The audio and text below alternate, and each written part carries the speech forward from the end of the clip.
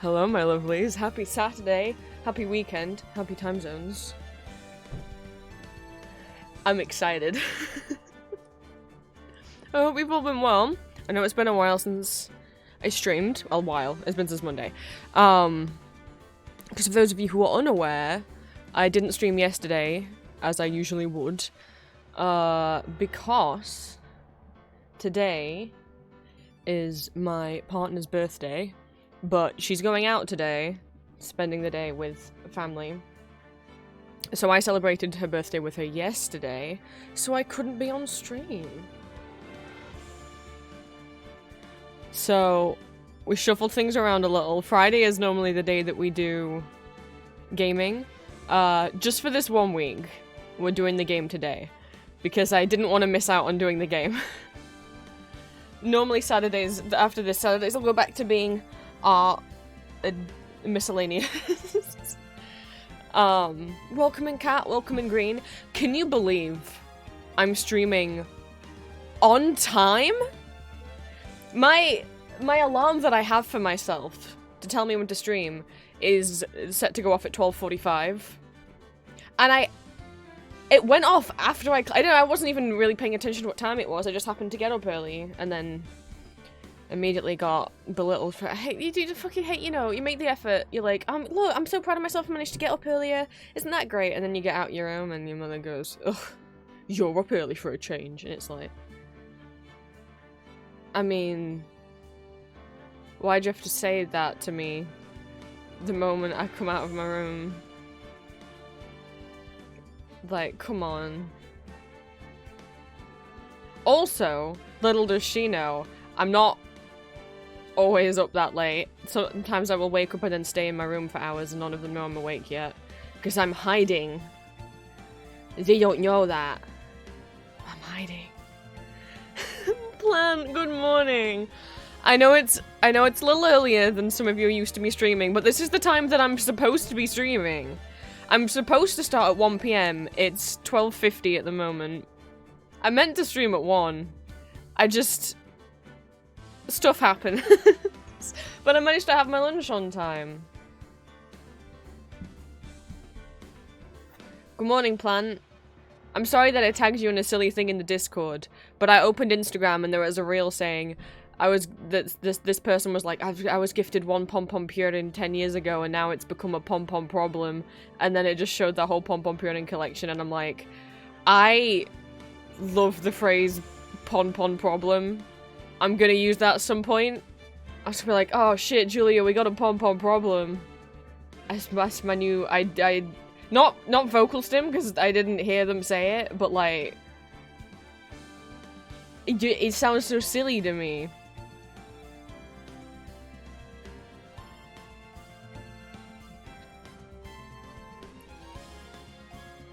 I'm yonking it. Exactly. And it makes, you know, if there's a problem, a lot sillier if you put pom-pom in front of it. But, do I have updates? What's been going on since Monday? We did Etsy order stream on Monday. I packed them up on Tuesday. I don't remember what I did on Wednesday. I assume I think I recorded. Yes. And other stuff, but I don't remember what the other stuff was. You can't expect, look, Wednesday was multiple days ago. You can't expect me to remember. Also, this week has been horrible, stress level-wise, in terms of how my parents, plural, have been treating me this week. There's been a lot of screaming this week. Yay. Thursday, I got my tax return done. It's done.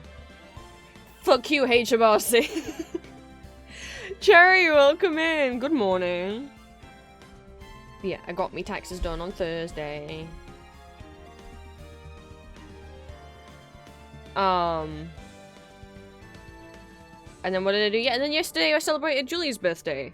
Because as I said, like, she's going out with her family today. So I celebrated with her yesterday.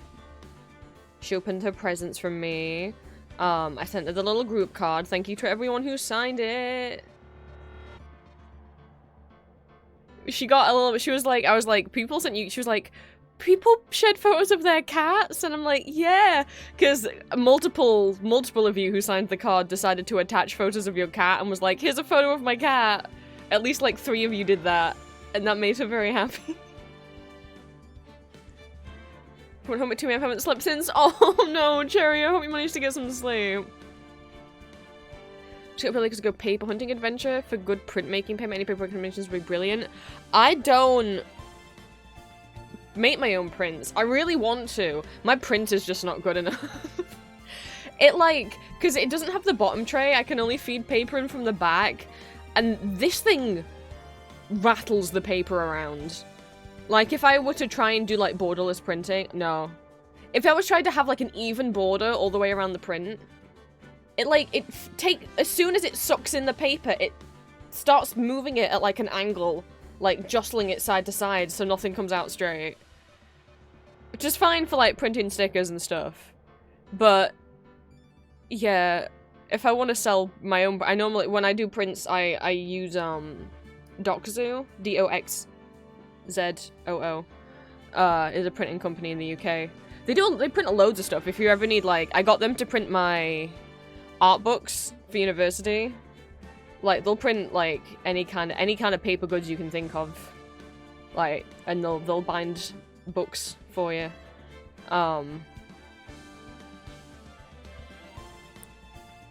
Because my printer's just too silly.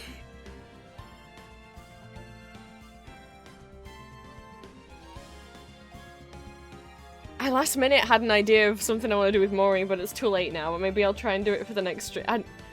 How do you think my PC will do if I like opened the internet? Thank you for the head pats. Happy birthday, Julie. Here's a picture of a cat. Honestly, it's very sweet. So yeah, she wanted to watch a ballet together, so we did that. She wanted to do some jigsaws together, so we did that. Like, there's websites where you can do jigsaws together online.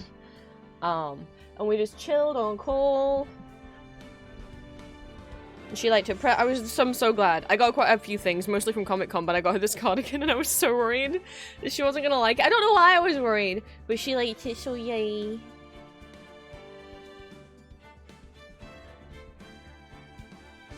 Found it funny though, I got, oh no, I can't, some of the stickers I got from Comic-Con I kept and I gave them for Christmas. I don't know how to say his name. It's funny. So I got stickers of Cha Cha Cha Man from Eurovision. I don't know how it's pronounced. If I say Korea, that's Kara. I don't know how you say his name. Anyway, Mr. Man who should have won Eurovision. It's funny because, like, so last year's the first time Julia watched the Eurovision Song Contest. Because obviously she's American, why would she be watching it? But I was like, hey, I'm gonna watch Eurovision, because that's the first Eurovision that we'd spent together, because we started dating in April 2022. So she missed 2022 Eurovision, but 2023 I was like, yeah, the green man. Yeah. So when at Comic-Con I had stickers of him. So it's funny because it's gone from, I was like, hey, I'm gonna watch Eurovision. Do you want to watch with me? Because we were on call anyway. And she was like, I don't know if I'd like that. Wouldn't it be kind of boring? I'm like, well, because she's like, I don't know, it might be understimulating. And I'm like, well, how about this? I'll screen share.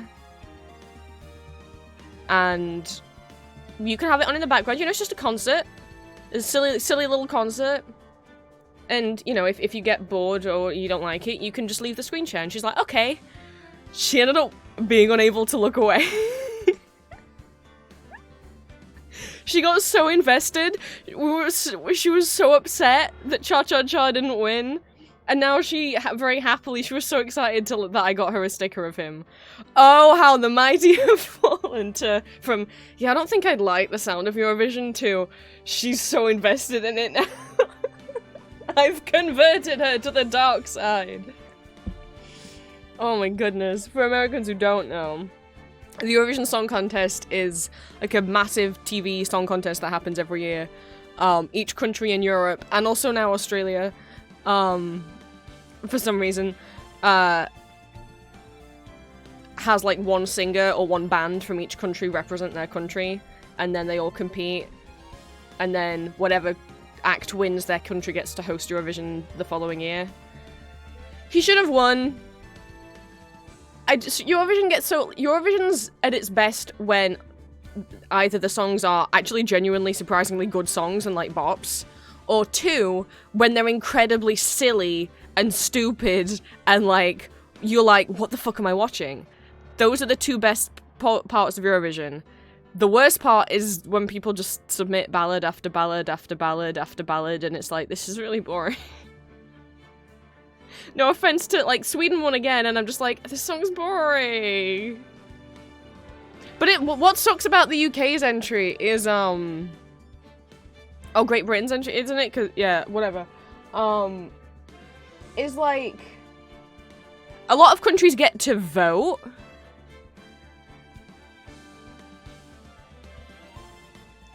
On who they want to represent them. We don't get to vote in the UK. Some, like, board of music execs or TV executives choose on behalf of us. The UK public don't actually get to vote on who goes up there. And most of the time, yeah, our entries are bad. It's a running joke that we get nil points, 0 points. Every year. Because it's like, in terms of who wins, it's like 50% public vote and 50% professional board vote that, like, get to vote.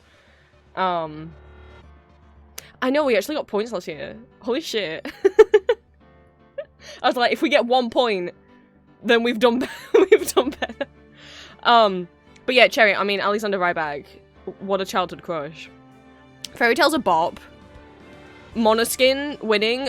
Eurovision's how I found out about Måneskin, and they're one of my favorite bands. Just a genuinely good rock band.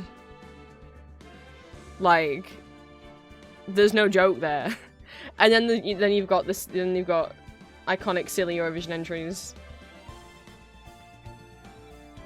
So we'll see what happens this year. Måneskin was cry when they won, honestly, and also like the fact that then when they won.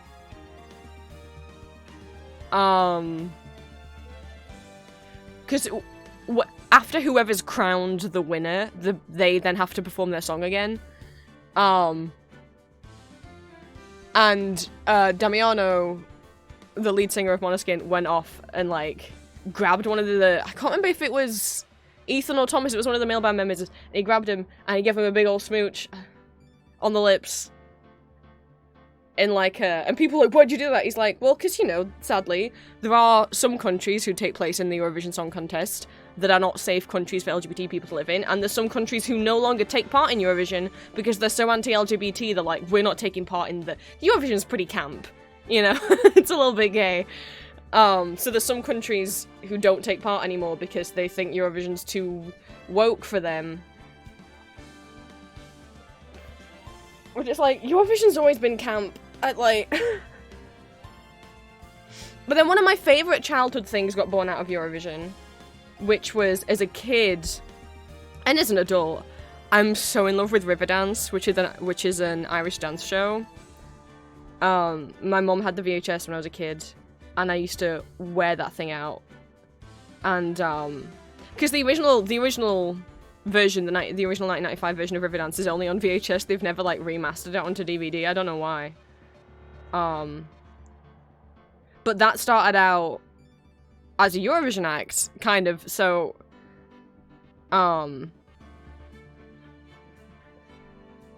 whatever country is hosting, like that year it was Ireland that was hosting, you basically, the country has to put on their own, like, they have to have presenters who are introducing, you know, all the acts and talking in between, and, like, interviewing the singers, and also they basically have to perform their own halftime show.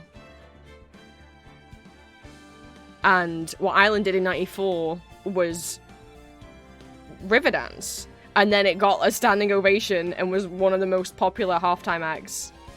And then they were like, fuck yeah, we can make this into a whole ass show, and then they made it into a whole show. I mean, Riverdance has been on Broadway. I love Riverdance so much. My only, you know, as much as I'm annoyed that Sweden won because the song was shit, at least it means it's being hosted in Sweden again.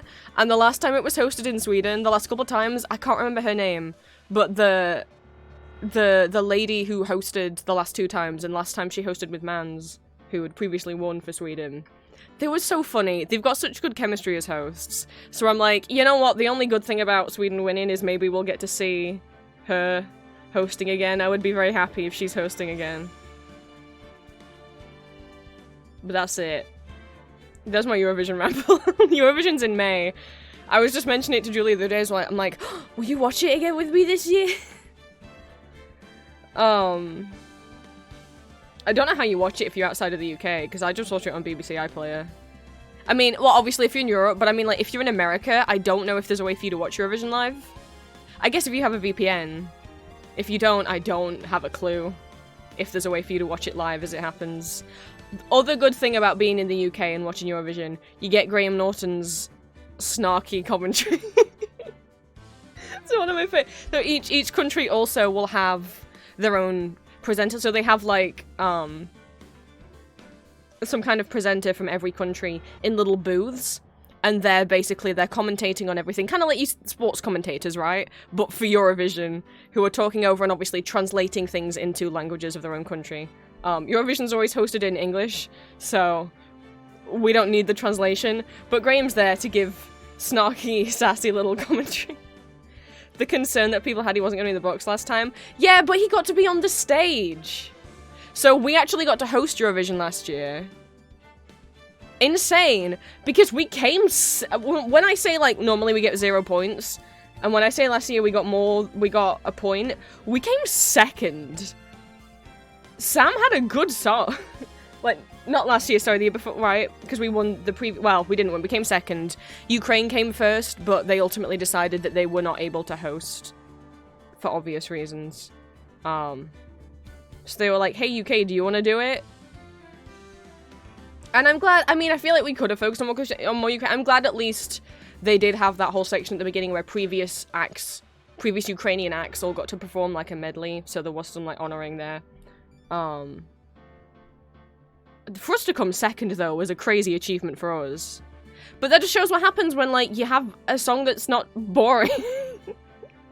Like, it doesn't take as much as people think. People are like, what's the way to make a perfect Eurovision song? It's like, be a little bit different. Just don't make a generic pop song. Like, I think people liked Sam so much because he had, like, his little guitar solo. Like, it wasn't just another pop song, or another pop ballad, more specifically. Victor, welcome in! Oh, those little Astarians. Oh my god, I have an Astarian thing to complain about. Fucking... This was the... I was like, I'm gonna talk about this on stream because I'm pissed about it. It's the first thing I saw when I opened TikTok this morning. Sometimes if I wake up and I can feel myself falling back asleep, I open TikTok because that keeps me awake. And, some of you might have seen this going around TikTok or Twitter. There is currently an Astarian figure for sale. Don't get excited. Don't. It's not official. It's like a third party. It has not been approved or licensed by Larian Studios. And you may be like, oh, why are you annoyed about a third party figure? There's third party Transformers, you like Prince, and you've sold Baldur's Gate stickers. It's like, yeah, one, there's a difference between, like, artist alley people making little handmade stickers. But this figure that's going on, you know, I wouldn't blame you if you thought it was official. It's Astarian. He's, like, leaning back, sat down on the ground, but it's, one, it's not official, it's not licensed. They did not get permission or consent from Neil Newborn to use his likeness, because Astarian isn't just his voice, you know, they used Neil's face somewhat to make Astarian. And, they didn't get Neil's permission to use his likeness, and you might be like, is that the end of the world? Yeah, because I haven't told you about the figure yet. So, the first warning of, like, oh my god, so many of the, like, Astarian girlies on TikTok and Twitter are going crazy over this figure. So many of them have pre-ordered it. And it annoys me because I'm like... It annoys me because a lot of the people doing it are people who, like, just kind of view Astarian as a sex object. And, like, crazy over-sexualize him. Like, it's fine. Like, I don't mind. Like, it's fine to make not safe for work content of Astarian, but it's like... there's a whole side of people who are into Astarion who don't respect his backstory. And I'm like, okay, I don't take it seriously enough. And I'm like, alright, anyway. So, thing number one, it's not official, they didn't ask Neil's consent, you know. Thing number two, this company looks shady as fuck. They have a no refund policy. If your figure gets lost in the mail, they will not refund you. If it arrives broken, they will not refund you. You're just, they, like, no refunds no matter what. And like the other like and like just the other like just the look of the company, I'm like, I don't trust this. I don't like that. Point number 3. So there's multiple versions of this figure. This is the only Baldur's Gate character that they've done, and it's Astarion. And the default version, he comes like fully clothed. There's an alternate version where he doesn't have a shirt on. And then there's another alternate version where he's entirely naked. There are multiple penis options, so you can have him erect or flaccid. And there's also attachments that are a chastity cage and a muzzle. You know, to put on the only main character in Baldur's Gate that for the past 300 years has been kidnapped and sexually abused.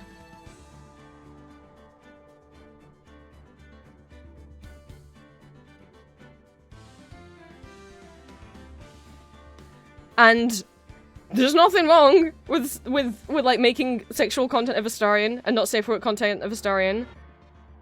If this was like a set of every character, like pin-up figures of every character from Baldur's Gate, I'd be like, whatever. But that it's just Astarion, and there's options to like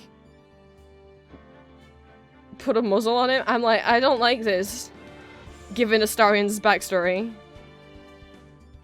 It just feels kind of disrespectful.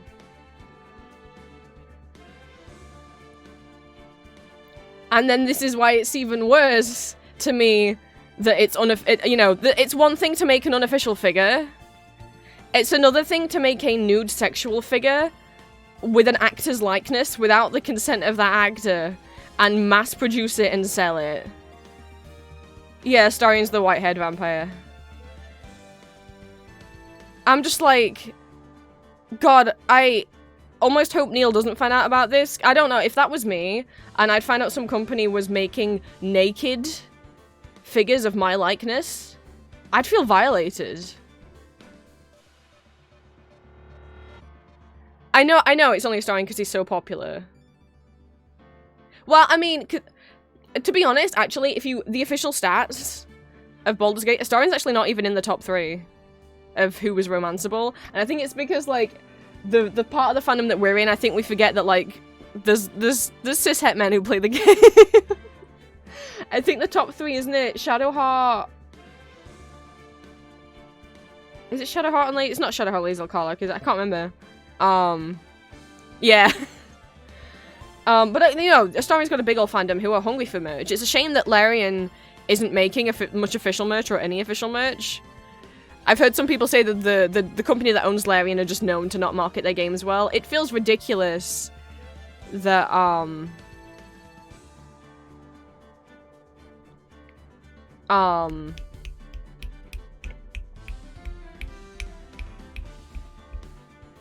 there isn't, like, official merch. They haven't even worked out, like, a pop Funko deal. Let's just set Oh, yeah, Kapu, I'm not saying that... we're not saying that only cishet men are into women. We're saying the reason why those is that the majority of people who bought the game will be cishet men just because that's the majority of gaming, the people who buy video games. Absolutely. Plenty of people of other sexualities and genders have romanced Shadowheart. It's just like so many people were like surprised like Astarion's not up there. It's like, yeah, because the amount of people, you know, it's just not the majority of the fandom, you know. Well, it might be the majority of the fandom, but it's not the majority of the players that are queer. I think the majority of the active fandom for Baldur's Gate is queer, but probably the majority of people who bought the game are not queer, just because the majority of the population overall isn't queer. But yeah, I saw that figure and I was like, I don't love that this is not official and that it has like a no refund policy. I don't know what this company is. It looks kind of shady. Are they gonna fulfill all these pre-orders?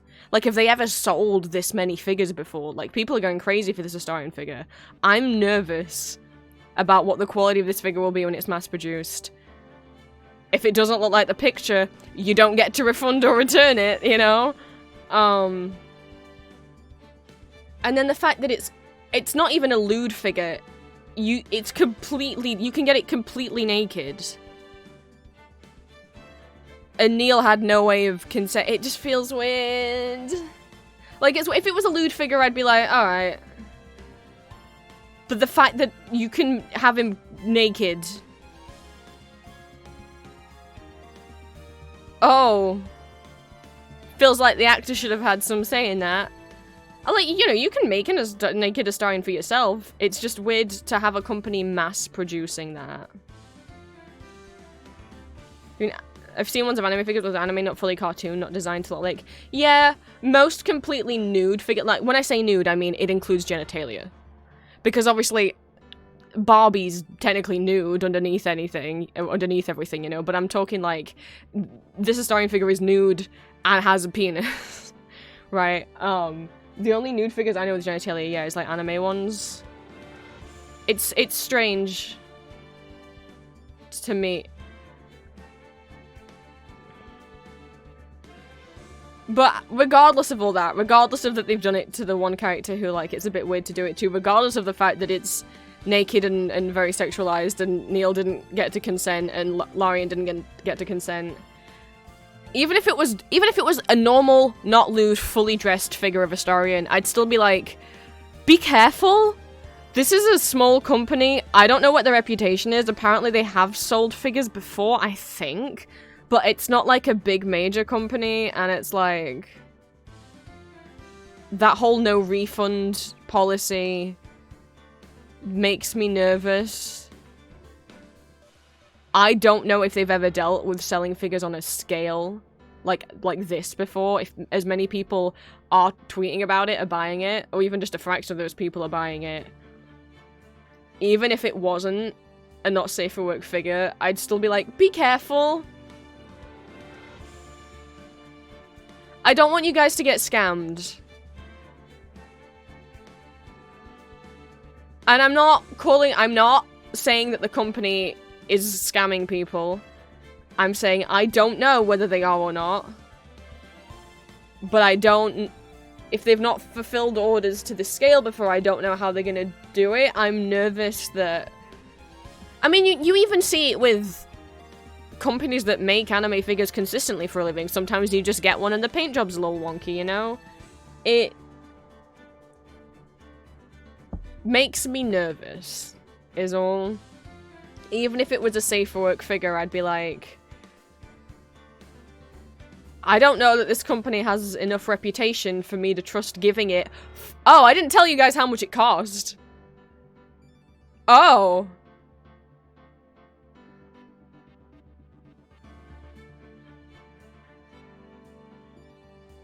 Sorry for that ad break. I couldn't tell you guys in advance because the fucking notifications still aren't working.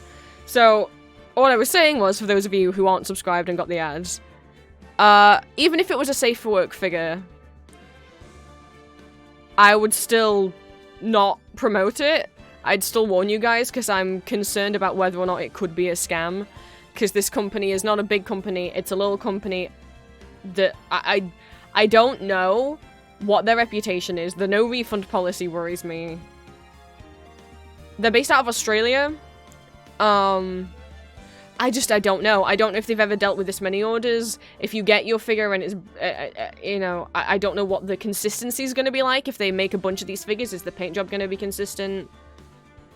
To be honest, the price isn't crazy. I mean, okay, it's a pricey figure. But compared to, like, what some anime statues go for... Okay.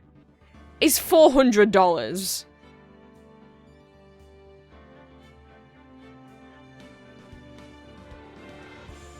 And to give a company $400 that, like, doesn't have much of a reputation and hasn't made figures, like, hasn't, and as far as I'm aware, haven't had this many orders for a single figure before. I don't know. Like, $400 is a lot of money to drop on a figure, and, like, that is an expensive figure. There's plenty of decent anime figures you can get for under $100. The anime figures that tend to cost $400 tend to be very detailed statues and, like... I'm not saying this thing isn't detailed, but, like, look, I love Vampire Hunter D and Castlevania, and I would love to have the Vampire Hunter D and Castlevania figures. And so, my view of what is like, I would not drop $400 on a figure. It's just, in my mind, I'm like, it's also not the most expensive I've seen, because sad me as a Vampire Hunter D fan and a Castlevania fan, a lot of those statues are kind of $400 to even, like, $1,000, and I would never pay that. So I just look at the pictures online and go, oh, one day, apart from not one day if someone sells you for a crazy low price on eBay. Oh, like, even if I had, even if someone gave me, like, here's £10,000, I'm like, I still don't think I could justify that on a figure. But to give $400, that's not including shipping, and it's coming from Australia, so I would think shipping is going to be a bit of money if you're outside Australia. Makes me nervous, because I don't know how much reputation this this company has, and the no refund policy on a 400, like, even if it comes, like, with his head snapped off in the box, and it's broken, because they didn't package it well enough, you don't get a refund on the $400+ that you spent. Yeah. So, I'm not calling it a scam, I'm not accusing it of being a scam. I'm not accusing them of anything other than copyright infringement. Because, I mean, it's weird. It's like, okay, I'm into Transformers, and there's loads of people who make third-party figures of Transformers, like, from the comics, who've never had an official figure. And the way that they skirt around that is by, they don't name their Optimus Prime figure Optimus Prime. Right? They'll make him up a different name. They'll call him, like, Optimal Primus or something. Like, right? Or they'll just call him, like, Robot Leader, right? So they've got around that by naming the figure the Pale Elf instead of Astarion. But then the listing on their website says Baldur's Gate 3 figure. I'm like, you do realize... Like, oh, well done, you named it the Pale Elf, so they won't be as mad. But, like, then you put the words Baldur's Gate 3 on your web. You know that's, like, probably trademarked, right? I don't... Like, try it, like, I don't... Like, I don't get that. I don't get what the point of them trying to skirt around by not using the name of Astarion, just to then use... I don't know.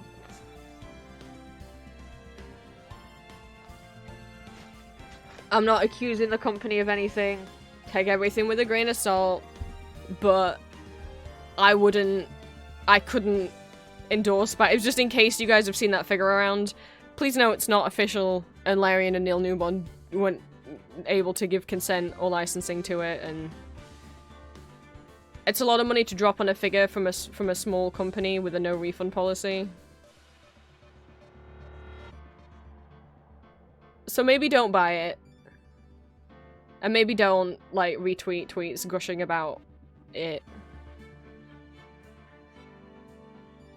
Like, I'm not, you know, obviously, you know, as someone who's bought Artist Alley merch and stuff, I'm not, like, saying all third-party merch bad. I'm just like, I get bad vibes. That's all I'm saying. I get bad vibes. And I don't like that it's a fully nude, properly nude figure that's using the likeness of a real person without that real person's permission. So... And the most I would spend on a figure is the $20 Kakashi I got at con. What's my... I think the most expensive figure I have, because I'm not a big figure person, I'm into plushies more. On an individual figure... I'm trying to look behind me.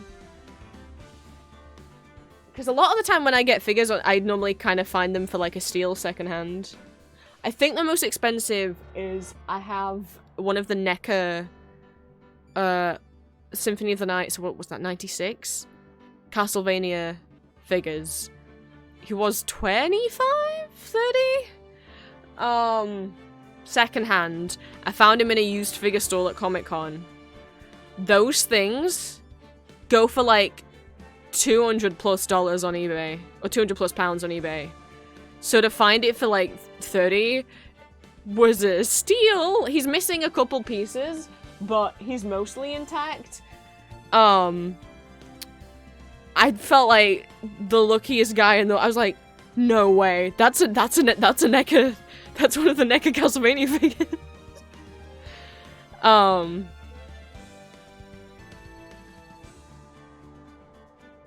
Which I'm as much as I was like, this is the most I've spent on a figure. I was also like, this is a fraction of what it actually costs though. Like these figures are like £200 now. Because they, I guess, didn't make that many of them, and they're from the 90s. So I was happy with that. I do own more expensive figures than him, because I do own a couple Nendoroids, but I didn't pay for those, they were gifts. So I technically didn't buy them. Yeah, I have two. I have Majora's Mask Link, and I have Loki. Marvel Loki. Ragnarok version.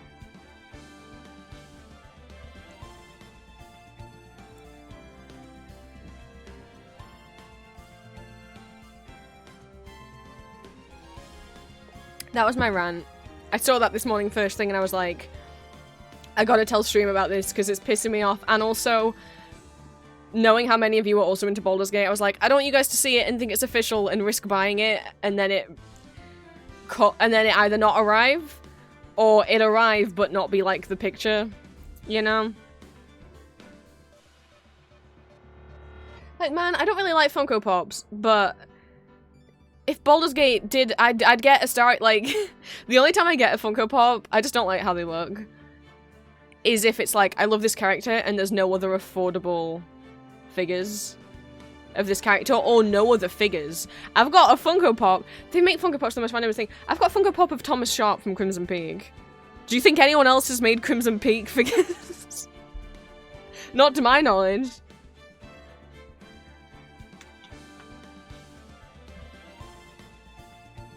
So, like, I do, the only two other Castlevania figures I have is Dracula and Alucard, the Funko Pops, because I can't afford the pretty $500 Alucard statues, and they are gorgeous. But I mean, I could afford, but I will not spend that on a figure. Especially when I'm, like, planning on moving, when I'm aiming to move this year. Could you imagine if I spent all that on a figure? If I was like, I'm gonna treat myself and got one of the fancy statues and then it broke in the car in the moving van. I'd fucking... I don't have many Funko Pops. I got a couple Yu-Gi-Oh! Ones. Because anime figures a lot of money. But not if they're Funko Pops. I got... Oh yeah, not that many. I think I got rid of most of mine. So I just have like 3 Yu-Gi-Oh! I've got Yami and Kaiba. Yami, Yugi, Kaiba, and Pegasus. 2 Castlevania. I got the Crimson Peak. I got Legolas just because I've had him. It was like a gift and I'm like, it's fine.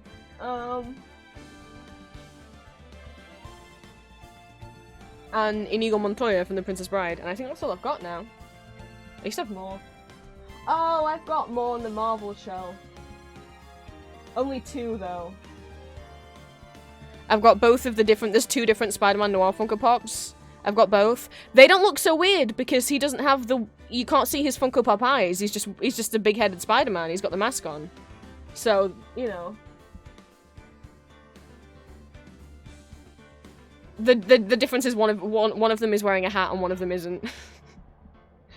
I had to get both. I was having a hyperfixation when the first Spider-Verse movie came out.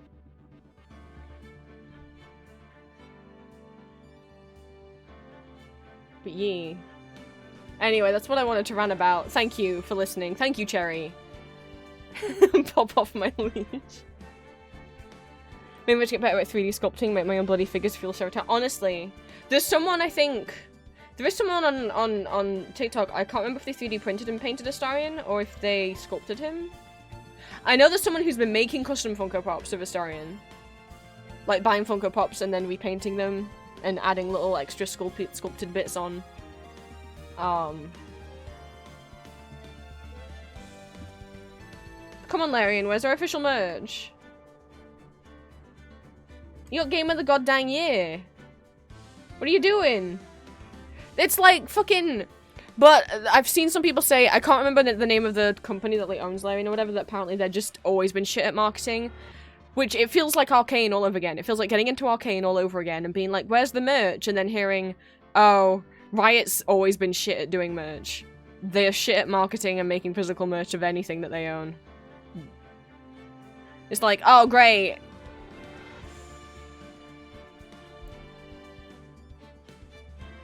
I'd buy a Victor Pop Funko if he existed. Where's my Victor Pop Funko?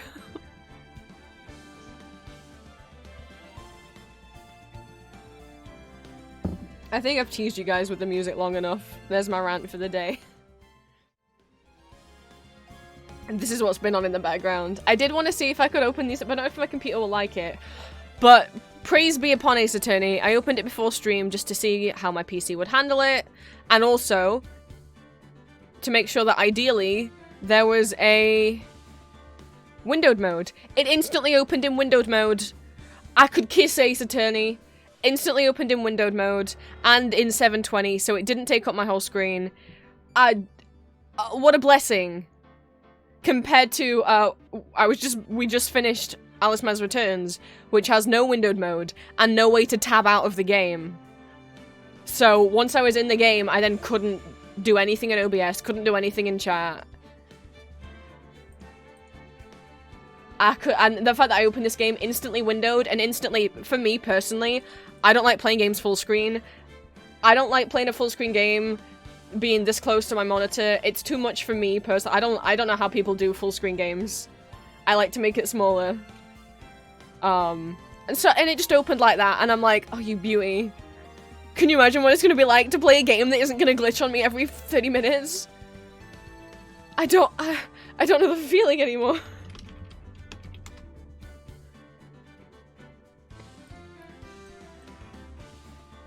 But, so yes, for anyone who's been watching, we finished Alice Man's Returns.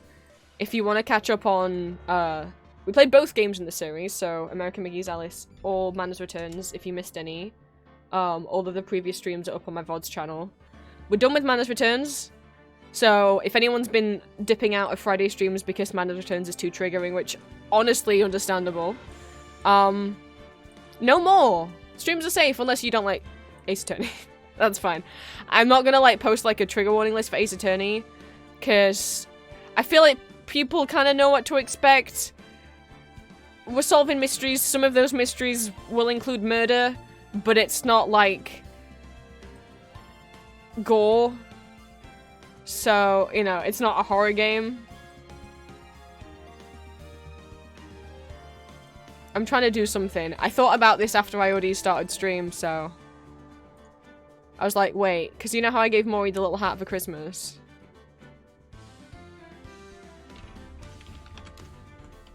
What if they had a hat for the game?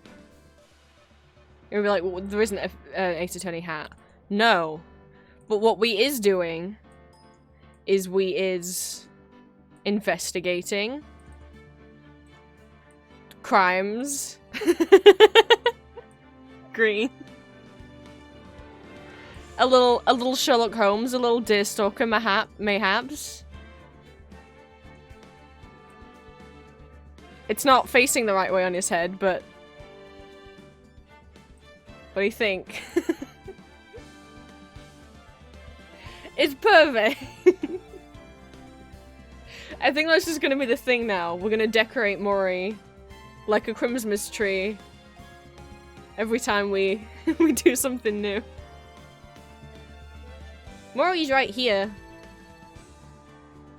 Where's my webcam?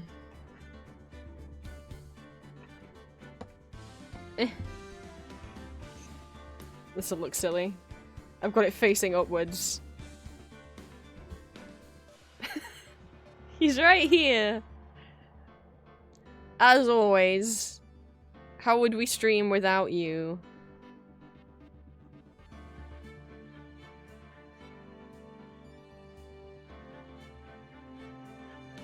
Maury, Santa Claus, and a detective. Maury is Barbie. Maury can have any job that they want. And of course, wait, we need a shot of the beans. There's the beans. Those are what earns him the big bucks. Okay. He doesn't have beans on his feet, only on his hands. I'm just gonna sit back in my lap. So, to preface, this is all I've got. I've only been on here and I've only been in the options. I've not clicked on new game yet. I've turned off the screen shake. I don't know how violent the screen shake is, but I do have motion sickness.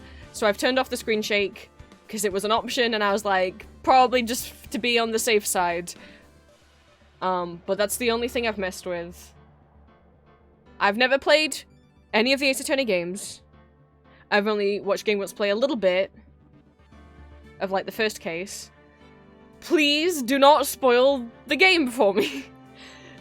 It's not a fun murder mystery if I get told who the murderer is.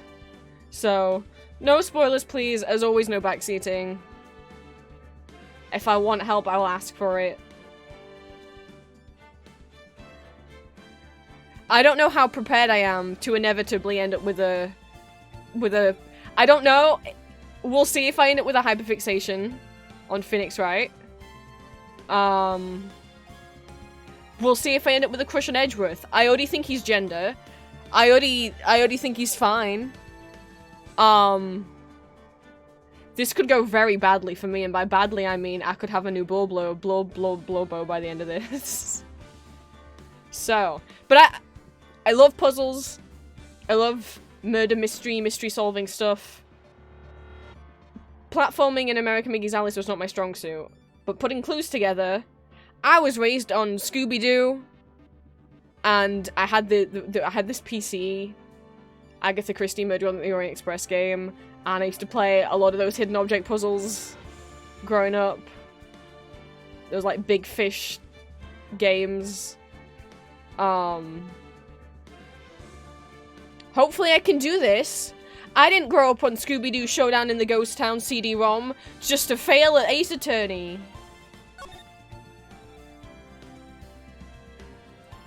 Wow.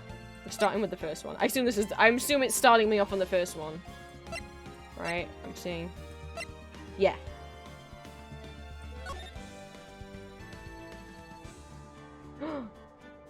It's Larry. I know some of the names of the characters, because as I say, I've watched GameWorks play a little bit. Do I press enter? Oh, okay. Plant stole Edgeworth's gender? Oh my god. I got a Steam achievement for opening the game. Gasp. Oh, I've got to do voice act. I don't want to do the voice acting. Oh no! Damn it. Why me?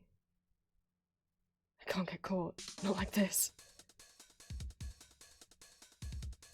I've got to find someone to pin this on. Someone like him. I'll make it look like he did it. August 3rd. 9:47 AM, District Court. Defendant Lobby number 2. I did take a picture of the controls on my phone.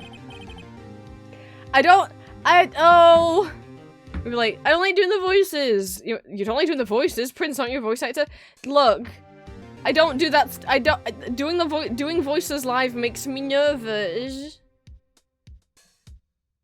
And I can't do a range of, like, I can't do different voices that sound like, if you listen to any of my voices, they all sound like me, you know? I'm not good at doing, like, voices, I can't do many different accents, and I'm not good at doing voices that don't sound like the same person.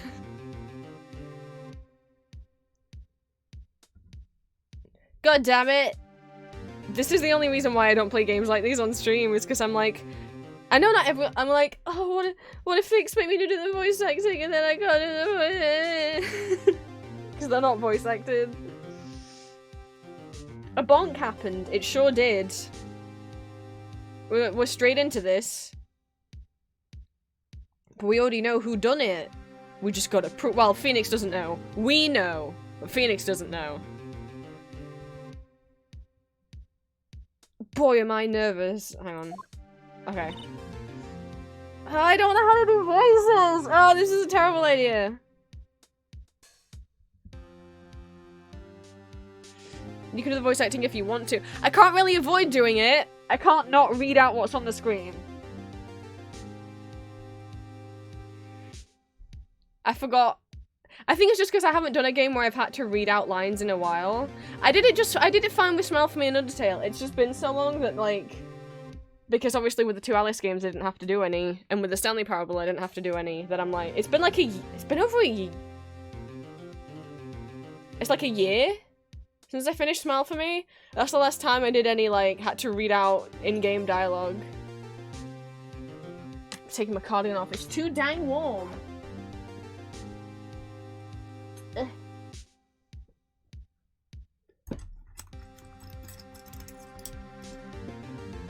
And my nail broke again.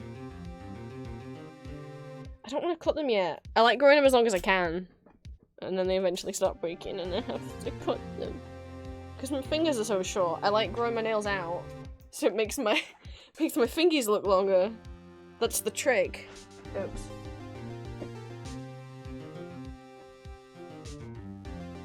Stuff's getting tossed. I got 2 pillows behind my back now. I got a new pillow. It's a Cinnamon Roll Hatsune Miku collab. I was so happy. Oh shit, my monitor went off. I don't know what's up with my second monitor lately, but the cable keeps... No, come back. No, come back. The cable keeps, like, not working all of a sudden. There we go. Oh, I couldn't see you for a second. Right. I don't want to click. Okay. Right. It's Maya.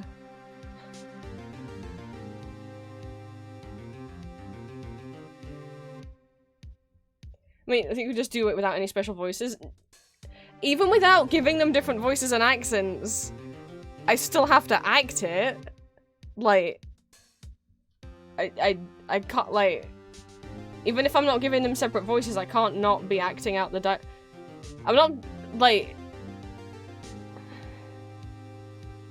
Oh my god. Is stream lagging?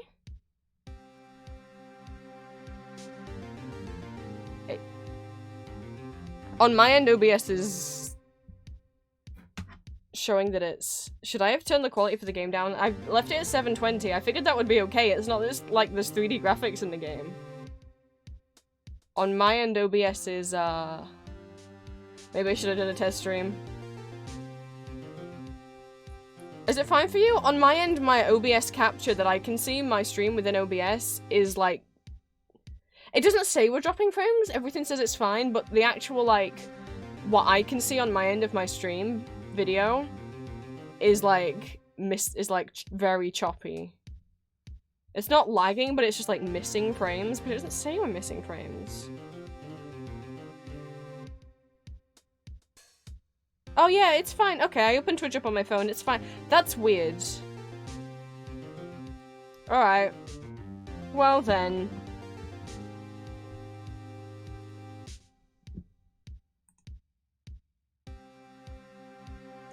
Ah, I feel so weird.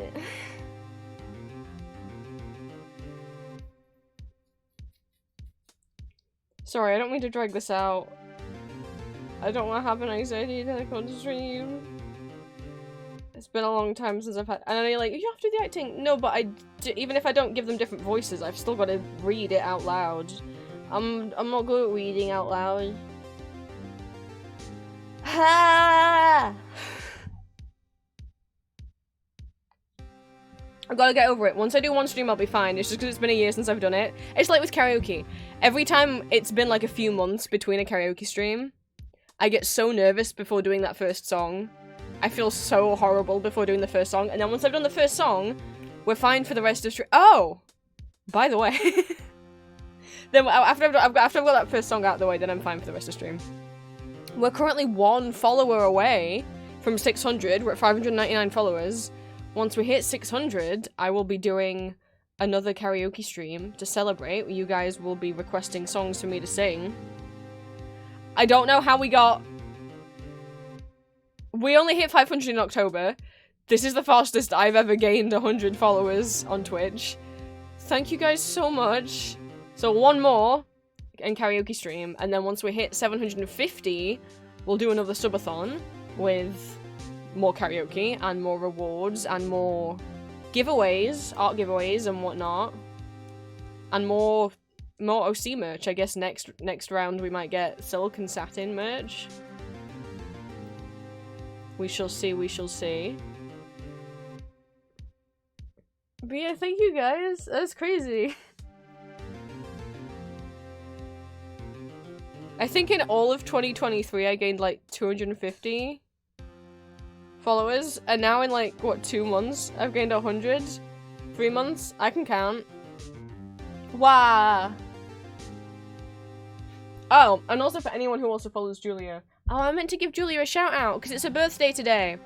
She has pushed back, she's pushing back the subathon a little bit. It's still gonna be in January, but sadly at the moment her internet is poop. Like, it's just, whenever she's streaming or whenever we're on call or anything, it's like just crashing every like 15 minutes. And it is her internet provider, it's not her personal connection. And so they better sort themselves out. They better sort themselves out. Oh, an ad break.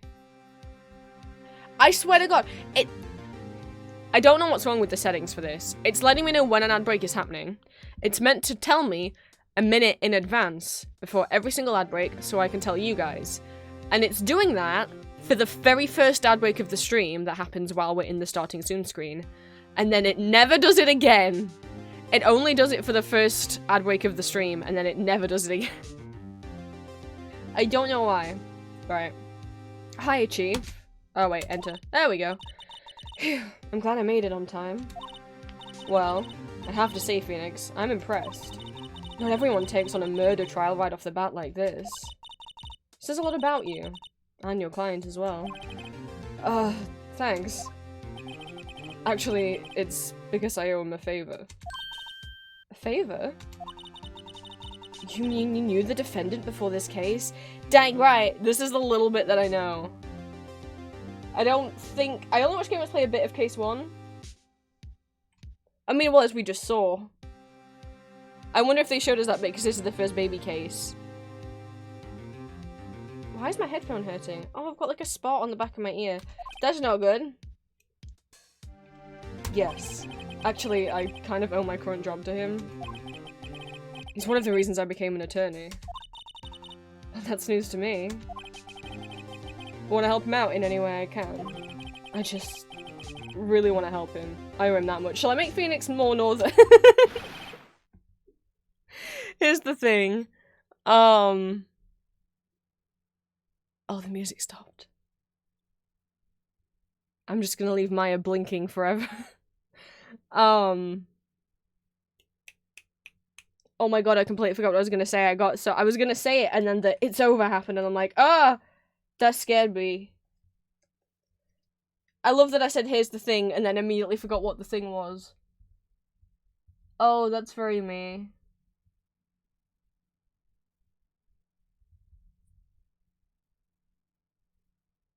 Nope, it's not in there. Alright.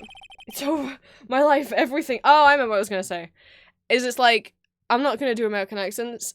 Like, I know most people, when they voice things in this game, give them American accents, but, like, these people are Japanese, right? So, they're British now. My life, everything, it's all over. Is that your client screaming over there? Yeah, it's, death! Despair! Oh! I'm gonna do it. I'm gonna oh, don't do that. Sounds like he wants to die. Do you think, Maya? Yeah. It's Butts! With a Z. His name's Butts. What a name.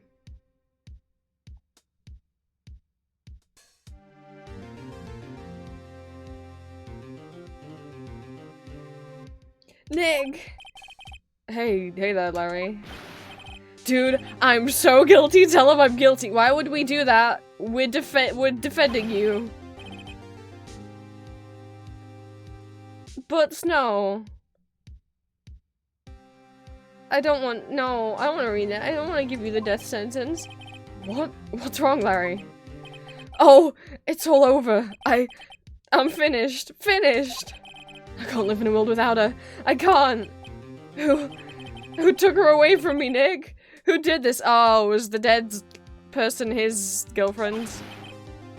Oh, Nick, you gotta tell me. Who took my baby away? The person responsible for your girlfriend's death? The newspapers say it was... you.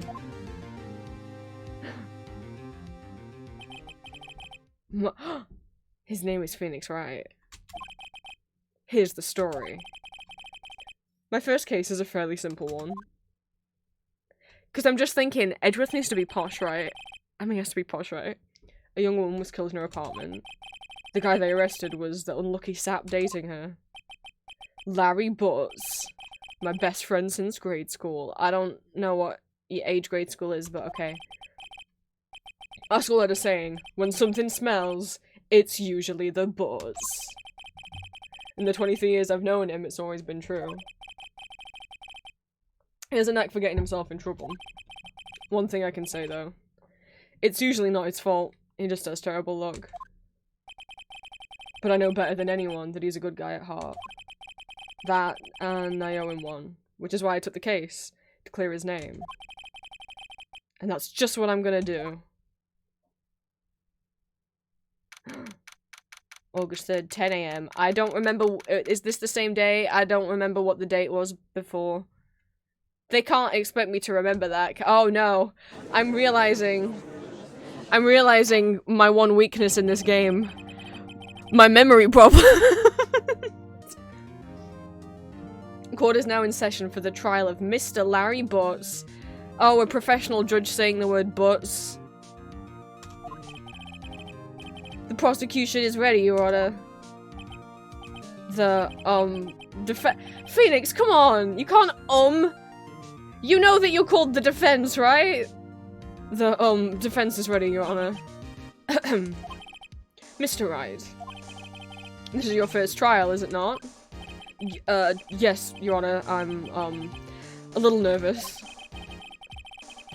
Your conduct during this trial will decide the fate of your client. Murder is a serious charge. For your client's sake, I hope you control your nerves. Thank you, Your Honor. Oh, he's got angry eyebrows. Mr. Wright, given the circumstances, I think we should have a test to ascertain your readiness. I knew what that word was. I don't think I've ever seen that written down before. Yes, Your Honor. Gulp. Hands shaking. Eyesight fading. The test will consist of a few simple questions. Answer them clearly and concisely. Please state the name of the defendant. It's Larry Butts. The defendant? Well, that's Larry Butts, Your Honor. Correct. I can remember the name of the one man we've met so far. Just keep your wits about you and you'll do fine. Next question. This is a murder trial. Tell me, what's the victim's name? Phew, I know this one. Glad I read the case report cover to cover so many times. What? That's good that you have, Phoenix, but we, the player, haven't. It's... wait. Uh-oh. No. No way. I forgot. I'm drawing a total blank here. Look. Phoenix! Are you absolutely sure you're up to this? You don't even know the victim's name? Oh, the victim. Of course I know the victim's name. You know what always trips me up? with Phoenix Wright is it breaks the, I always used to get confused about what side of the courtroom Phoenix and the lawyer were on. So Phoenix is works with the police.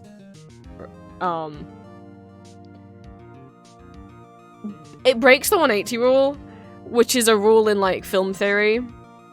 That, like, if you're filming something, and you've got, like, for example, Phoenix on the right, and Edgeworth on the left, you don't then shoot from the other side that would reverse those positions and now have Edgeworth on the left, because it can be disorienting. And, like, the angle that it shows Phoenix at his desk at always made me think, oh, if I'm looking at the judge, Phoenix is on the left, because it shows him kind of tilted towards the camera, right? I'm like, he must be at the left, because he's kind of facing the, like, that way, right? No, he's on the right of the judge. When it cuts to Phoenix, like, pounding the table, whatever, we're seeing that from the judge's perspective.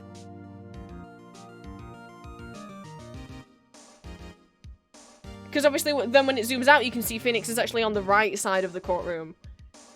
And you can see here, he's turning to Maya, and you can see the judge's chair up there. So he's on the right. But then when it cuts back to Phoenix, it makes it look like he's on the left. It drives me crazy. It's so disorienting. Why did they do this? Why didn't they just have Phoenix facing the way that Edgeworth is facing? Just flip the... Anyway. It's disorienting. That's why the 180 rule exists. Oh, so it's on the left? Yeah, because it's being silly and it's bypassing... 180 isn't like a 180 degree line. Just... Because otherwise it gets confusing. My poor brain.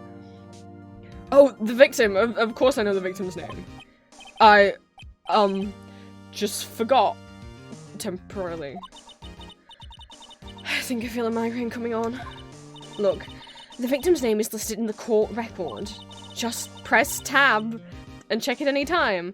Oh, yeah, I've got, you know, the tab button. It's my attorney's badge. No one would believe I was a defense attorney if I didn't carry this. Cindy's autopsy report. Time of death. Wait. Oh, we're doing American dates. Oh, I'm gonna forget. Like, I get it's easy with this because, well, there's not 31 months. This is gonna be a problem. That's not how I write and read dates. If that said, like, 7/6, and the judge asked, what day did she die on? I'd end up saying the 7th of June instead of the 6th of July. This is gonna be a problem for me. Okay. So the 31st of July, between 4 and 5 p.m, cause of death, loss of blood due to blood trauma. We saw that. The bonk killed her. Okay, how do I go back? Remember to check it often. Do it for me, please. I'm begging you.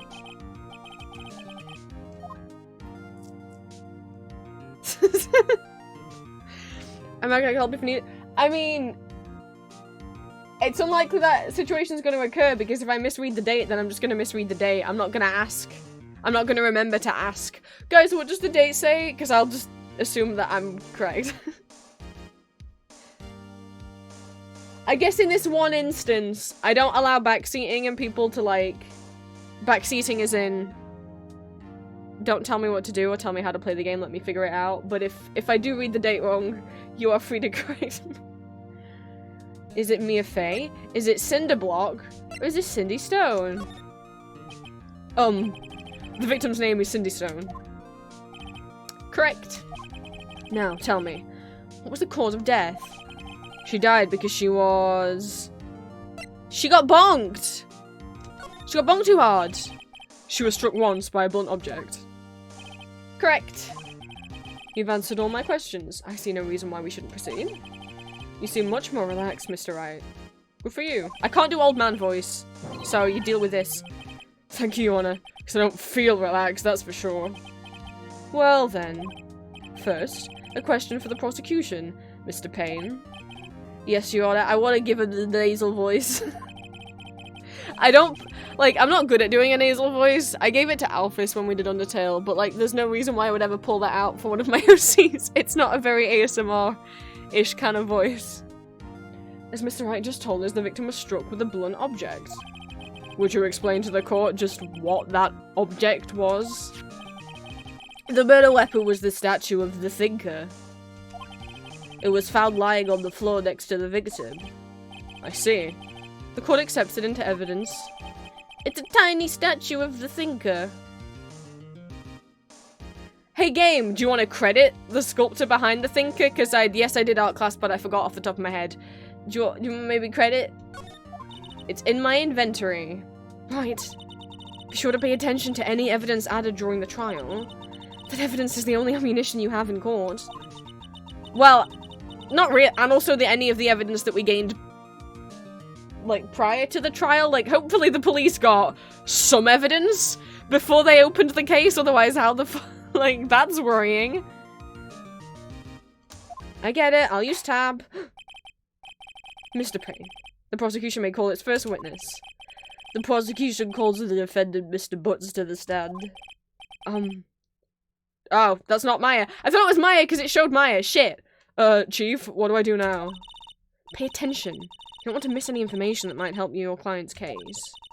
You'll get your chance to respond to the prosecution later, so be ready. Let's just hope he doesn't say anything unfortunate. Uh-oh. Larry gets excited easily.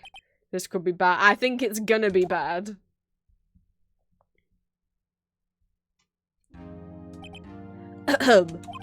Mr. Butts, is it not true that the victim had recently dumped you?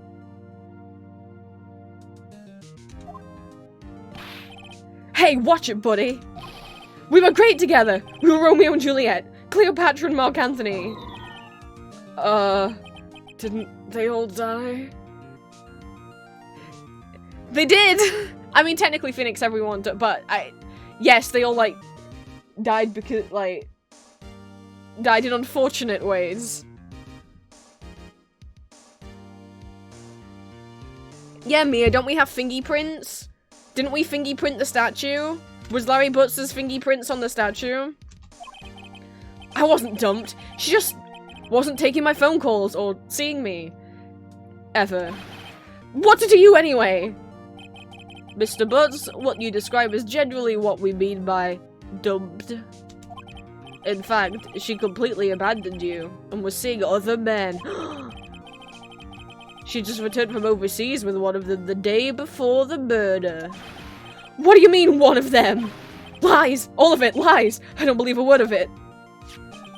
Your Honor, the victim's passport. I can't get the nasal voice every time. According to this, she was in Paris until the day before she died. That is the day before the murder. Oh, it's a United States of American passport. Is it normally, or did they, like, redo that for the dub? We got a passport. Indeed. She appears to have returned the day before the murder. Dude, no way. The victim was a model, but did not have a large income. It appears that she had several... Not a phrase I was expecting to say! Today. Alright, Phoenix, right?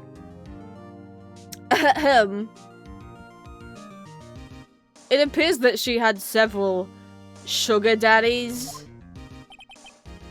Don't make me say it. Daddies? Sugar? Yes, older men who gave her money and gifts. Also, there's no shame in that. As long as everything's done with consent, they're adults. She took their money and used it to support her lifestyle. Dude. We can clearly see what kind of woman Miss Stone was. Hey! We don't shame women in this household, Mr. Payne. I mean, men can have sugar daddies too. You know, you get what I mean. Tell me, Mr. Butts, what do you think of her now? Larry? I want you to choose your words very carefully. Right? I don't think you want him to answer that question. Yeah, Larry has a way of running his mouth in all the wrong directions. Should I... wait and see what happens? Sorry for mansplaining. I mean, I think you could object. Look, I've watched a little Law and Order in my time. That question doesn't... I mean, I don't know. It doesn't really have anything to do with the case. It's just kind of irrelevant. I don't think irrelevant is a objection, but I'm gonna object. My first objection! That's not really what I wouldn't say my client had no idea the victim was seeing other men. I wouldn't interject saying that, Phoenix, because you don't have any proof of that. You only have Larry's word. I would have just objected to be like, his opinion of the victim after her death doesn't have any bearing on what he thought of her before her death. It doesn't matter what he thinks of her after she's dead. That has nothing to do with a potential motive for killing her. My client had no idea the victim was seeing other men. That question is irrelevant to this case. Oof. With... dude, Nick, what do you mean irrelevant? That cheating cheat- oh no. I'm gonna die! I'm just gonna drop dead! Yeah, and when I meet her in the afterlife, don't. I'm gonna get to the bottom of this. Let's continue with the trial, shall we? I believe the accused's motive is clear to everyone. Yes, quite. Oh boy. This is so not looking good. Did I make the wrong first move? Don't tell me if I did. I'm not. That's a rhetorical question. Next question. You went to the victim's apartment on the day of the murder, did you not? Well, did you or did you not? Well, maybe I did and maybe I didn't. Larry. Jesus fucking Christ. Uh-oh. He went. What do I do? Have him answer honestly. Stopping him from answering is illegal, Phoenix. I mean, you'll get your license taken away. I know. I'll send him a signal. You just mind melding. Tell the truth. Yeah. Yeah, I was there. I went. Order. Well, Mr. Butts. Dude, chill. Don't call the judge dude! She wasn't home, man, so, like, I didn't see her.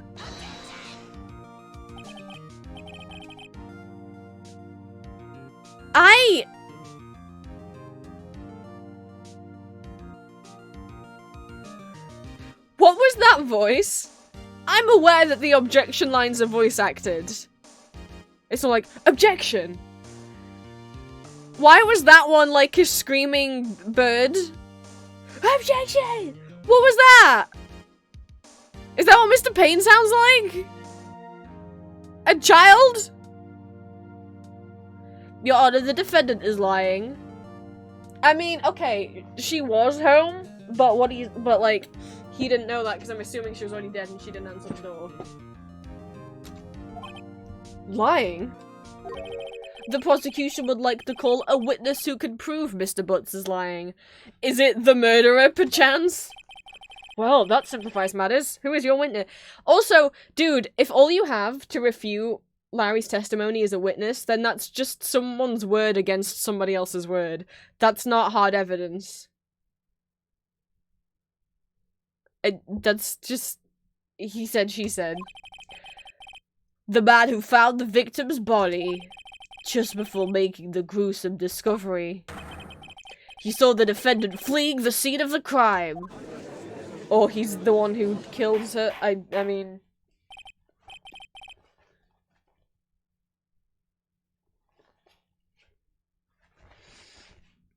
I'm confused in this case because I thought Phoenix normally works with the police. Like, I thought he was like he's like a district attorney, not a lawyer. But in this case, he's defending Larry. And I would assume that Mr. Payne is the one who's working with the police? So does he flip-flop around? I'm confused.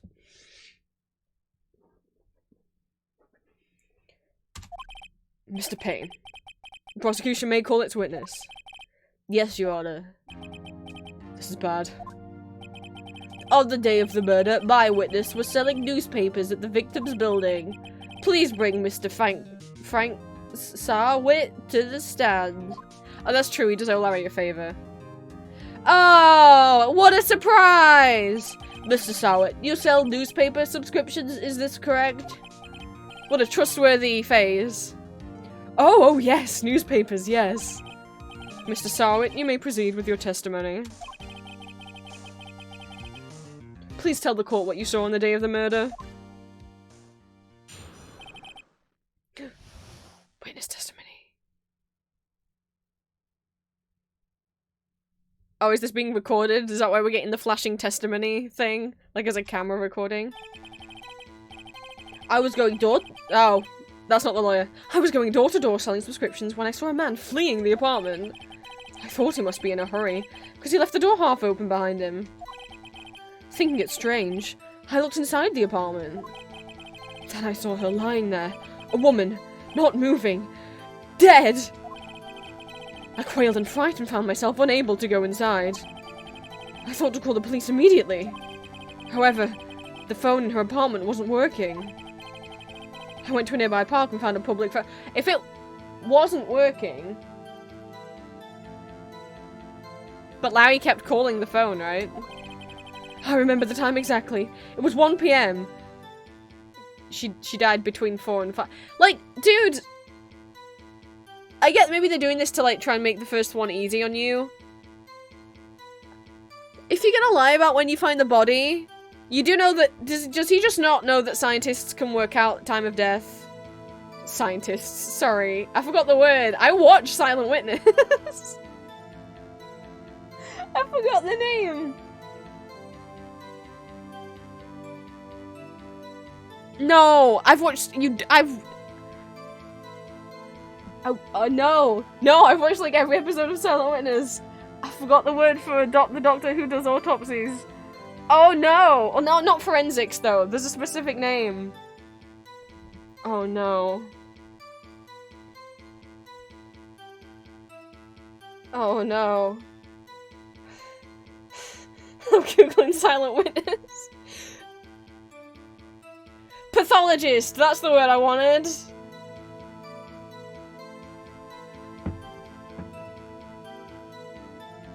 Thank you, Silent Witness, for teaching me stuff I didn't remember.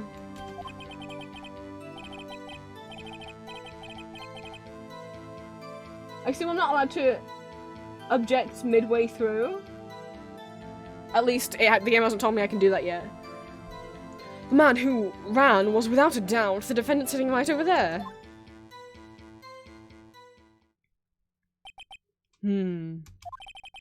Larry, why didn't you tell the truth? I can't defend you against a testimony like that. Incidentally, why wasn't the phone in the victim's apartment working? Your Honor, at the time of the murder, there was a blackout in the building. Aren't phones supposed to work during a blackout? Yes, Your Honor. However, some cordless phones do not function normally. The phone that Miss Sowett used was one of those. Oh, Mr. Sowett used was one of those. It looked like there was a cord in the picture. Your Honor, I have a record of the blackout for your perusal. It was out from noon until 6 PM on the day of the crime. Which does mean it was out at 1 PM, and it was out when she died. But... she didn't die at 1 PM. Now, Mr. Wright. Yes, yes, Your Honor. You may begin your cross-examination. Cross-examination, Your Honor. Alright, right. Shit! The music got real! What's this Castlevania-esque music? Alright, right, this is it. The real deal. What exactly am I supposed to do? What? You exposed the lies in the testimony the witness just gave. Lies? What? He was lying? Your client is innocent, right? Then that witness must have lied in his testimony. Or is your client really guilty? How do I prove he's not? You hold the key. It's in the evidence. Compare the witness's testimony to the evidence at hand. There's bound to be a contradiction in there.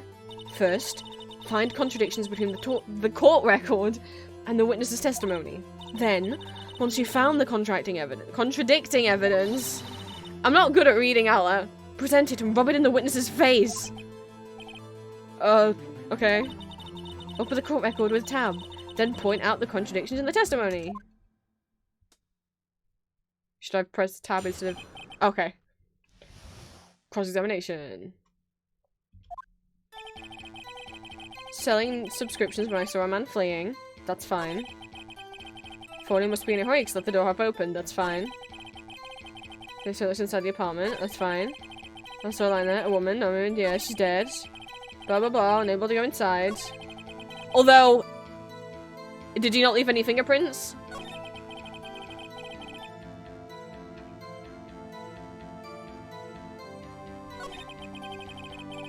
On a public phone. Wouldn't the public phone also be? I don't know. Well, one, he said that the thing was caught. Okay, I don't know. I remember the time exactly. Bleh.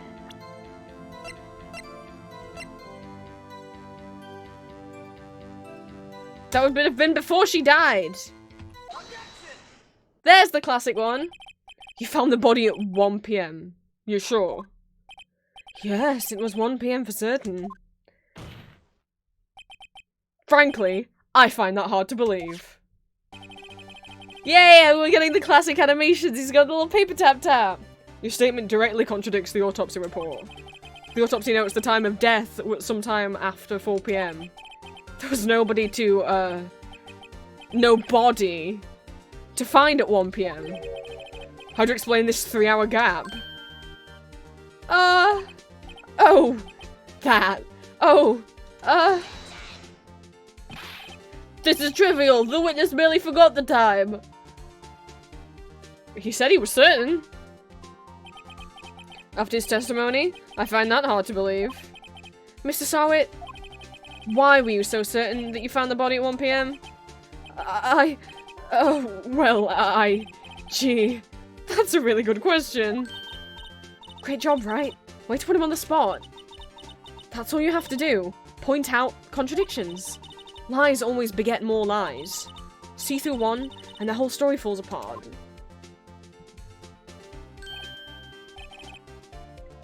Wait, I remember now. Would you care to give your testimony again? Here we go again.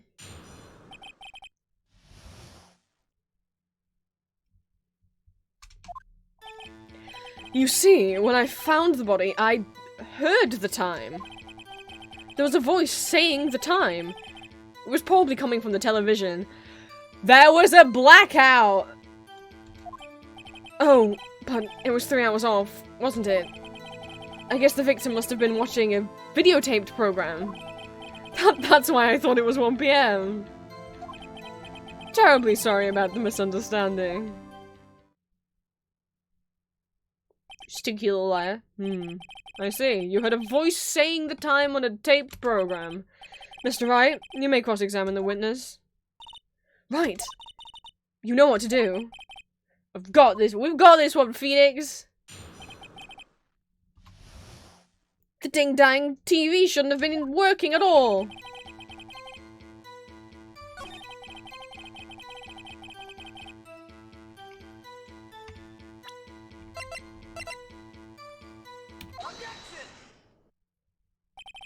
Hold it right there. The prosecution has said there was a blackout at the time of the discovery. And this record proves it. You couldn't have heard a television or a video. His hair! Gah! The defense has a point. Do you have an explanation for this, Mr. I need to drink a lot of water during these streams. My voice is already like... I don't talk a lot when I'm at home. No, I find it quite puzzling myself. Quite. Wait, I remember now. Mr. Sawyer, the court would prefer to hear an accurate testimony from the very beginning. These constant corrections are harming your credibility. That, and you seem rather distraught. He's sweating bullets. My apologies, Your Honor.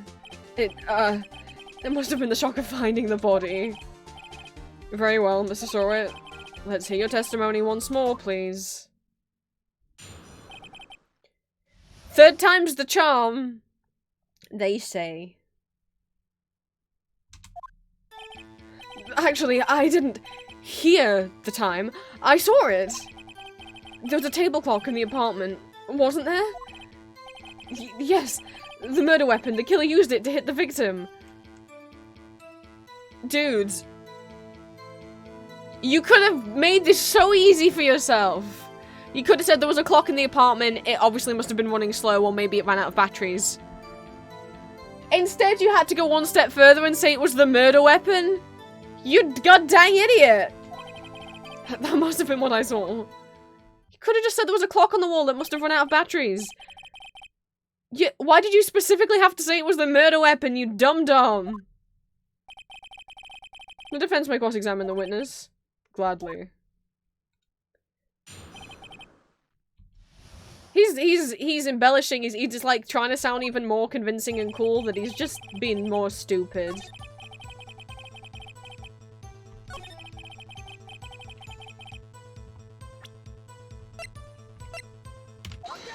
Objection! Wait just a moment. The murder weapon wasn't a clock. It was the statue. Now how is this supposed to be a clock? Oh wait, but I remember this! Isn't it actually a clock? You with your objections and your evidence! Just who do you think you are? A lawyer? Just answer the question, Mr. Sorrett. Hey, I saw it there, okay? That's a clock! Your Honor, if I may. Yes, Mr. Payne. As the witness stated, the statue is indeed also a clock. The deck is a switch, you just tilt it, and it says the time out loud. As it doesn't look like a clock, I submitted it as a statue, my apologies. You dumb piece of shit. I see. So the murder weapon was a table clock after all. Well, Mr. Wright, appears the witness's testimony was correct. This is a clock. Do you have any problems with the testimony now?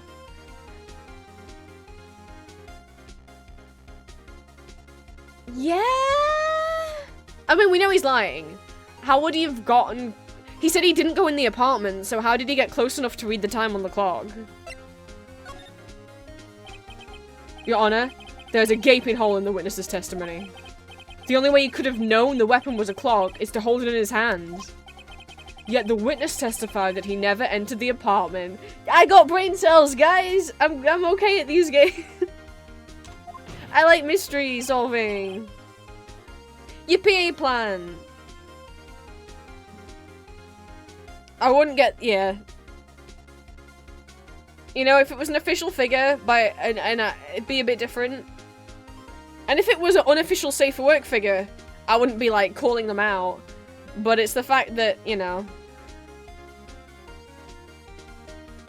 unofficial not safe for work with a likeness of a real person's a bit creepy. Plus $400 for something that has a no refund policy is worrying. Clearly a contradiction. Indeed. The witness knew it was a clock because he went to the apartment. You're lying. You were inside the apartment on the day of the murder. Oh yeah? Prove it! Prove I went in there. I'll do better than that. I can prove you the one who killed her. You struck her with the clock, and the shock of the blow triggered the clock's voice. That was the sound you heard. Is he having his magical girl transformation? Sister of War! The sound didn't... Oh wait, was that the sound that... I'm confused. Anyway, thank you so much for subscribing with Prime Gaming. Thank you for the resub. Please continue to enjoy your emotes and your ad-free viewing. I'm playing Phoenix Wright for the first time. No spoilers, no backseating. Let me use my detective cap.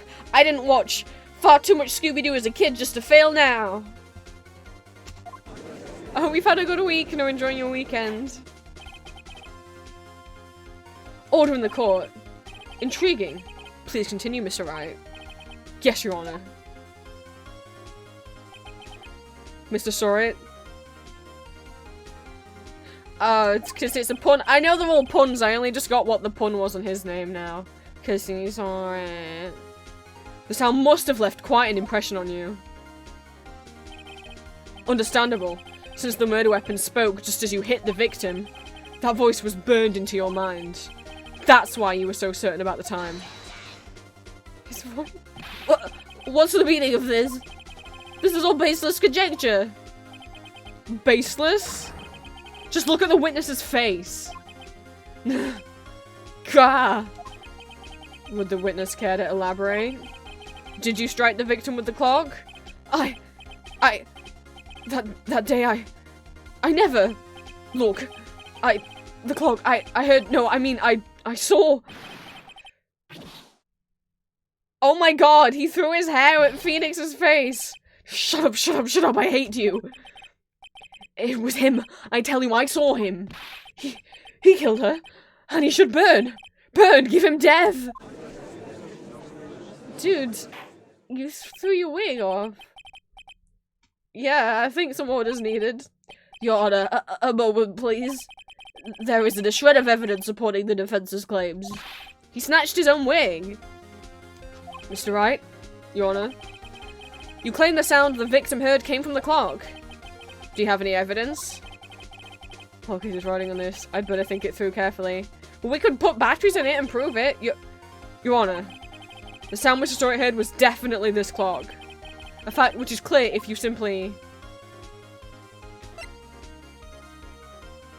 try sounding the clock? Let's sound the clock now. Here in the court. Your Honor, may I have the clock? Trying to figure out this one, still don't get it? Yeah, I asked the court to listen very carefully.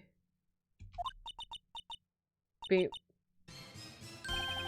He says, that's a way, he said, because the statue's the thinker, it says, I think it's 8:25. Is that a way of making a clock that's fucking incorrect? That certainly is a strange way to announce the time. Well, he is the thinker, after all. So, we've heard the clock. What are your conclusions, Mr. Wright? Mr. Payne, can you tell me what time it is right now? Is the clock 3 hours too slow? It's 11:25. As you can see, this clock is exactly 3 hours slow. Precisely the discrepancy between what Mr. Sorit heard and the actual time of death. So, Mr. Sorit, try to talk your way out of this one. Ha! You've forgotten one thing. Uh-oh. What's he talking about now? While it may seem like the clock is running 3 hours slow, it proves nothing. How do you know it was running 3 hours slow on the day of the murder? She just got back from Paris, right? What's the time difference between... I mean, she took it with her. If you can't prove that, you don't have a case. He's right. How am I going to prove that? Damn it. I was so close. Mr. Wright? Seems you lack the critical evidence to support your claim. Yes, you're- No! Means I cannot let you indict the witness. Unfortunately. This ends the cross-exam- Wait, what? Should I have pressed tab sooner? No! But the passport! Oh. It don't let me. I come all the way down here to testify. Look what happened. Well, you're the one who took your hair off. You treat me like a criminal. A criminal. You lawyers are all slime. I almost had him. Sorry, Larry. I failed you. There's nothing I can do about it now. Did I fuck up? Oh, thank God. Mia. There's an adult in the room. Not so fast, Mr. Sorit. Also, Mia, I don't think you can just say something after the judge says that court is adjourned. I think the judge said the session was over, Mia. But alright. Mia, I mean, Chief. Listen up, Wright. Don't throw this one away. Not like this. Think. But Chief, it's over. I can't prove the clock. Yes, we can, Phoenix! Listen to me! Nobody can prove that. Well, yes. That doesn't mean you can't still win. Try thinking out of the box. Don't waste time doubting the facts. Assume the clock was 3 hours slow and think through it. Ask yourself, why was the clock 3 hours slow? Figure out the reason, and you'll have your proof. I mean, if this is in America or Japan, I didn't think there was only 3 hours difference between France and Japan. I would think it would, unless I'm misremembering that she was in France. Right? Right? Can you think of a reason to why the clock would be 3 hours slow? Yes. Wait. Maybe I can prove it. You must have evidence somewhere that can prove it, right? Find it and let them have it. Well, Mr. Wright, you say the clock was already running slow on the day of the murder. Have you found evidence to support this claim? Of course.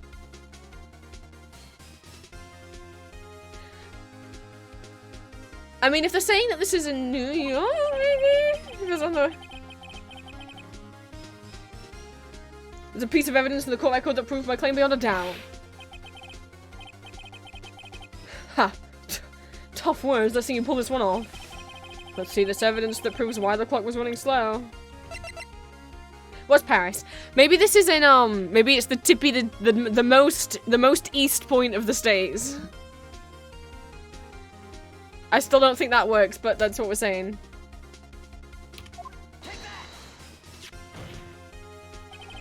The victim had just returned home abroad for the day before the murder. As we all know, the time difference between here and Paris is 9 hours. Oh! It's a 12-hour clock. It's a 12-hour clock. So when it said 1, it meant PM, not AM, or the other way round. I used 24-hour clocks, so I forgot 12-hour clocks were a thing. So I knew the right answer, I just didn't get the right reason. I mean, I knew it was the time difference between then, I just got the time difference wrong. But I still got it, mostly. I use 24-hour clock all the time. Like, my computer right now says it's 14:29. I just read 24-hour better. If I see 10, my brain will freak out. Because I'll be like, wait, 10 AM or 10 PM? And then you may be like, yeah, but Prince, you should know if it's 10 or 10 PM. You don't understand. I will, but for that first second, I'll panic. And also, yes, it's still light. It's in the summer, like, it's bright. It's daylight here at 10 AM and daylight at 10 PM. And you'll be like, yeah, but surely if it says 10 at 10 PM, you know it's 10 PM. You've been awake all day. Yeah, but it saves me having that couple second panic. When it's 4 PM here, it's 1 AM the next day there. The clock wasn't 3 hours slow, it was 9 hours fast! The victim hadn't reset her clock since returning home. That's a big clock to bring on holiday with you. I mean, maybe it was a souvenir from... It's 12 o'clock till I can't even... I don't have to do any maths to figure it out because I've just used 24-hour clocks since I was a baby, so... That's what you heard when you struck her dead and the apartment was wrong. Proof enough for you, Mr. Saw It. Or should I say, Mr. Did It? Yeah. Oh god! Is he having a seizure? Oh, I'd say, can we get a medic in the court? Well, no, are we just moving on? Is that it? Well, this case has certainly turned out differently than we all expected. Mr. Payne, your witness. He was arrested and has been taken away, Your Honor. Well, I guess the jury's done their thing. Very well. Mr. Wright. Yes, Your Honor? I have to say, I'm impressed. I don't think I've ever seen someone complete a defense so quickly. And find the true culprit at the same time. Thank you, Your Honor. At this point, this is only a formality, but this court finds the defendant, Mr. Larry Butts, not guilty! Oh my god, they have confetti in the courtroom? Do they do the confetti if they're found guilty as well?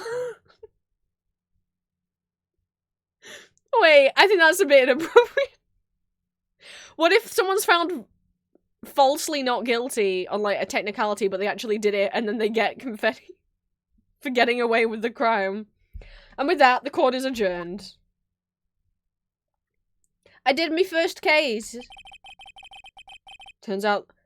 If confetti info, I don't know if it's law relevant. Oh, then I don't say it again? I don't know.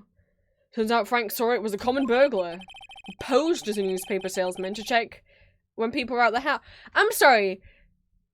None of the lawyers checked to even see if he was really a newspaper. Like, Mr. Payne.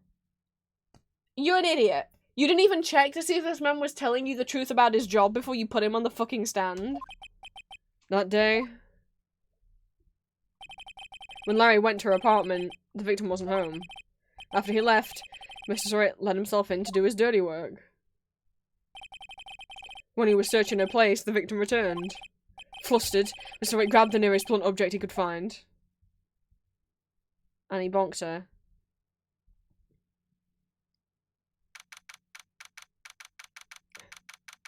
"2:32 p.m.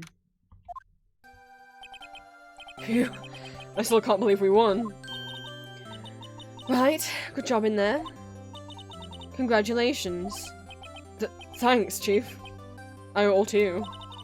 Not at all, not at all. You fought your own battles in there. It's been a while since I've seen a trial end on such a satisfying note. I've never seen the Chief looking this happy.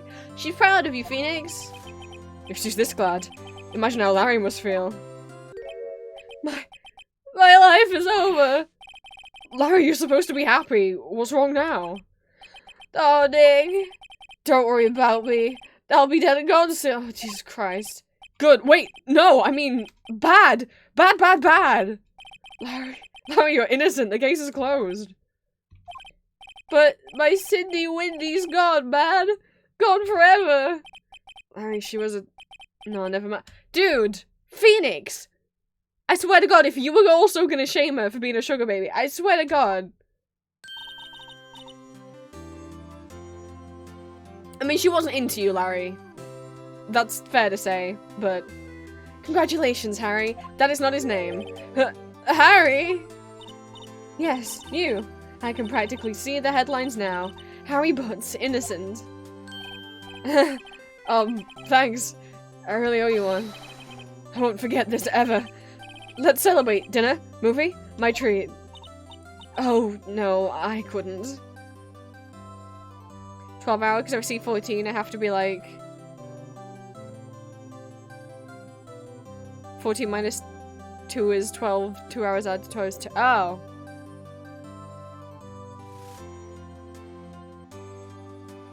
See, I didn't, like, have any kind of technique of learning it. I just grew up with 24-hour clocks on, like, the PC we had, so... Am I wearing... Hang on. I'm wearing my shirt backward. I was like, wait a minute. This feels weird. Uh-oh. Don't mind me, I'm just gonna wiggle around. In my defense, it's a plain black shirt. It's not like there's a picture on the front. I didn't learn any kind of method for figuring it out. It was just I was a baby and I was taught it, so I remembered it. But there is a method then that someone meant, like, that I found out later in life. But, I mean, I don't use it, because I just remember it, but I forgot what it is.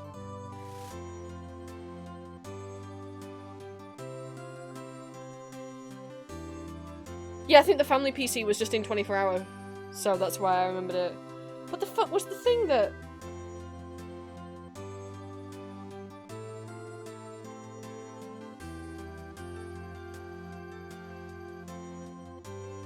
Yeah, no, you just minus 2 off the second... Yeah, no. You just minus 2 off the second digit. So it's kind of like what you're doing plant, but less steps. You don't need to do 14 minus 2 is 12. And then go for... You can just minus 2 off 4. Which is 2, so it's 2. Or like 17, 7 minus 2 is 5. So it's 5 PM. Or like 20. Well, once you get up to 20, then 20 minus 2 is 18, and then the last digit 8, so it's 8 PM. Which I think, I don't know, I heard someone else use as a way to figure it out. I just remember it.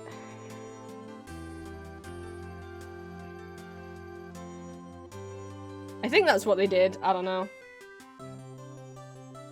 Mia's not joining them. Oh no, I couldn't. Hey, I was the one who got you off the hook. Oh, hey! Here, take that. Larry, that's the murder that killed your girlfriend. A present? For me? Wait, wasn't this the evidence that... Why did they let you have it? Oh, actually, I made this clock for her. I made one for her and one for me. But, really? You made this? Well, thank you. I'll keep it as a memento. To be fair, that's kind of impressive, Larry. He sculpted a little man and then he made a working clock? Yo, Nick. Can you believe it? I was so into that chick. And she was just playing me for a fool. I mean, I don't know. We don't know. Maybe you were just into her and couldn't take a hint. Don't that make you just want to cry? Larry. Are you so sure? Excuse me? I think she thought quite a lot of you, in her own way. Nah, you don't gotta sympathize with me. It's okay. Oh, I'm not just sympathizing, really. Isn't that right? Don't you have something to show your friends? Something that proves how she felt about him? Uh-huh. Oh, yeah, wait, do we still have our evidence? What the heck is she talking about? I guess the fact that she kept the clock, right?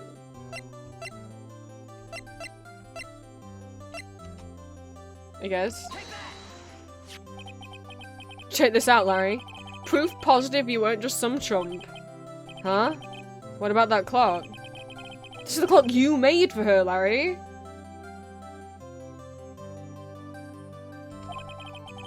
And she took it with her when she traveled. Whatever, she probably just needed a clock, that's all.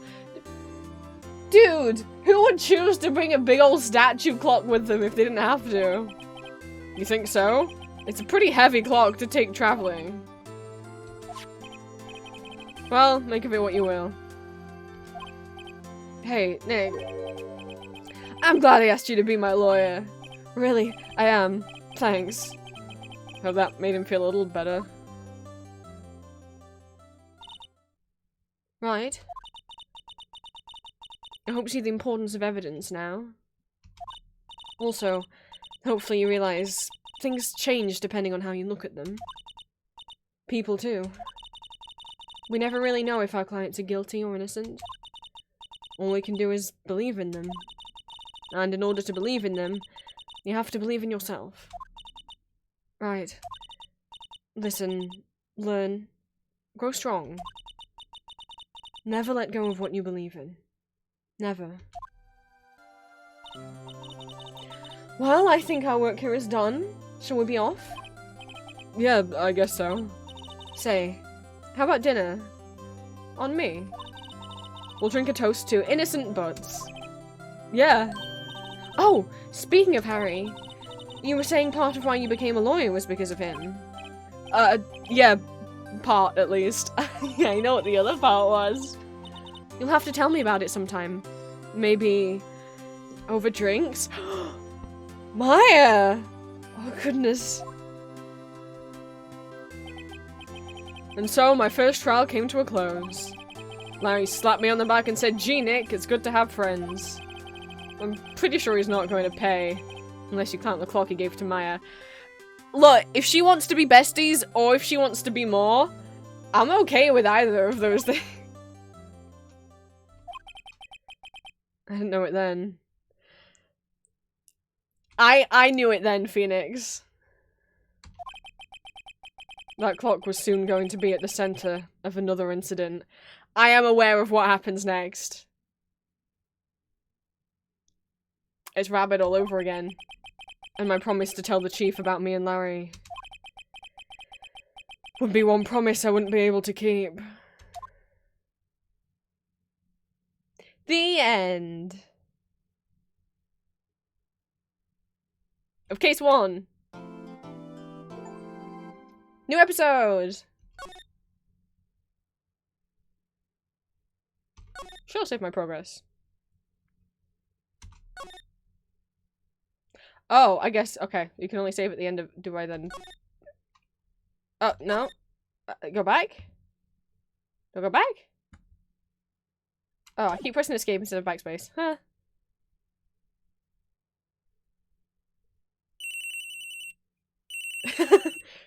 Cellula's talking. Hello? This is Maya. Hey, Maya, it's me. Okay, I should make Maya's voice higher pitched, shouldn't I? Hey, Maya, it's me. Mia! What's up? You haven't called in a while. Why are we saying question mark? We just heard Maya call her sorry. I've been saying Maya, it's Mia, isn't it? Because the other one's called Maya. It's confusing. If I saw M-I-A, I would say Maya. But then, what would you pronounce M-A-Y-A as? I guess this was Mia. I guess this is Mia. That makes sense given it's Japanese. Sorry, Chief is called Mia, not Maya. I pronounced it wrong. The other girl's called Maya. Why did they do this to me? Sorry, I've been busy. How have you been? Well, lonely, and it's all your fault. Nah, I'm just teasing. I've been great. I'm finally getting used to having my own place. That's good to hear. Actually, I'm calling because I have a favor to ask. I know. You want me to hold evidence for you? Sharp as always. There's a lot of buzz about the upcoming trial. I just don't feel safe keeping the evidence here. I gotcha. So what is it this time? It's a clock. A clock? Yeah, it's made to look like the statue of the thinker, and it tells you the time. I thought you might like it. You always like toys. Hey! I'm not a little girl anymore, sis. Mia and Maya, they be sisters. Now, you know I'm only teasing. I should probably tell you. The clock isn't talking right now. Huh? It's not working? That's lame. I had to take the clockwork out. Sorry. I put some papers inside it instead. Papers? Is that the evidence then? Well, there's a possibility that it might turn out that way, yes. What does that mean? Can you come by the office tonight, say 9, to pick it up? I'll be in a pre-trial meeting until then. Okay, sis, but I expect dinner. Something good.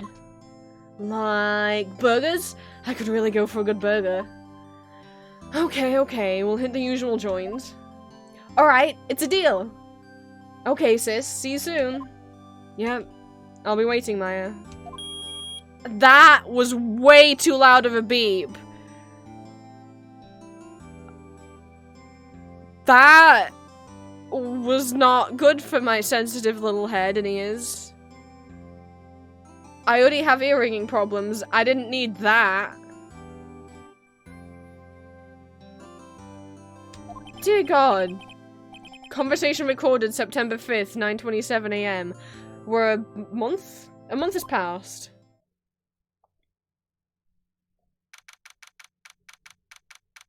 (8:57 PM). Faye and Co. law officers. That's Mia's surname. Mia Faye and Co. We're Co. Now, Miss Faye, I'll take what's mine. The papers. I'm sorry, but I can't give you what I don't have. Miss Faye, you are a poor liar. Why, I see it right over there. That must be the thinker that swallowed those papers. How could you know? You're not... cognifer... I've never seen that word in my mouth. Cogniferous of my background? Gathering information is my business, you see. I should have been more careful. My dear Miss Faye, I am so very sorry. But I'm afraid I must ask you for one more thing. Your eternal silence. Farewell, Miss Faye. Mia, no! We were gonna have drinks!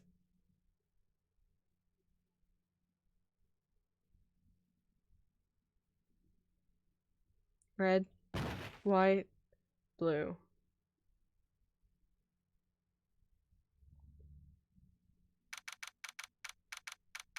September 5th, the next morning, he's giving, like, what's the candy villain from Holy Musical Batman? He's giving that vibes. Sweet Tooth! He's giving Sweet Tooth vibes. Oh, I'm late. Huh? That's strange. Guess the chief left without me. She said her sister was coming over, so we should all go out for dinner? Oh, it's not 9 the next morning, it's 9 in the evening. Why can't they give me... It just said 9 o'clock, right? And okay, if they're gonna use 12-hour, they can say 9 o'clock. But then put PM after it. I assumed this was the following morning. It's not, it's still the evening. What's that smell? Blood? Mia! Maybe she's in her office. I'm gonna examine. I don't want to get my grubby little paws everywhere. And my arrow key.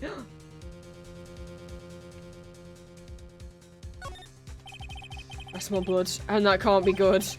I have to check and see if Mia, the chief's okay. What? Oh, I don't know what else it would be. Okay. How do I do that? Right. Alright, okay, I'm sorry, I shouldn't have picked to examine. Oh, do I backspace? Okay. I've only got one option. That smell. Also, Phoenix, how do you instantly know what blood smells like? Sis? Someone's there. Oh my... Chief? Chief! Chief! Oh, hey, Golden.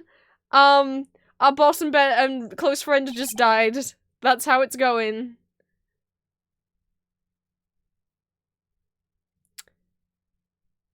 I hope you're having a good weekend. We barely knew her. I mean, Phoenix knew her more, but... She's gone. She gone. Who are you? She said sis, put 2 and 2 together. Oh, she ran away. Mia's gone. We've got her little sis Maya now. Oh, she fainted. Oh, fair enough. I thought she ran away.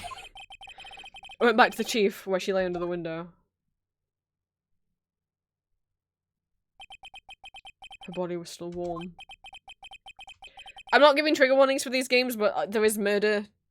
So, it's not graphic, but... Is murder mysteries... no spoilers, I haven't played these before. I could feel it when I held her shoulder. Then, all too quickly, it began to fade. Till finally she was cold. Chief. That ding-dang clog! It's encrusted with dried blood. How ironic this became the murder weapon. Again.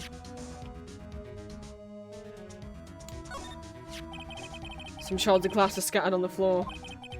They seem to be remains of the glass light stand. Is this part of the... Okay. Oh! Does it change colour when I... Oh, but that's... I'm not a baby, I don't want it to change colour when there's a clue there. Can I have hard mode, please? Chief's chair. Simple, functional design. Feels pretty good to sit in, too.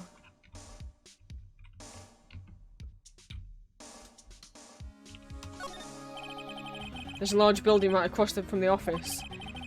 The Gatewater Hotel. A nice, luxurious place. Do you think that's how that guy knew what Mia was up to? He was in the hotel across the way and he was watching.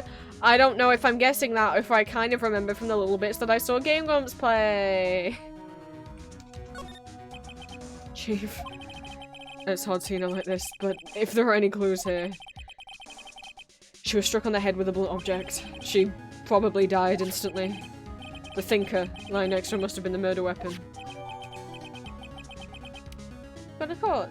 It looks like a statue, but it's actually a clock made by Larry Butts. There's some glass shards in the chief's body. Must be pieces of glass. Yeah, I did that. Oh, it just... Why didn't it add it before?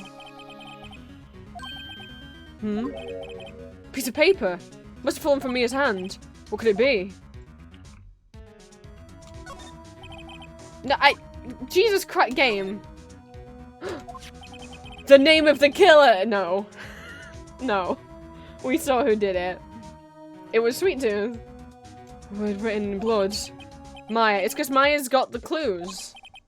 This piece of paper is a receipt from a department store, dated yesterday. I think that's enough snooping around for now. I better call the police and find out what that girl was doing here. I mean, they have the same necklace on, right?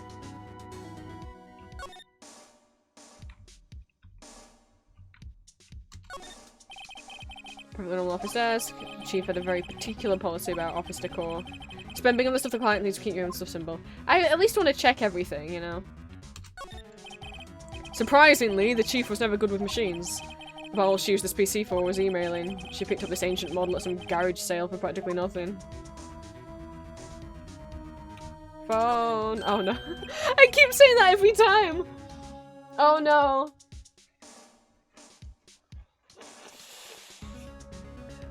Even though I haven't watched Game once play the cat dating simulator.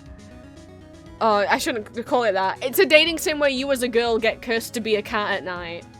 And I don't remember what it's called. Like Swan Lake, but you turn into cat at night. You get cursed by another cat to be a cat at night, and you work in a florist. Anyway, there's a bit where, like, the phone rings, and Aaron just goes, phone! And I keep saying it. I haven't watched that playthrough in years. But sometimes when I see a phone, my brain just goes, phone! And I can't, help me! Help me, I want it to stop. Call the police, Phoenix. That's funny. A few of those screws in the receiver are missing. It's like someone was halfway through taking it apart. Police, please come quick. What was that? Someone screaming from outside the window. Someone did see from across the hall. It's a candy girl. She's staring right at me. She's holding a phone in her hand. How would she be able to see? She can't see Maya's body, though. She can't see Maya's body, though. So she must have seen the murder take place, because she can't see Maya's body. Painful to look, but I have to, for Mia's sake. It's like she was hit in the head with a blunt weapon. Going instantly. Okay, I already did that, but alright. Slide. All the chief's important documents are packed in here.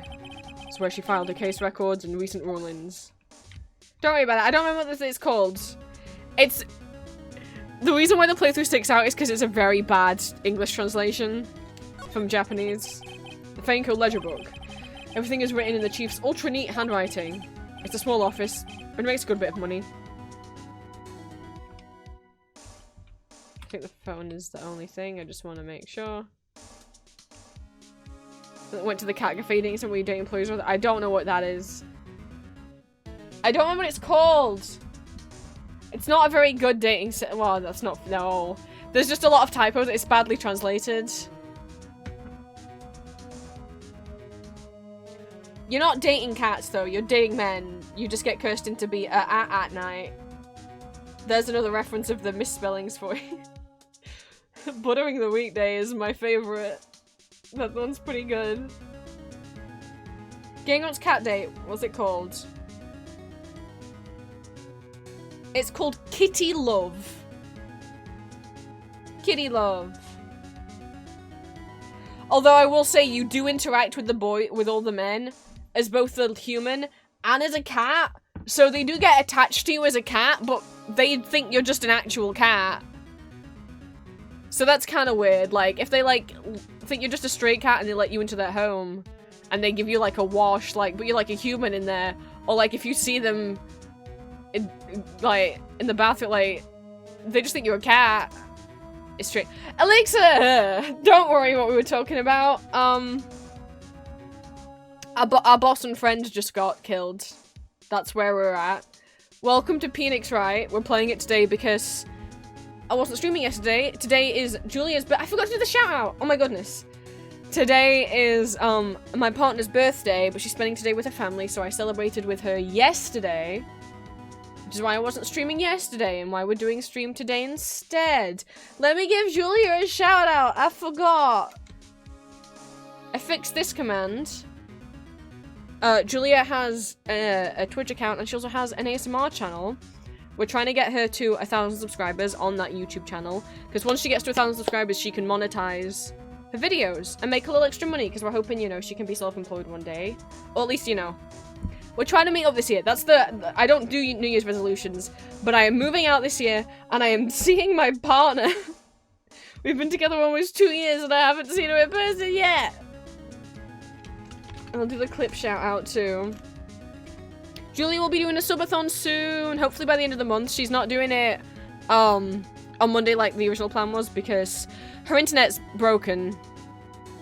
It keeps like cutting out every 15 minutes, so her internet provider better fucking step the fuck up. Holy shit, It's the Chim Kim clip! I can't quiet in the game. To the what? Oh yeah, you said you were gonna keep streaming till dinner, yeah. But no one has texted me that dinner is ready. Oh, they did. 52 minutes ago.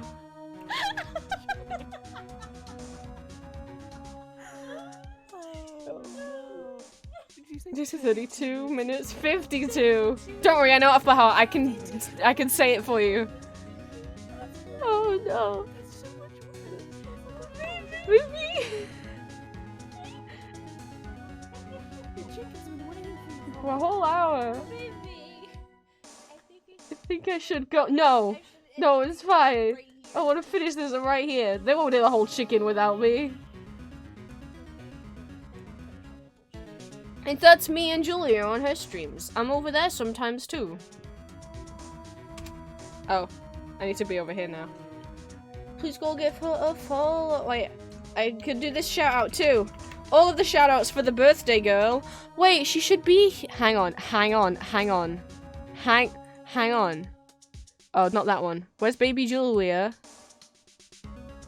Where the fuck's baby Julia? Baby Julia. Oh. Where should I put her? It's Julia. We'll be here. It's not a collab stream. It's her birthday though, so I want her to be here. Hang on.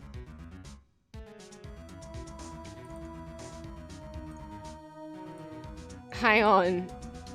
Oh, this is gonna cover up some of the game. Should I? It's fine. I know she's only wearing a hat, but she can wear 2 hats. You can't tell her what to do. And of course, every birthday girl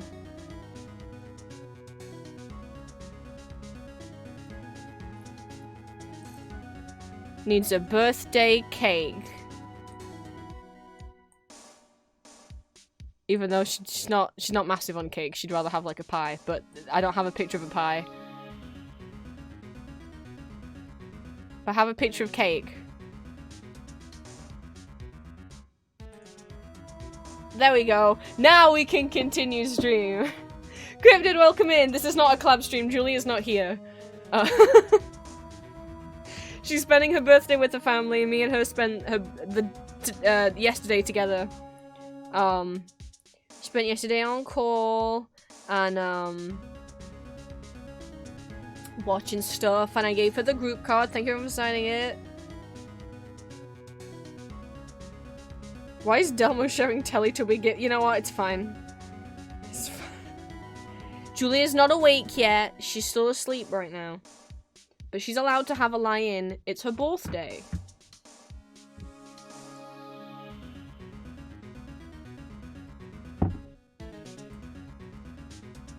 Where's my mouse? Okay, here we are.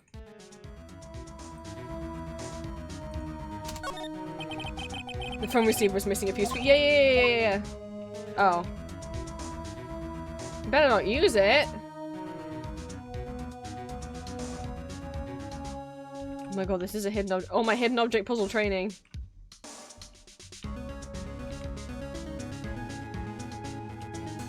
Slide bag. Is a lady in the window doing something different now? Yeah, Moi's a little detective. Because we're detecting things. Oh, I guess I'd go back now. Oh, we should call the police. That girl just now. Where'd she go? I put her right there on the sofa. Uh-oh. I hope she didn't run on me. Yay! Don't scare me like that. Excuse me, but who are you? It's okay, I work here. Maya? Maya Faye. Maya Faye? So Mia was writing this girl's name. Maybe I should show her the receipt?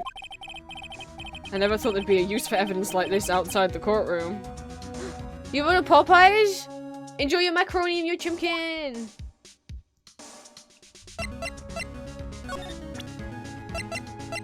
I mean, her sister just died. I mean, Phoenix, how can you not put two and two together that that's her sister? Before Mia died, she wrote a message with her own blood. She wrote it on the back of this receipt. That's my name! Very good, Maya. Why would she write my name? Please just calm down. Why would sis write my name? Uh-oh. No, I've done it. Wee woo wee woo wee woo. Detective?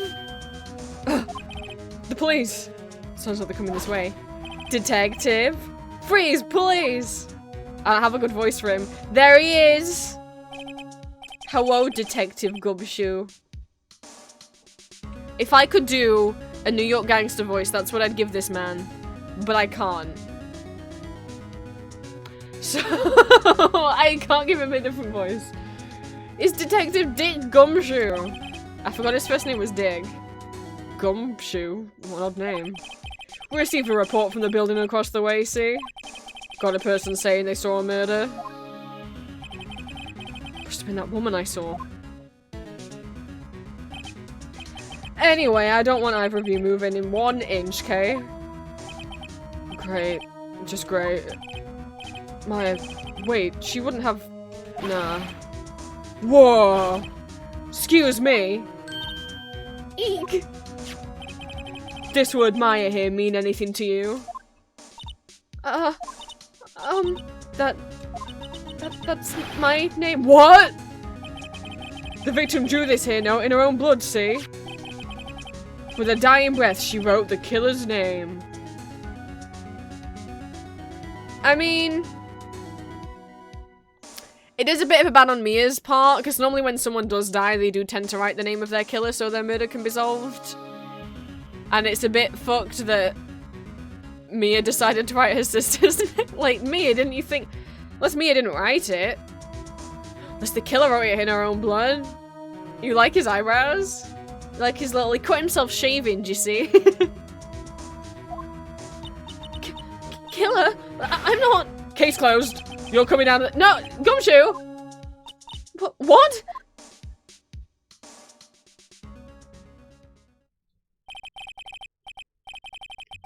Mia's younger sister Maya was arrested on the spot. That's the police for you. Ask questions later. Oh, hey girl, you were here when she was killed, right? Yeah, because she called me to come to meet her for dinner. I'm her sister. Arrested. Prison for you. I know, most of the time when someone writes down someone's name, it is the name of the killer. Although, I don't legally think you can say, I'm arresting you. You can say, I need you to come down to the station for questioning. I don't think you can just arrest them. You needed permission from, like, the district, like, not district attorney, whatever, like, lawyer. Like, you need permission from, like, the court to be able to arrest. You need, like, a warrant. You can't just arrest. You can be like, come down to the station, we need to talk to you. You can't just be like, you're arrested now. No, I didn't get anyone's approval for this. I was taken in for questioning and didn't get out until the next morning. My eyes were heavy, but I couldn't sleep. I sat around waiting for visiting hours to begin at the detention center. Oh, she's in jail! I had to talk to Maya as soon as possible. The day after.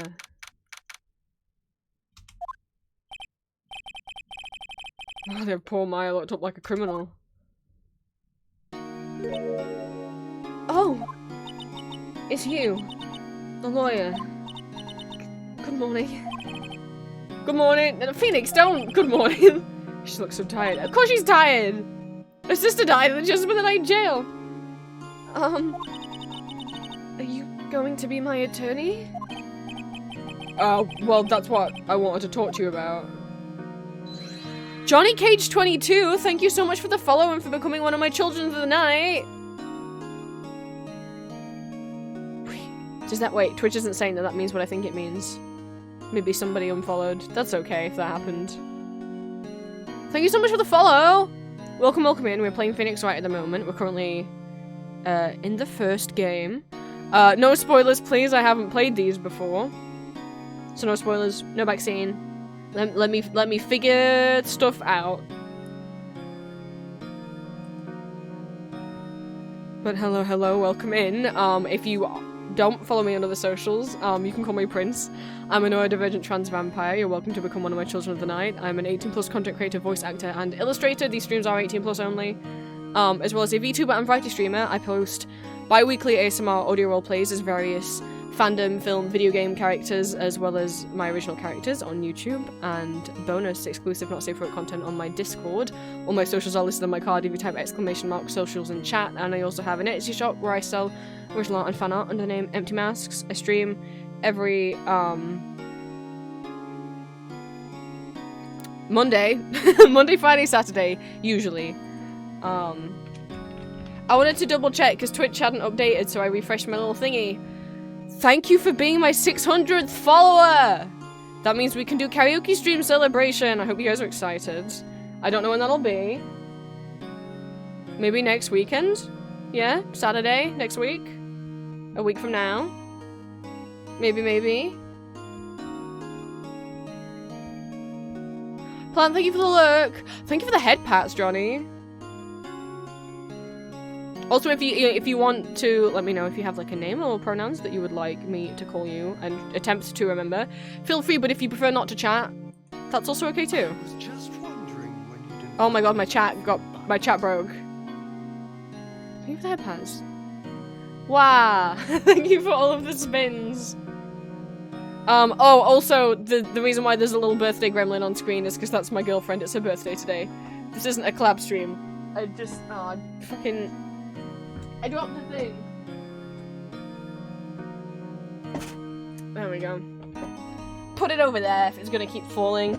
I got a bonus pillow, but it's not staying on my chair, so.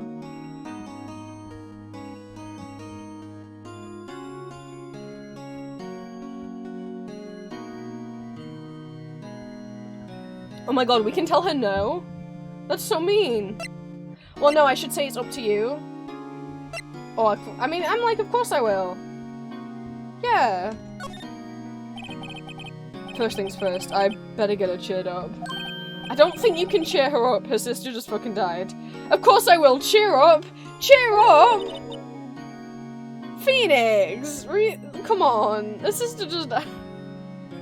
Really? Whoa, did I say the wrong thing? She looks sadder now. What's wrong? You don't think I can do it? I should have done the first one. No. No one could. Who would believe me? Even you. When you found me in the office, you looked at me like I had done it. Did I look at her like that? No, no, I never thought. It's okay, I understand. And I've also heard about you. Heard what about me? I was talking to my sister on the phone the other day. What did she say? Did she say that I was cool? Did she say I was handsome? Today was my junior partner's first time in court. Wow, really? How'd that go? It was quite the scene. Honestly, I was on edge the whole time. It's been a while. So he crashed and burned? He's a genius is a little strong. Julia, good morning! Happy birthday! Happy birthday, baby! Of course you got cake and a hat. It's your birthday. I'm gonna do birthday shout out. I will do shout out again, especially because the music stopped now, so we'll be able to hear it. If you don't follow Julia, please give her a follow.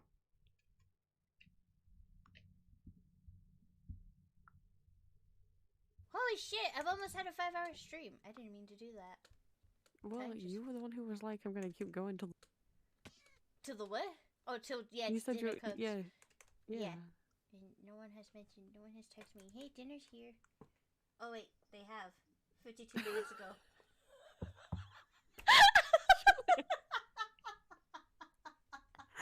Uh-oh. Oh, no. Did you say 32 minutes ago you were told dinner was 52! ready? Like an hour ago. It says 52 minutes ago. That's so much worse. That's like an hour ago. Your chicken's been waiting for you for a whole hour. Baby! I think you should... Congrats on another successful trip around the sun, Julia. No, I wanna see this. It's okay. They won't finish off a whole chicken. The chimkin. Wait, you wait there. You wait there.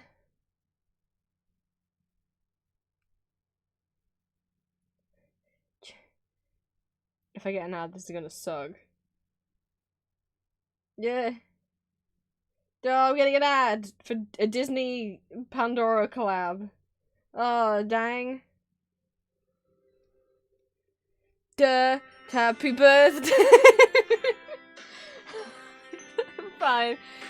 But happy birthday, dear Julia. Happy birthday to you. I don't like the key that happy birthday's in. I swear I can sing better than this when in the karaoke stream. Happy birthday's in a terrible key for my voice. Happy birthday to you. Oh, they really held that note. Happy birthday, Julia.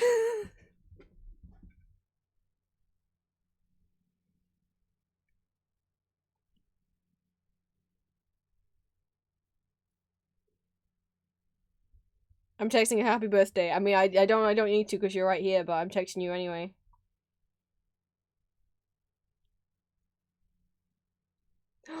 Whoa, Julia! In Gen Chat in my Discord, because the birthday bot pinged you, people were showing more pictures of their cats for your birthday. Holy shit! That's not a cat. Green, that's not a cat. That's a funny looking cat.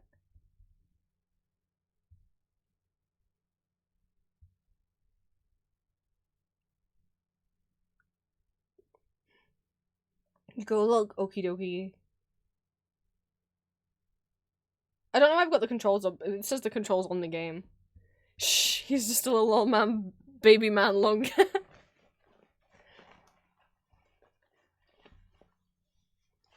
Let me pour some more. Water. Doing a lot of talking through this game.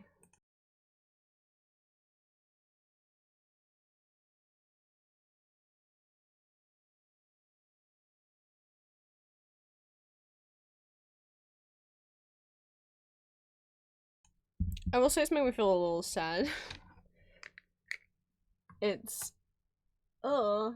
I'm just like, oh, everyone's sharing pet images for Julia's birthday. I can't do that anymore. It's... I don't think I mentioned it on stream. Because I didn't want to upset anyone. Also,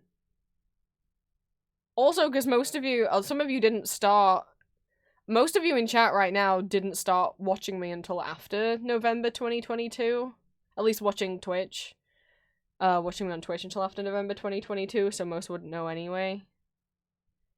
It's just, like, it's very sweet. It's very sweet. I'm not saying people don't send them. It's very, very sweet. I was just like, oh, I can't take part, because, this past November was a year anniversary of our family's doggy passing away. And it hits me at strange times that he's gone.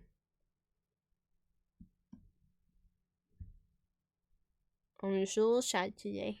That's okay. Because I'm also happy today. Because it's Julia's birthday. And I'm getting to play Phoenix White. But we haven't met Edgeworth yet. Sad, sad. Undercover cat.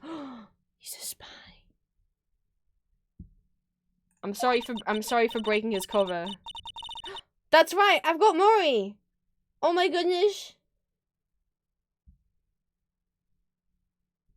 I forgot what Maya said. I didn't mean to click. I forgot clicking. I meant to just click in the window, and I forgot that would skip the dialogue. It's one of the straight fears of the hearts of evil type. Okay. I don't know what she said before that. Oh, she's talking about Wright. Oh, yeah, she called us a genius. Oh, she called Wright a genius. I mean, is he? He forgot the victim's name. Oh, baby. I'm an international super spy. Super spy. Oh, the little man knows he was being talked about. He just woke up to cause problems. Oh no! I'm so sorry!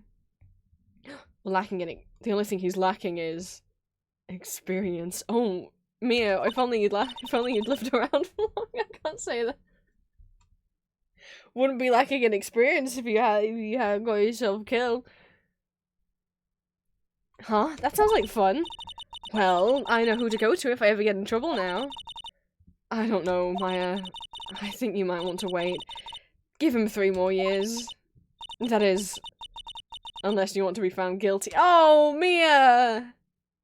I mean, we only got through that trial because Mia was there, to be fair. Well, I mean, I knew what to do. Phoenix didn't know. That's what she said! Jesus Christ, Maya. I'm sorry! I didn't mean to insult you. No, it's okay. It's true, I guess. But at the same time, I can't just sit by and watch. When I think the person who did this to Mia... Oh, when I think of the person who did this to me. I know. What could we possibly examine? There's a man. Can we examine the man? This guard monitors the visitor's room. He hasn't moved an inch. A real pro, this guy. Almost like he's a PNG. Smile for the camera. Wow, cool, right?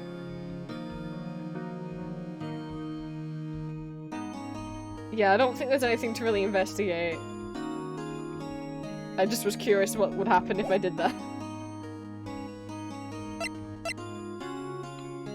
We'll talk. Something I've been wanting to ask you. Yes? What's with that outfit? Oh, this? This is what all acolytes wear. It's my uniform, you could say. Acolytes? Like, people in religious training? Gumshoe guys, oh my god, cryptid. Do you like men? Well, I guess if you like your men big and dumb, Gumshoe's the guy for you. What is it that you do? Oh, it's nothing strange, really. I'm a spirit medium. In training. Julia, have a good shower, and I hope you have a good day. I hope you find lots of cool things to buy and good foods to eat.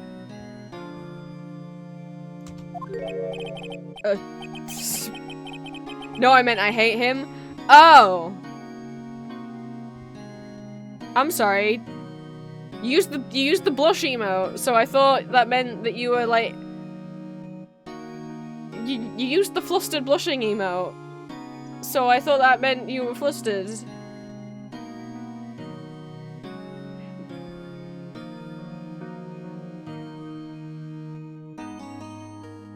It's not meant to be an angry emote. Does it look like an angry emote?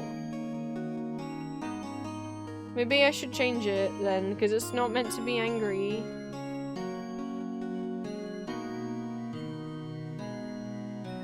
Oh.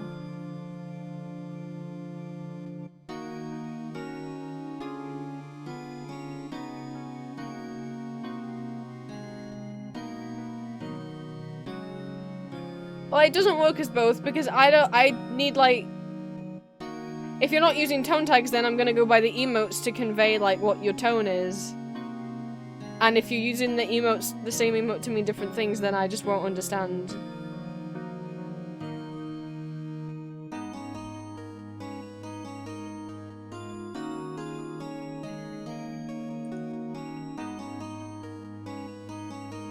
I mean, to be honest, even with the emotes, I ask for tone tags for a reason.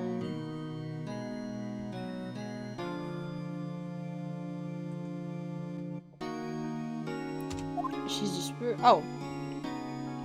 What is a spirit medium? So, you're an acolyte, medium in training? That's right.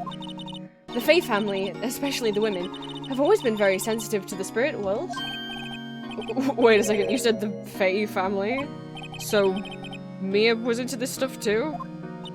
Of course! She left the mountain to follow her career, she said. Her powers were first class too. I had no idea. Wait. What? What? So, you're a real honest-to-goodness spirit medium with ESP and all that? Yes. In training. Well, can't you contact me as spirit then? We can just ask her who killed her. I'm sorry. I'm still in training. Oh, I couldn't do something on that level. I don't want to get into a discussion about psychic mediums and stuff. I don't know if this game is going to reveal that that ghosts are real or not. I don't like the topic. I thought that would be too easy. Day of the crime. Like, all respect, like, if other people believe in ghosts and memes, or, you know, absolutely respect anyone's beliefs.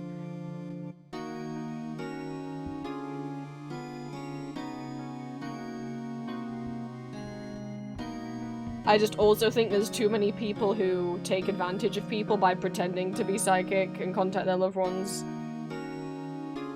I'm not saying everyone, but I'm just saying too many people do use that as a cover to scam people.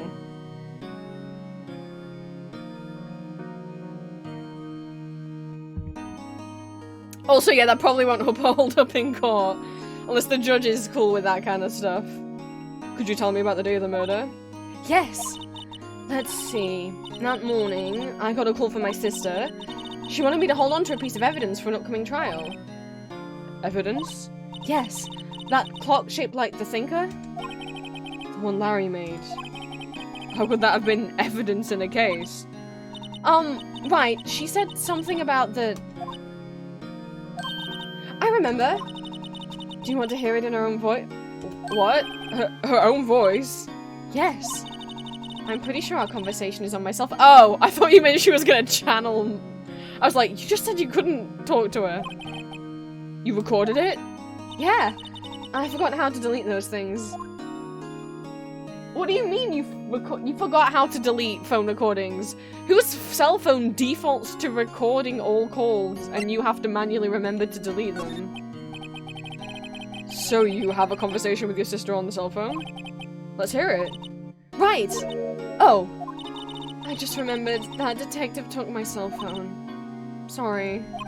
Oh, yeah, that was... okay, that shit, of course. Next time I see the detective come show, I'll ask him for it. I'll let you a note so you don't forget, okay? Sure, thanks. We got a note. That's a long memo, Maya.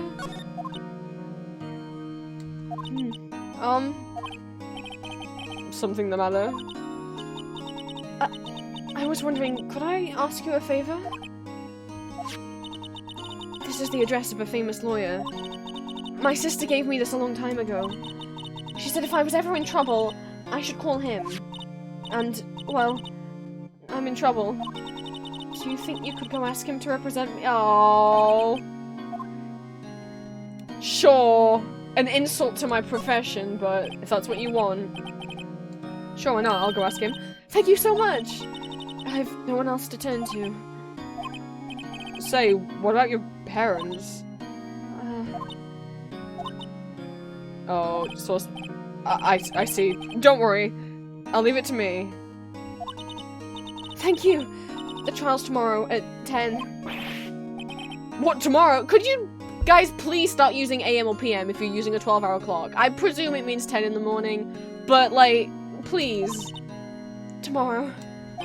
That's a quick trial. Normally people are held in jail for a long time. It's not like, oh, one day and now you get your trial. What if this guy refuses? They told me that if I don't find one, the state will pick an attorney to defend me. Maya, okay, if he refuses, you're just gonna let the court assign you a lawyer?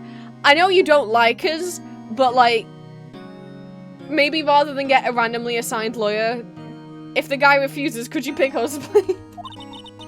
They're giving me until 4 this afternoon.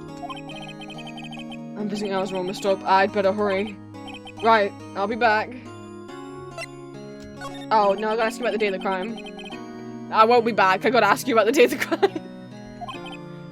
Sorry, I know it must be hard. No, it's okay. All I've been doing the last 3 hours is talking about it. I've kind of gotten used to it. Let's see. That morning I got a call from my sister. Maybe they live in a really tiny town. Like, there's like 100 people in this town. She wanted me to hold onto a piece of evidence for an upcoming trial. That's the thing a clock allowed me. Oh, I already did this, but it said I hadn't done it. I think it qualifies as a serial murderer by now. So then, when did you arrive at the office? Oh, never mind. It was right around 9. Oh, it was right around 9! It's too many different... I'm not paying attention. I wish they'd show a picture of who was talking. The lights were off and I could smell blood. Then I found her, my sister. Thanks, Maya. That's all I need to hear for now. Cool. Should I present her things? I want to see what she says. Look at my cool badge! Sorry, I've never seen that before. I wanted to ask you about the murder weapon. Poor sis. Better not ask her about this now. This was lying next to the chief's body. I saw that too. They said they thought these were pieces of a broken light stand. Yeah, that seems about right. Though I've never heard of a glass shard light stand before. Remember that receipt? You mean the one with my name on it? Any idea why she... Absolutely none. Do you trust me? Yeah! I trust you. Why? Don't you think I did it too? No, I don't. I mean, Mia's not stupid. She must have known writing Maya's name in her own blood would have made Maya look guilty, so I'm wondering if maybe the killer wrote it. Because it feels like it... Mia wasn't dumb. It's just a hunch, but... That detective thinks I did it. Look, you wrote this. I want to ask about your cell phone. That detective took it when they brought me there. There he is! Gumshoe took it. I have to try and get it back next time I see him. Okay, I just wanted to go through every item and see what happened. We can go to the lawyer man.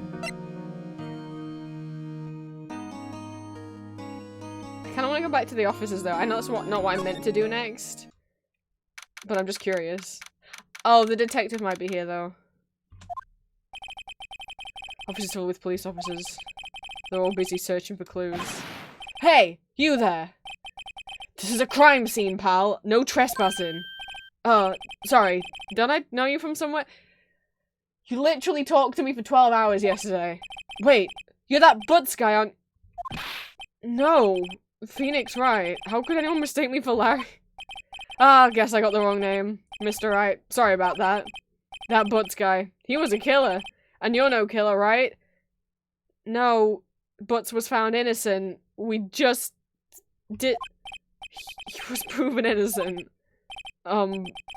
Right, and you were... Detective Gumshoe? No. Gumshoe, wasn't it? Dick Gumshoe? Right, you said... Right, why is it still question marks? We know it's... Chimkin's here! Hang on. That's Detective Gumshoe to you, pal. Anyway. Get the name right. And don't go calling me Dick. I mean, I might... Hey, Dick, get over here! Yes, sir. Be right there.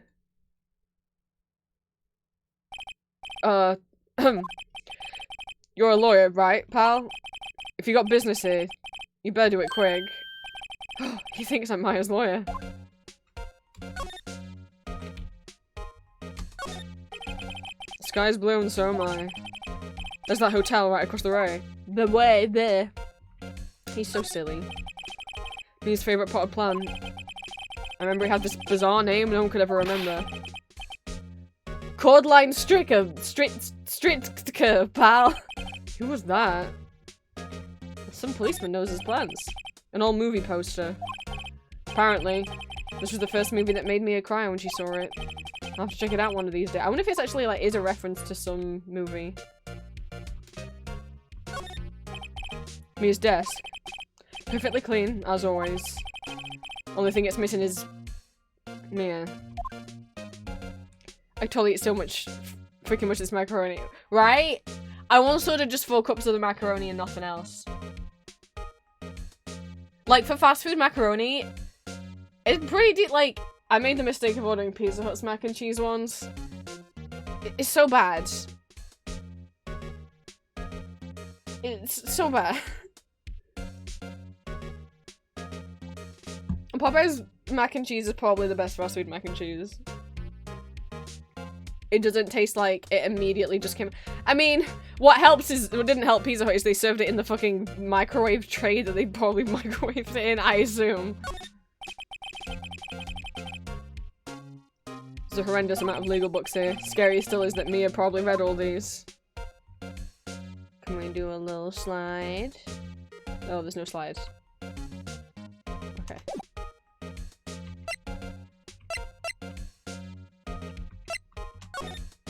Let's talk about Mia. About Miss Faye. Did you do an autopsy? You want to know the results, eh? Look, I'll defend Pizza Hut on some things, because I think we have a better Pizza Hut than Americans do. I've talked about Pizza Hut before. Their takeout's not great. The restaurant, I like, because they have an unlimited salad bar. But what you guys told me last time I talked about this, is that in America you don't have the unlimited salad bar? That's like... the best part of going to Pizza Hut. I haven't been in a Pizza Hut takeaway sucks. I don't know what it is about Pizza Hut delivery that just sucks. But... because they don't deliver out of the restaurant. They have like their own little delivery tiny thing that's bad. Anyway. Eating in the restaurant... any meal you get free unlimited salad bar. No matter what you order. If you go in and you only order... fries... or like the tiniest pizza... free unlimited salad bar with whatever you order. I'll just nom nom nom nom nom nom nom nom nom. I like me greens. And they have tortilla chips. You can just make your own nachos with that salad bar. That's what I do. Even without the salad, it's way better. I don't know what it is. Pizza Hut restaurant. If I eat in a Pizza Hut restaurant, I'm fine. I'm like, yeah, that was a fine meal. If I order from Pizza Hut takeaway, I get a tummy ache. It just doesn't... How could it... How can it do that to me? It's the same restaurant. Apparently not. I use restaurant very loosely. It's Pizza Hut. These were trucked off my road of so it's not a single pizza. Huh. Used to have a salad bar here, but not anymore. It has free unlimited salad bar, free unlimited refilled drinks. Although I don't really like any of the drinks anymore. I used to be able to cook with Pepsi, but it doesn't agree with me anymore. It like makes me like have indigestion. I don't know what Pepsi's done to me. I didn't have it for a few years and now I can't handle it.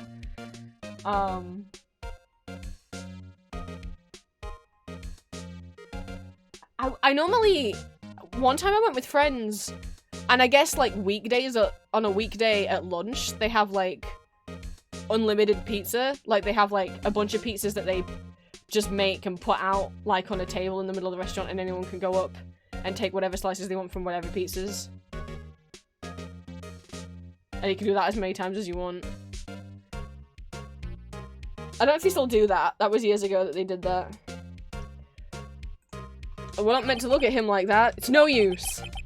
She might have been your boss, but that doesn't mean you get any special treatment. Alright, you can see the report, but that's all. Time of death. Oh no, it's American, so it's the 5th of September. At 9 PM, blunt force trauma. Death was instantaneous. What about Maya? About Maya. Yeah, I'm looking forward to the trial. With what evidence? Sorry, pal, but this is one trial you aren't gonna win. The only evidence you have is she wrote the name down. Why do you say that? So just put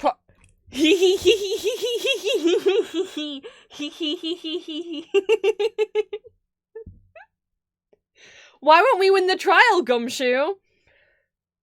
The city's put Prosecutor Edgeworth on the prosecution. Uh-oh! I need to check. Does my hair look good? Do I look good? Gotta make sure, right? Like, we can't, you know, I mean, is that, you know, we gotta look good for court. And for the prosecution. Edgeworth. I'm sure you know what that means, you being a lawyer and all. Prosecutor? Oh, bleh, wrong word. Prosecutor Edgeworth. That's right, pal, Mr. Miles Edgeworth himself. Wait. You do know him, don't you? Of course I do. I know him. He's a feared prosecutor. Doesn't feel pain, doesn't feel remorse. Maybe if you just looked deeper underneath his hard exterior, Phoenix. He won't stop until he gets his guilty verdict. Okay, so yeah, I got myself confused. Edgeworth works with the police. We're the person defending people that the police are we're defending people when the police when the police arrest the wrong person, we gotta defend them. Oh, don't talk about him that way, you make him sound barely human. Still, I'm afraid this pretty much decides the case. So, Edgeworth is on this one. Phoenix, you do know who he is, huh? It wasn't just that I knew who he is. Phoenix clearly knows who he is. I mean, you know, probably just because he's a lawyer and he, like, knows Edgeworth's name. He hasn't lost a case since he became a prosecutor at the incredibly young age of 20. Of course, there are rumors of back alley deals and forged evidence. He would never, surely. All I know for sure is that Edgeworth hates crime with an almost abnormal passion. He's bad by. I never imagined I'd be facing him so soon.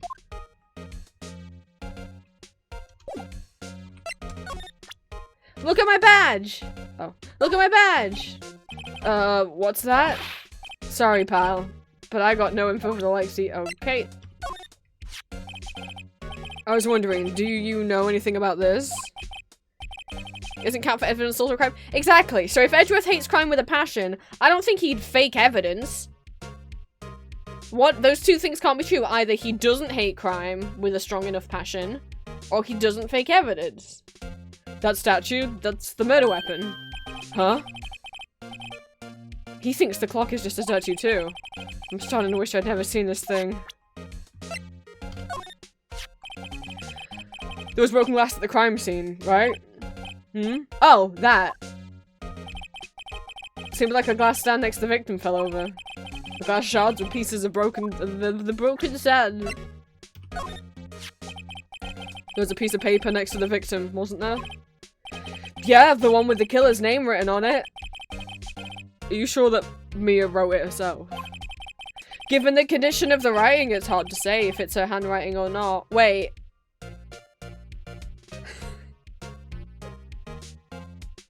So one, given the what did I say? What did I say? It's weird that Mia would write her own sister's name, because we know Maya didn't do it. Why would Mia write the name of someone who wasn't her killer? Mia's smart enough to know that surely, if whoever's name she wrote down it would look like they did it, and why would she frame her sister? So I was saying, what if the killer wrote it? Well, now we know we can't tell if it's her handwriting, but back when I was a teen in high school, I watched a little anime called Danganronpa. And there's a case in Danganronpa with a little man called Leon, where, like, the whole plot twist, spoilers for Danganronpa 1.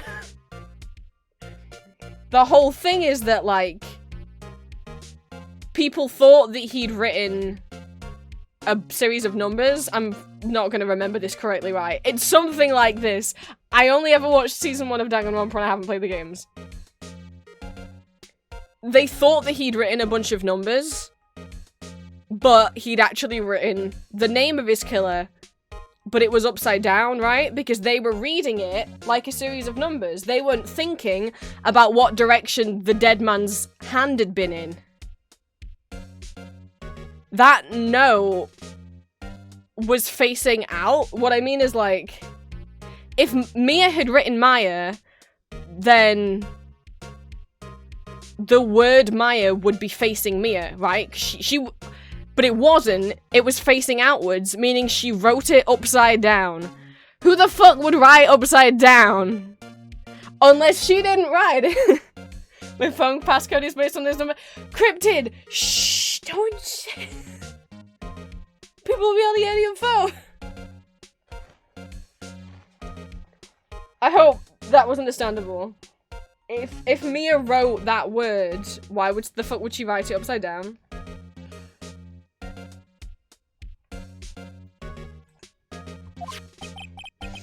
There's no proof that Mia wrote it.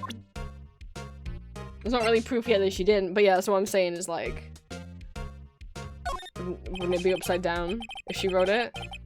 I was wondering, did you see my face cell phone? Oh, that? I have it. Do you think you could give it back? Sure, I mean, wait a second, pal. Tricky lawyer. Uh-oh, he's on- Yeah, but also, to be fair, Maya's defense team also need access to the same evidence as the police. If the police refuse to turn over evidence to Phoenix, that's illegal. They can't find evidence and not... I know, I haven't read out what's on screen yet because I was gonna wait to enjoy it. We can tell him straight, or we can tell him not so straight. I mean... It's hard for me, because I don't like lying, even in games. I'm like, no, I'll feel bad.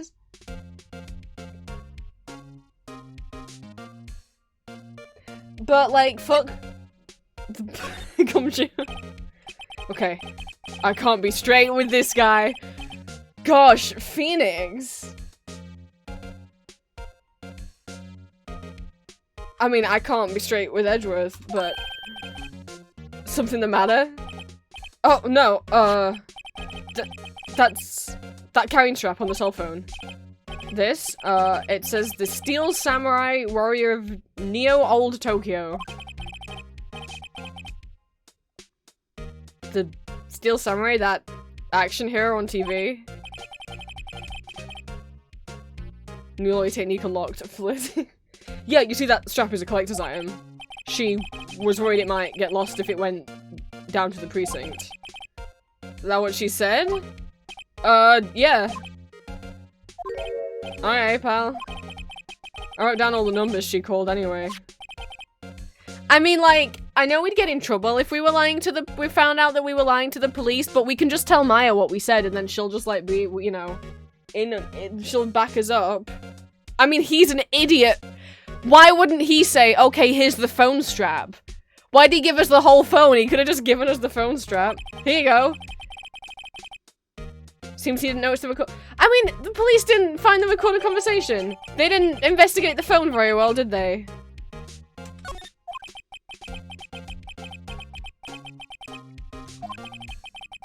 Guess I've asked all the questions I need to. Well done, pal. Yeah, thank you. I'll be heading out now. Oh, wait! One more thing I wanted to mention to you. I don't suppose you're planning on talking to that witness. Anyway, you'd better not. But it's illegal for you to not let us. But both sides of the prosecution have to be able to talk to the witnesses. Like, we can't tamper with the witness or bribe the witness. But, like, we are allowed to... She can refuse to talk to us. Love me a himbo when they have the power to arrest people. I'm not into himbos at all, regardless of whether or not they have the power to arrest people. I don't know what it is. Like, don't get me wrong, I get that it's like, oh, but they're lovable, they're just not very, like, intelligent, they're just not very book smart, and I'm like...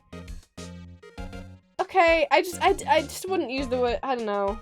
The very typical kind of himbo thing. I guess because himbos are normally portrayed as, like, big beefy guys, and I'm not really into beefiness.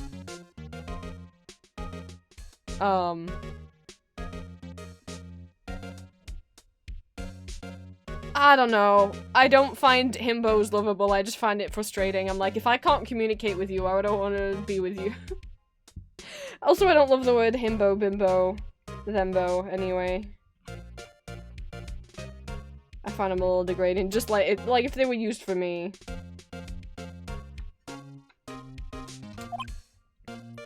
Oh, you're just telling us not to influence. Well, yeah, that would be illegal. Come to think of it, I'd completely forgotten about her. Phoenix, Jesus! I mean, fair enough. I mean, you are traumatized. You just saw your friend die. The witness? Yeah, Miss April May. Sorry about this, but I can't tell you anything about her. What? You just told me her name. Sent her home already then. Ah, you're trying your lawyery tricks on me now. She's not to go outside her room until the trial. So she's still in the hotel. Because I should know better than to try and get a detective to leak information. You got that right, pal. Time to pay a visit to Miss May.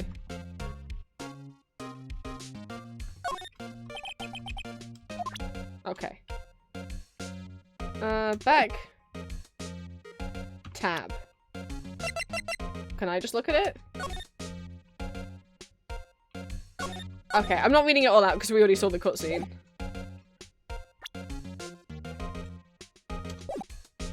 Let's move.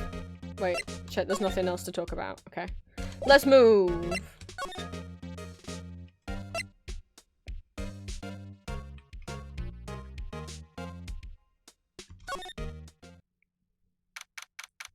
We're in the Grossberg law offices. According to reception, the big boss is out. She couldn't say when he'd be back. Must be hard to keep track of everything when you're a famous lawyer. Not to mention when an office like this. I guess I love that I said, I'll make Phoenix, Yorkshire, northern accents, and then I just have not kept up with it. It just keeps going and going. Let's do a little Snoopy. A table for clients. Elegant ebony case, and if I'm not mistaken, that light is made of solid gold. Even I can tell someone here's got money to burn. Plant. Not you, plant. Sorry. An expensive potted plant. No idea what kind of plant it is, but it's probably the most expensive one available. You had a macaroni? Also, just make that. Oh, I don't get the spicy wings. I only get, no, I don't do spicy. Does not agree with my tum-tum. Hi, plant. Sorry, I was, like, oh, plant, to the plant that was in the thing, and then I was like, oh, wait, plant will think I'm talking about them, and I'm not. Painting has been bugging me ever since I stepped in here. Oil paint is so thick it's practically giving me a stuffed nose. I hate the smell of oil paints. Oh! I'm pretty sure the price is nothing to sneeze at either for that matter. Yeah, we get it, Phoenix. It's probably expensive. We get it. We get it. Expensive looking mahogany. Okay! Filled with expensive. Yeah, expensive. Funny, they don't look like they've ever been read. But Mia read all her books. A solid mahogany desk. The wood's been polished to a deep luster. Oh. I can't go under the menu. The menu bonks against my... I think that's everything.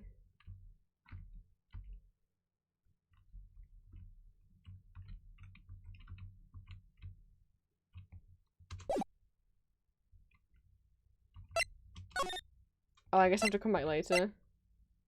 Oh, go to the hotel. Let's go to the hotel. Looks like it smells nice. There's cigars on the table and there's an oil paint that Phoenix says smells, and for me personally, I'm incredibly sensitive to smells. I can't cope with any smells, really. So, oil paint and cigars I do not want.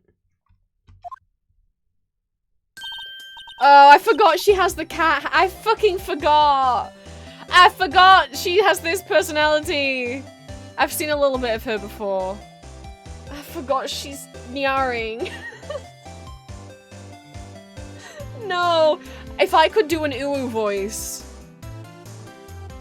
Dried oil paint shouldn't smell, but you know. If I could do an uwu voice, that's what she'd have. But well, hello there, handsome. I can't do this. Well, hi. Smooth, right? Real smooth. You're the lawyer, aren't you? The detective told me. He said, don't say nothing to that lawyer, pal. Tee-hee. Oh god, she's a tee-hee girl. My word herself. Thank Detective Gumshoe for making my job harder. Gee, this is all like something out of a movie. It's all so exciting, I can hardly contain myself. Oh, let me go freshen up so I can look the part of the beautiful eyewitness. Pity the lawyer that has to cross-examine this one. Well, it might be you, Phoenix. Screwdriver. A screwdriver? Someone took the screws out of that phone! There's a screwdriver stuck in this drawer. I wonder what's inside. Let's take a look. Hey! What are you doing? No touching! Oh, bad, but I don't want to say it! You really shouldn't pry around in other people's rooms now. You wouldn't want to make me upset, would you? Upset? I thought she was going to explode for a second there. I wonder what could be inside the drawer. I mean, she stood right here now, but I'm not gonna go in there. Oh, I've still seen painting. Wait, should that be still live? Whatever, one of those is hanging on the wall. The flowers are fake, as expected. I know some flowers and tulips, but that's about the extent of my- You don't know what roses are? Alright, Phoenix, I'm sorry. I just figured that's the most famous flower. 2 glasses? Is she expecting company? The light someone starts shooting through the window. There's the Fainco Law Officer's building, of course. You can see the inside of the room pretty clear from here. I think it'd be a little difficult to recognize a face from this distance, though. Oh, would it be a little difficult to recognize a face from this distance? She seems pretty, Bottle and 2 glasses are on the table. Somebody must be staying with her.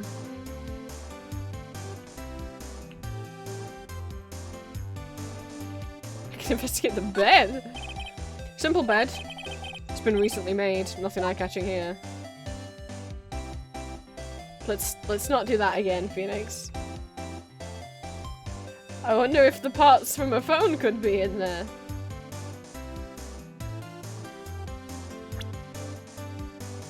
Oh, it said options. I thought it meant the options to talk to the lady. What you witnessed. Do you think you could tell me something? I need you to describe what you observed at the time of the incident. Oh, observe incident? You sound just like a lawyer in the movies. I like a man with a big vocabulary. Better not encourage her. You know that thing that occurred, happened the other day, the bad thing? What did you see when it happened? I wonder who's staying with Pinkie Pie Gang. I wonder who. Don't suppose you could tell me about it? Pretty please? Let me see. Well, dream on. If you want to know, you'll just have to come to court tomorrow, Mr. Lawyer. Oh boy. Could you just... Who exactly are you? Oh, Mr. Lawyer, are you hitting on me? No! Hey, I'm just doing my job here. Teehee. Yo, you know you're cute when you blush. Ah, I don't like this! Believe me, this is the first time in my life I've blushed this much. Like, it would be nice if someone told me I was cute when I blushed, but not you, lady. You creep me out. Right. Can you just tell me what is it that you do? Well... No! And you had your little hopes up, didn't you? Oh boy. I see there's 2 glasses on the table. Is someone staying here with you? Oh! What amazing powers of observation. You must be one of those famous detectives like on television. Oh, no, not me. I'm just a lawyer. Say, Mr. Big Detective, why don't you go look for clues in the garbage? Miss May doesn't like nosy little lawyers. Humph. Oh boy. She's talking about herself a little bit. Okie dokie. Look at my badge. Excuse me, but I'm a witness, police witness, you understand? How could I possibly give you any information in good conscience? I was showing you my badge. Me, the witness, is just like in the movies. I was literally just showing you the badge. Look, if she says the same thing, I'm not going to read it out, but I might as well try all the items.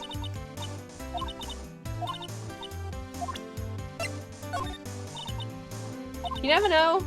I'd feel silly if I didn't try them all.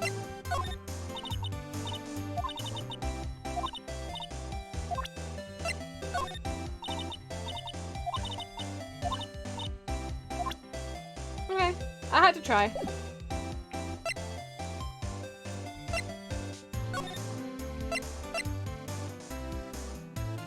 Think he's in his office yet? Seems like he's out. Well, maybe I should just wait for him to come back. Oh, he's here! That wasn't the most over-the-top clean of the throat I've ever heard.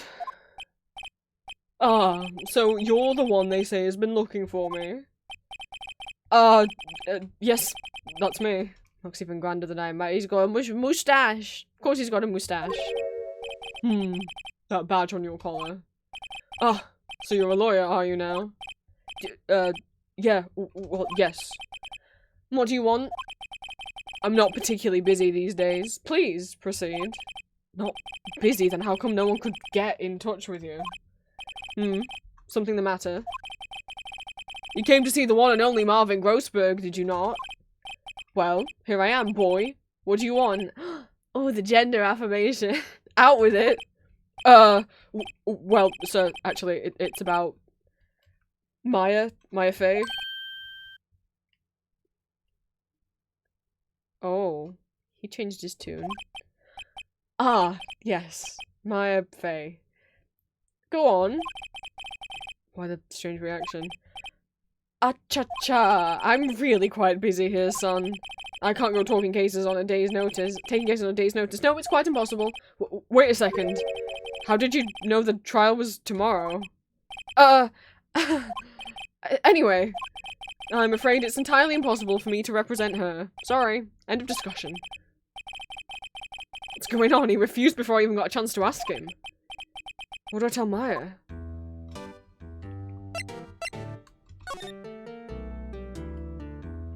I'll do the refusal. We'll do the what's the painting? That's quite a painting. Ah, you noticed? It's my pride and joy. Impressive, isn't it? Well, isn't it? Oh my god. The colour of the sky, the hue of the sea, the weave of the straw hat. It's worth at least 3 million. I have no intention of parting with it, of course. but you could like give those. They could give 3 million would do a lot of good to like people in need or people who don't have like a good home or like. All right. Deal the color of the sky. No, I won't sell it. Not even to you. I didn't want to. Wasn't interested. It's not for sale. I'm not buying. I'm not buying. How did you know Mia? She worked here a long time ago. Quite the apprentice, that one. Learned my techniques in the blink of an eye. She left one day, quite suddenly. She had a mission, you see. A mission? You could see it in her eyes. She followed it with a burning passion. Never looked back, that one. How could you just refuse like that? Please tell me why you won't take the case. Well, you see, it's just, I'm busy, you see. The client is Mia Faye's sister. Also, you just said you weren't busy these days. Mia trusted you. She knew her sister would be in good hands. Yes, of course, I know that. However, I'm sorry, but I must refuse. Sorry, goodbye. Creep. Phoenix! Fine, I don't have the time to argue with you anyway. I'll go look elsewhere. Grumble, grumble. Think not. Huh? Did you say something? I think not, I said. What do you mean? Terribly, terribly sorry, but I'm afraid no lawyer worth their salt will take on this particular case. Terribly sorry, my boy. Why? I cannot say. Do you think it's that they're all scared of Edgeworth? Or they just think that the note's too... The note's too damning. You're not being paid off, are you? I beg your pardon, but could you leave now? I've got nothing to discuss with you. What's going on here? But wait, before I go, look at my badge! Very sorry, but I've got nothing to say.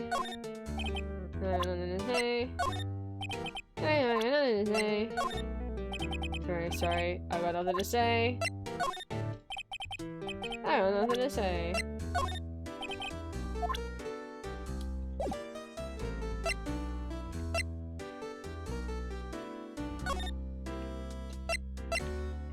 So, Maya, bad news.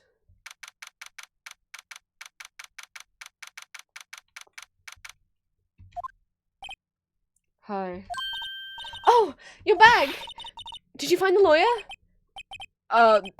Well, what do I tell her? Well, you see, I really don't think you should use that guy. Oh, Phoenix. He didn't seem healthy. He was all skin and bones. What really happened? You don't mean he refused to help? I see. I've been abandoned, then.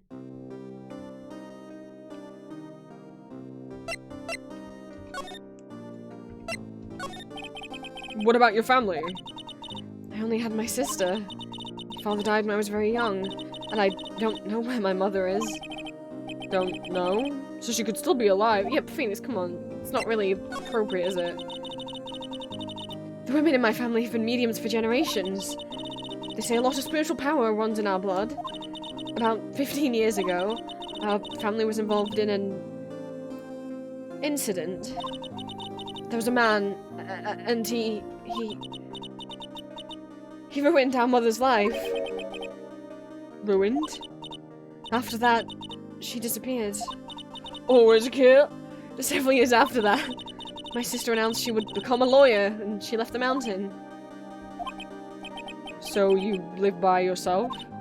Yes, I've gotten used to it. Oh, also, I had to become independent, or I would lose my powers. I feel bad for her, all by herself up on that mountain. What about this man? Who was this man who, ruined your mother? About 15 years ago, there was an unusual murder case. It made quite a stir. Everyone was talking about it, apparently.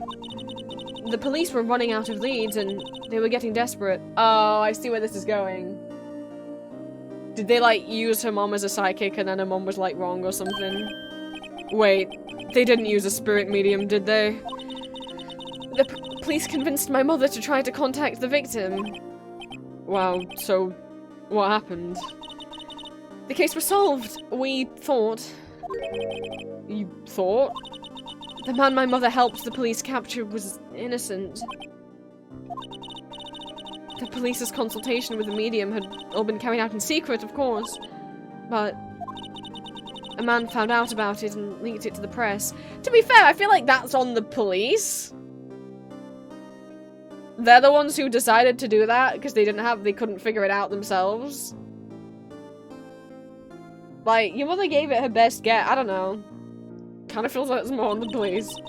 You told all the papers my mother was a fraud, and the media jumped on it big time. Why not headline be, police so dumb they had to resort to medium? My mother became the laughingstock of the nation. I see. White. Excuse me? White? That was his name. My sister told me. Wait, after she died, the text red, white, blue came on screen. White? Just a little longer now before the state-appointed lawyer comes, I guess. Time's up. What should I do? Do I just leave her? Well, I mean, I wonder if the game ends if we say go home. I mean, Grossman said no lawyer was gonna take the case, so we gotta offer again. I've made up my mind. I'm gonna defend you, whether you want me to or not. Huh? Why? Why? Well, I can't abandon you. No one is as sad as a person without any friends. I know. I've been there. A long time ago. Oh, Phoenix! Before Bubs! Look at little sad baby Phoenix! Why did I become a lawyer in the first place? Because someone has to look out for the people who have no one on their side. Maya. I won't abandon you. You can count on me. That's so kind of you. She doesn't want it, does she? Oh no, she's crying! Oh, she doesn't have any friends.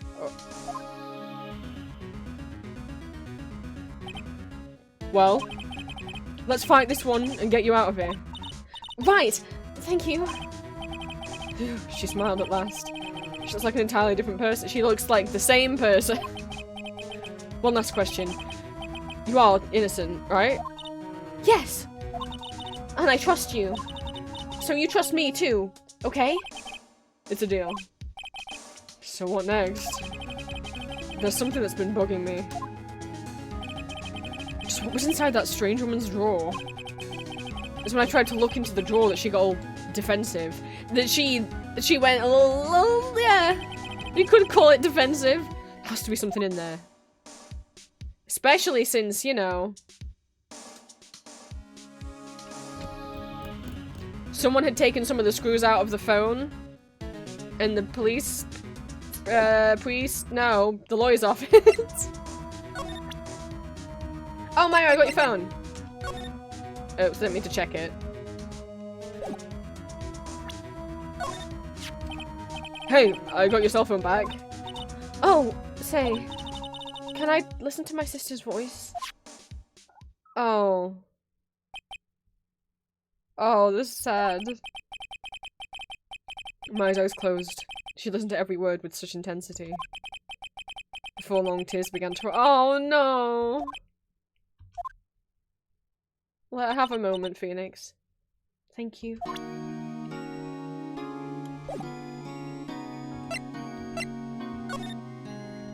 I mean, do we go back to her? I don't know. Oh! Good afternoon, sir. Excuse me, you are... Ah, I beg your pardon, sir. I am the bellboy of this establishment, at your service, sir. Oh, right. I've just come up to deliver room service, sir. Do you know where Miss May might be? Ah, I believe our guest Miss May is currently using the, facilities. If you've no need of anything, I'll be taking my leave. Please, stay as long as you like. You're just gonna... Dude! You're just gonna let us be in the room alone with her? We could be anyone! Dude, a random man walks into this lady's room because you left the door open, and you're like, oh yeah, you stay in here, so we could be a thief. We could be anyone. What the fucking kind of... No, dude, you shouldn't let us be in here. Thank you for the headpods. Yeah. Wait, no, hey. Why does it seem like every time I come in here I end up embarrassing myself? Wait, there's my chat. Yeah. Ah, I almost forgot. You came back quick. Might I ask you to inform Miss May that there is a message for her? Please tell her that Mr. White of Blue Court— Mr. White!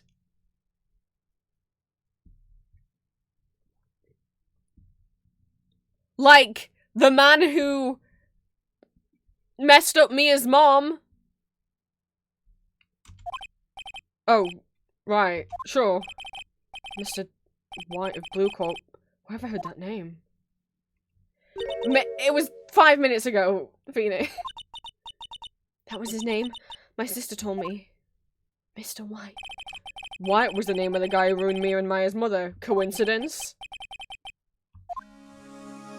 Quickly. There's a screwdriver sticking out of that half-open drawer. Now's my chance. I bet she's gonna come out of the toilet. What do we have here? It's a wiretap! That's what they took out of the fucking phone! My Yorkshire came out there and I wasn't even trying to. What would a woman like her be doing with a thing like this?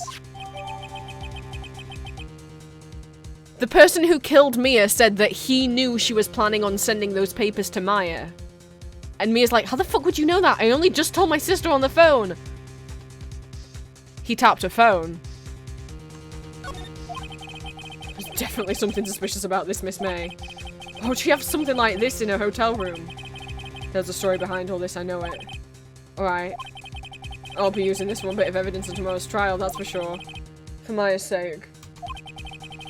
I'll get to this— Oh no! I'll get to this woman's bottom. Wait, I mean, you know what I mean. Oh, bellboy, still there? Uh-oh, time to scram. I look forward to tangoing with you tomorrow, Miss May.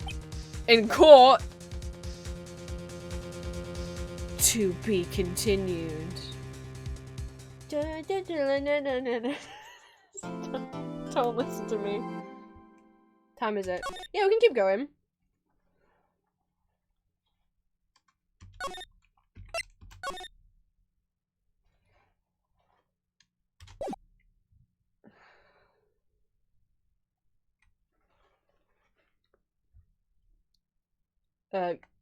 Game? Oh, thank God. What at court? Courtroom number 1. Ooh, we've been upgraded. We're on courtroom number 2 last— There he is! There he is. Be still, my beating heart. Court is now in session for the trial of Miss Maya Fey. Ms. Maya.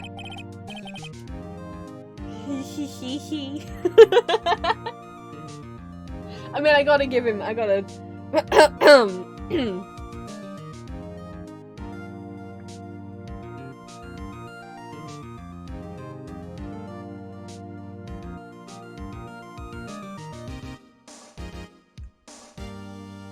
The prosecution is ready, Your Honor. The defense is ready, Your Honor. Miles Edgeworth. I'd better not show any signs of weakness today. It will be on me in an instant. Oh, if only it was on me in an instant. Mr. Edgeworth, please give the court your opening statement.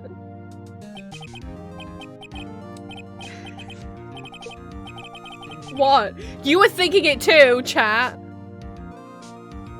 Thank you, Your Honor. The defendant, Miss Maya Fey, was at the scene of the crime.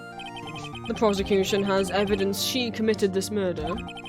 And we have a witness who saw her do it. The prosecution sees no reason to doubt the facts of this case, Your Honor. I see. Thank you, Mr. Edgeworth. Let's begin then. If we may call our first witness, Your Honor. The prosecution calls the chief officer to the scene, Detective Gumshoe. Oh, do you think he makes a good witness? Edgeworth pretty.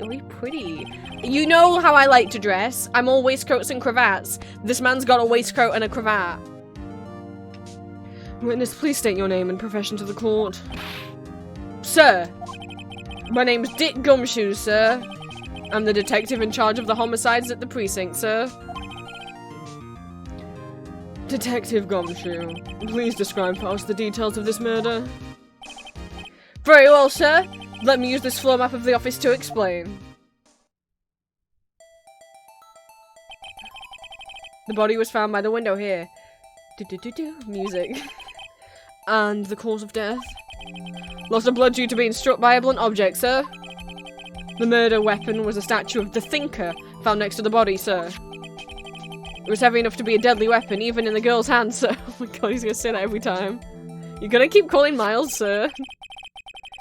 The court accepts the statue as evidence. They're still calling it a statue. Floor plans added to the court record. Oh, you changed pose. No, detective. Yes, sir? Plan! I didn't say that out loud, but I was like, there's a joke, there's something in there to be said. Plant said, they don't call Miles, sir. Goodness. You immediately arrested Miss Maya Fey, who was found at the scene, correct? Can you tell me why? Yes, sir. I had hard evidence she did it, sir. Detective Gumshoe, please testify to the court about this hard evidence. Dun dun dun dun. As soon as the phone call came in, I rushed to the scene. There were 2 people there already. The defendant, Ms. Maya Fey, and the lawyer, Mr. Phoenix Wright. I immediately arrested Miss Maya Fey. Why? We had a witness account describing her. The witness saw Miss Maya Fey at the very moment of the murder. From that distance? The very moment, you say. Very well, Mr. Wright. You may begin your cross-examination. Yes, Your Honor. Cross-examine what? I couldn't see a single contradiction in that testimony. Whoosh! Smack! Hey, Maya just threw something at me. What's this? My sister couldn't find any contradictions in a witness's testimony. She would bluff it and press the witness on every detail. The witness always slips up and always says something wrong. Well, lots of times. Yeah, but Gumshoe's not lying, though. He's just being told lies. He's not lying. He's just not very smart. Alright, let's give this a try. Something the matter? No, Your Honor. I'd like to begin my cross-examination.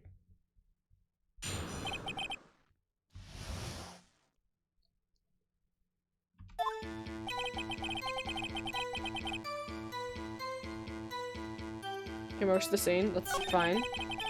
2 people there already. Yeah, there were. Yeah, we were there. Should I press on that? I guess that's fine.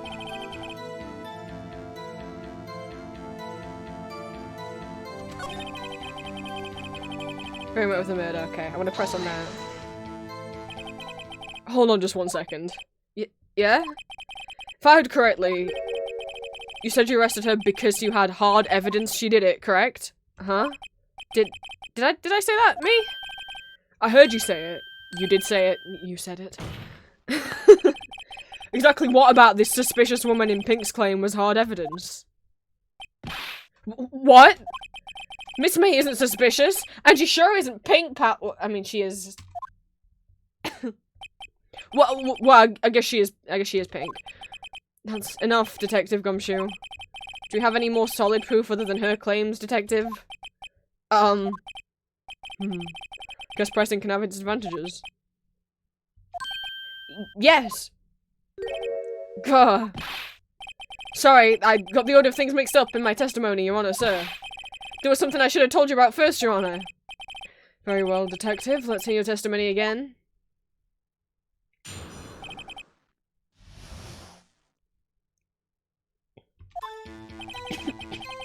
After securing the suspect, I examined the scene of the crime with my own eyes. No, he found the paper before he arrested Maya. That's not true.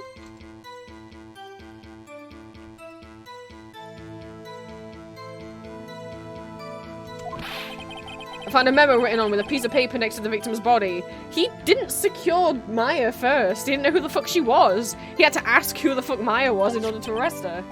On it, the word Maya was written in blood. Lab test results showed the blood was the victim's. Also, there was blood found on the victim's finger. But did she write upside down? Before she died, the victim wrote the killer's name.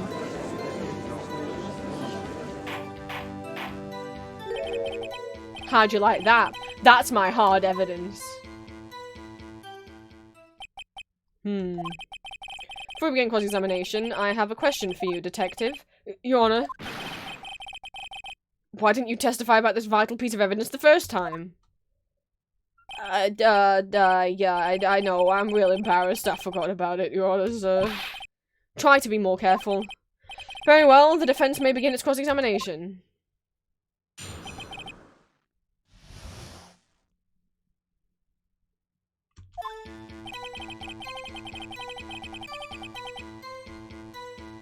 I mean, that's not true. They didn't secure- she wasn't a suspect, was she? Unless he told them to stay there.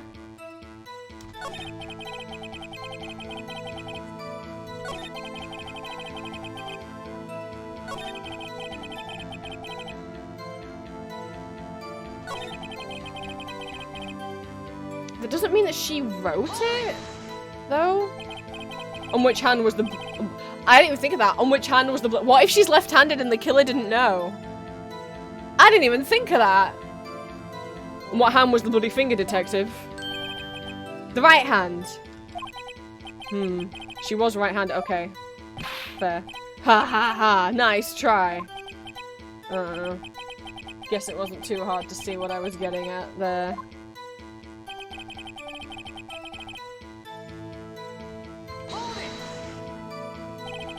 Detective Gumshoe, do you get a lot of cases where the victim actually writes the killer's name? Sure, it happens all the time in books and in the movies. This isn't a movie, Detective. Oof. It's hard to say detective without Connor in the back of my brain.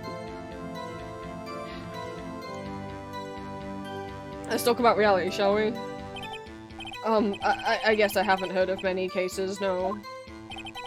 Don't you find it a little odd that the victim would write down a name? Especially the name of her own sister. Yeah, actually you got a point, pal. Hi. Stop right there. The witness's opinion on the matter is irrelevant. The facts are clear. The victim wrote down the name of the accused. The victim told us the name of her killer.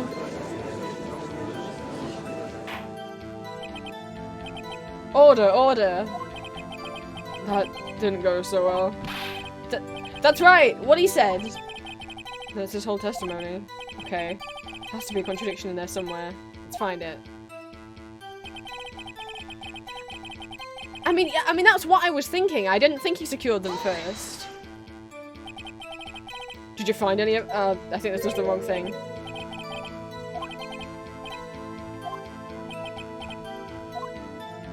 Okay.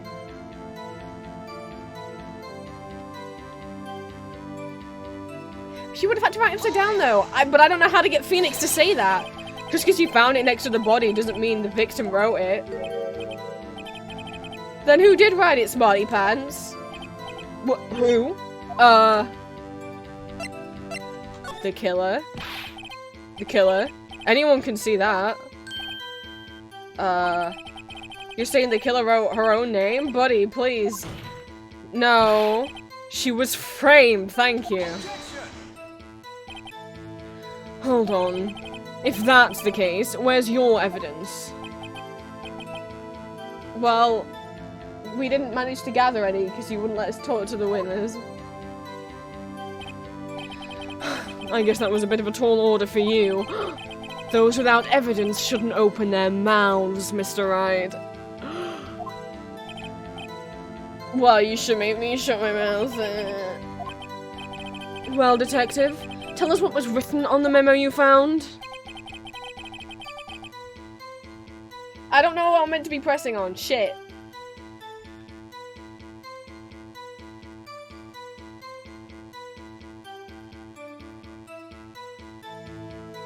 I guess I'm pressing on everything. Do you have proof it was Mia who wrote that? Of course I do, pal.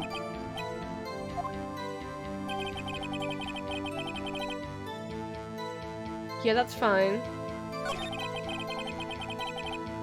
Well, I did that one. I mean, we don't know that. Oh, well, no, not this again. Ah, shit. Oh, I'm sorry, guys.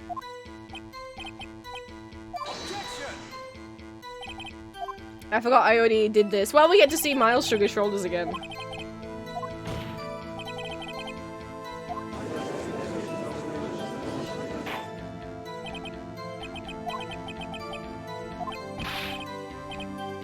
But I'm not meant to be pressing. I'm meant to be showing evidence. What do I have?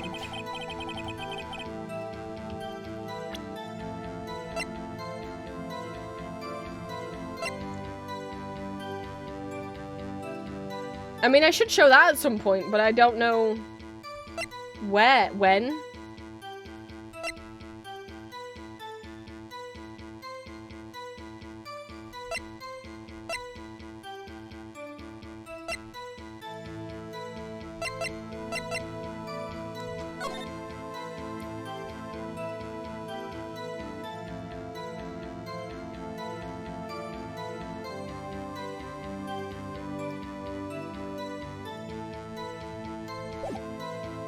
I guess I'm just, look at this.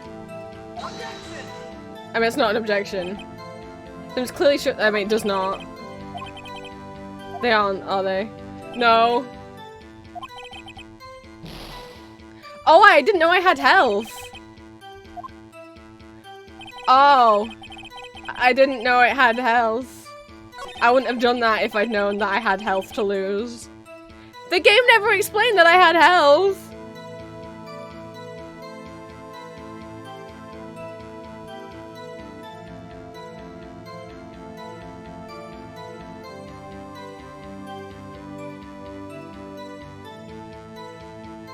I want to say, shouldn't the paper be upside down?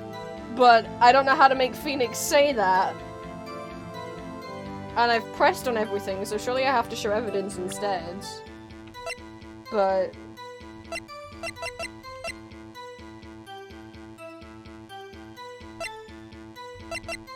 and like, I want to show these, but that's not relevant yet.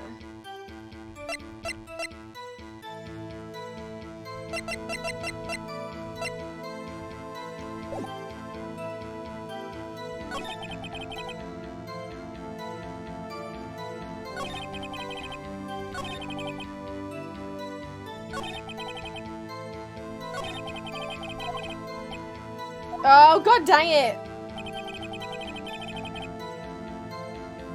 Oh no, my brain cells!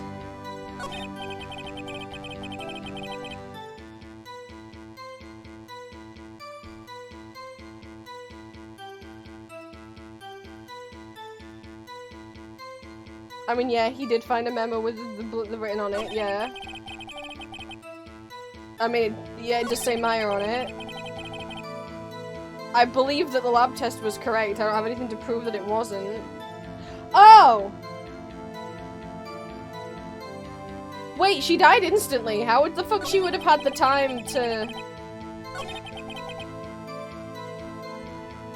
Damn! I got... my brain cells came back to me! She died instantly.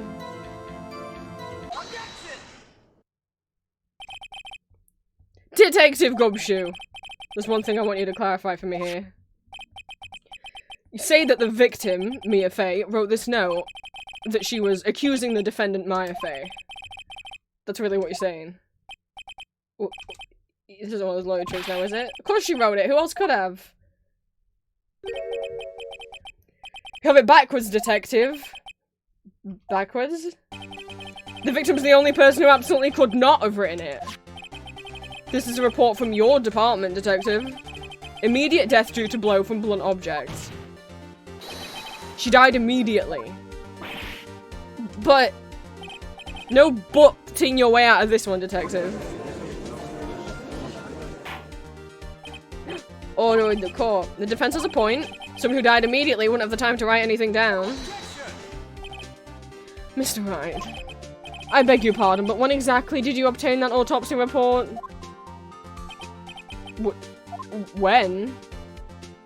Oh, shit.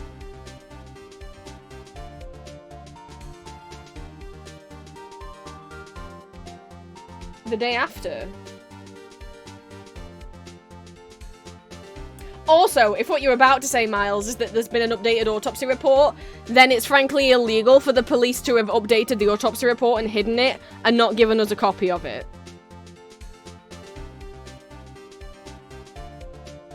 Like, that would require, like, there to be able for the court to adjourn so that we had time to go over it so we could prepare his case. Anyway. It wasn't the day up. She was killed at night and he gave it to us the next morning, so... It was the day after the murder. Prosecutor's point being... Tut. An autopsy report is outdated, Your Honor. What? A second autopsy was performed yesterday at my request. Death was almost immediate due to blow from a blunt object, but there is a possibility the victim lived for several minutes after the blow. I received these results this morning. No way. Your Honor, it's quite easy to imagine that the victim did have time to write Maya. He took a little bow. That is all. I see. You're not allowed to hide evidence. Should know there's something up your sleeve. That's not... Also, a possibility also isn't hard evidence, is it? It's a potential. Why, Mr. Wright, you look so shocked. Something you want to say? Oh, I can only say you're a sham, the detective's a sham, or I'm a sham? I'm gonna call the detective a sham. I don't want to call you a sham. Dude, Gumshoe, you're a sham! How could you give me a faulty report? I thought... Detective Gumshoe? I'm disappointed. Look at him! I'm disappointed in you handing him the wrong report like that. I'm sorry, sir. You are at fault, Detective. This isn't going to look good on your evaluation next month.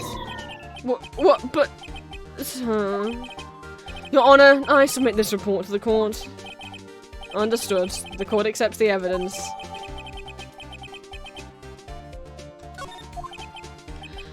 Well, Your Honor, the evidence strongly suggests the victim was identifying the killer.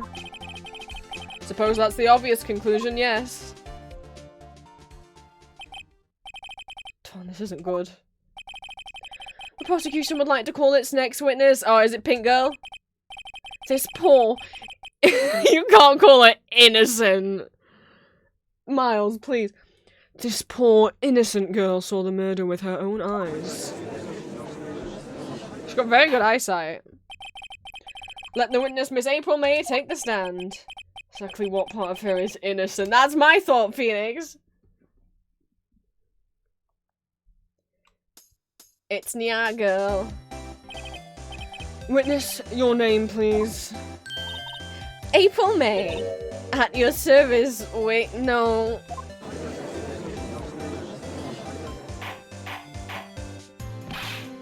Order. An introduction should not require any reaction from the crowd. Oh, are they just seducing the jury? Why did she wink? Because she's got no control over us. The witness will refrain from wanton winking. Oh, yes, Your Honor. This is not good. She's already captured the hearts of every man in this courtroom. Tell us, where were you on the night of September 5th when the murder occurred? Gee, I was like in my hotel room, teehee. I checked in right after lunch. And this hotel is directly across from Faye & Co. law officers. That's right, big boy. It's fucking. Please testify to the court about what you saw.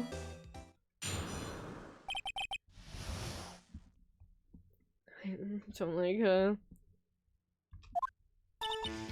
It was like 9 at night. I looked out the window, you know? And then, ooh, I saw a woman with long hair being attacked. The one attacking her was that mousy girl sitting in the defendant's chair.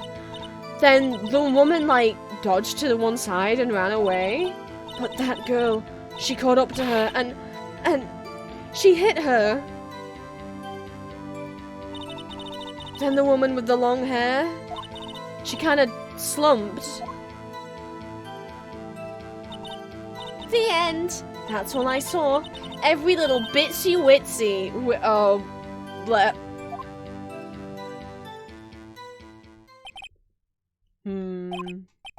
Well, Your Honor. I see. It is remarkably solid testimony. I don't see a need to trouble the witness any... Hey. Wait, Your Honor? Yes, Mr. Wright. What about my cross-examination? I thought the witness telling me just now was quite firm, didn't you? Mr. Wright, I understand you were Miss Mia Fey's understudy, were you not? You must know her techniques well. Her cowardly way of finding tiny faults in perfectly good testimonies. Or, Edgeworth, sometimes the police arrest the wrong person. Hey, how dare you? Well, Mr. Wright, will you cross-examine the witness? Yeah. I'll gladly proceed with the cross-examination. Only because I have a feeling Edgeworth doesn't want me to. She has to have some weakness. Very well, you may begin your cross-examination.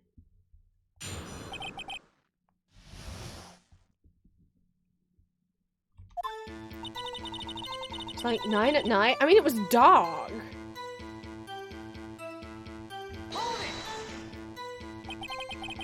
What? No, why? I don't want you to ask why she looked out the window. I want you to know how she saw anything, because it was nighttime.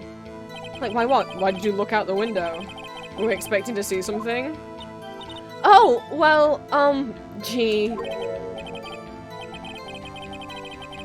What? That's such kind of the question that easily. I sort of, you know, jiggle boobs. I had a feeling. Well, I have a feeling she's trying to avoid the question. Maybe I should press a little harder on this one? Go for it. Let's see how far I can run with this. Surely you must have had a reason to look out of your window at that time of night. Oh! Mr. Wright, I will not have you badgering my witness. We're not badgering! Badgering! You insist on needling her with these trivial questions. I really don't think it should be allowed. Oh no! Yeah! Stop him! He's being mean to the girl! Dear God. Mr. Wright, you have been warned. Poor girl! What about poor me? You looked out of the window. What did you see next? Then, oh, I saw a woman with long hair being attacked.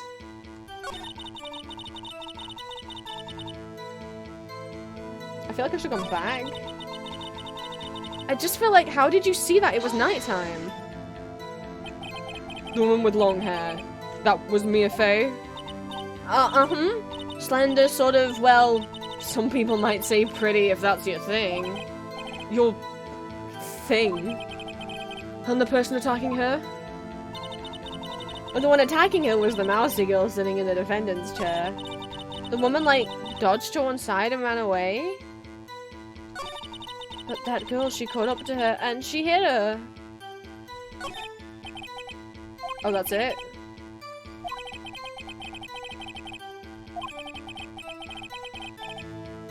Okay. I thought there was more.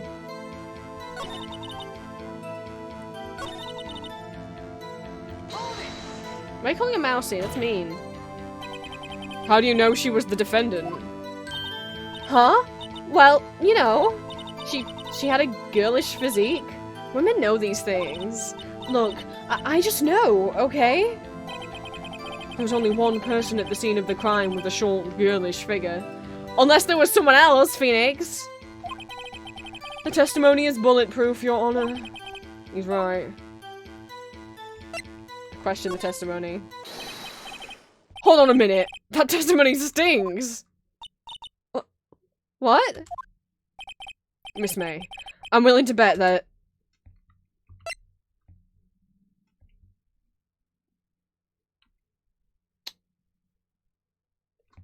Think she's lying, or do you think she saw nothing? I mean, that's the same thing. I don't really think she could see. I think she was just told, like you know, when to call. Which does also mean she was lying. I'll say that she's lying. Did you really see the defendant?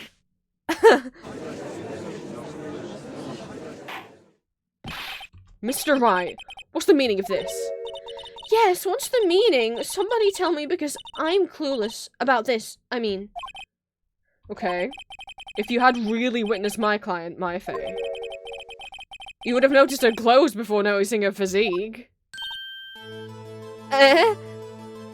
Oh, she's twitch. She's a little twitch.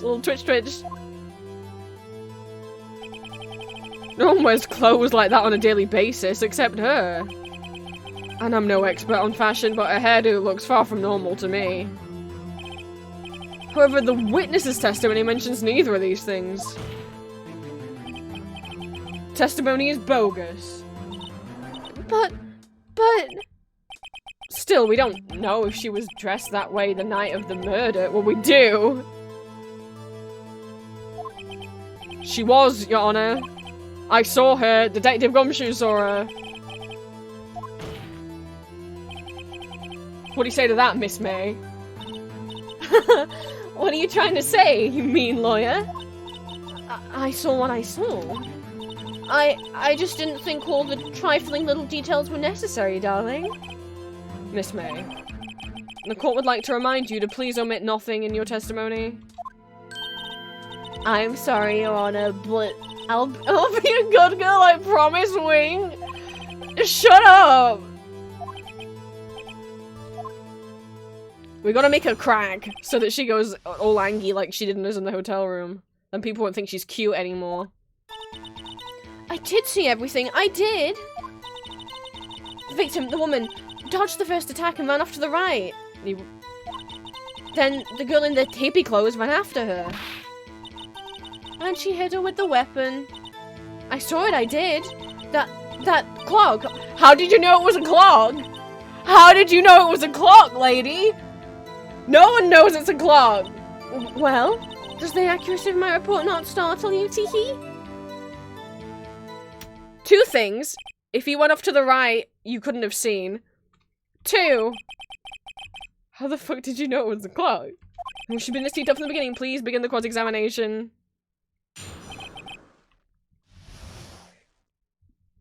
The police wrote it down as a statue. How did you know?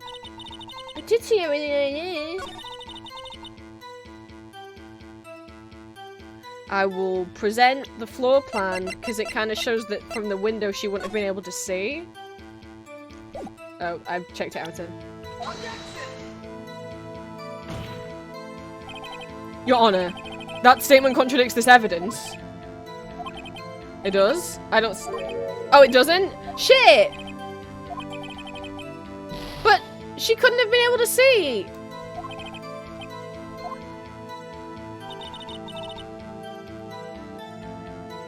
I'm gonna press.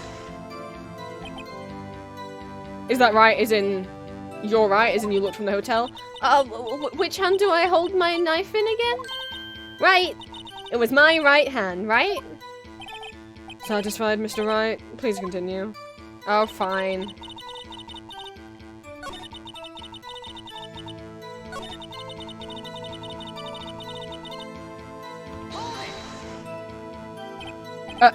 A clock? Didn't this come up in another testimony recently? Well, don't look so sour, Mr. Lawyer. You can't win them all. No, but I have a feeling I'm onto something now.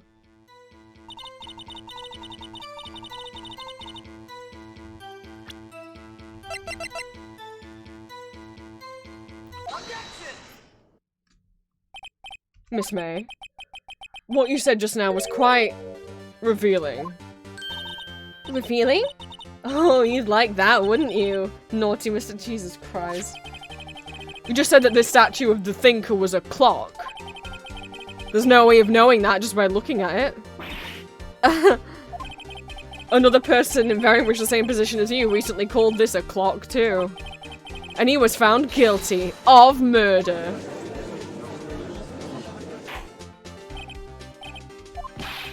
Miss May, can you explain how you know this was a clock? The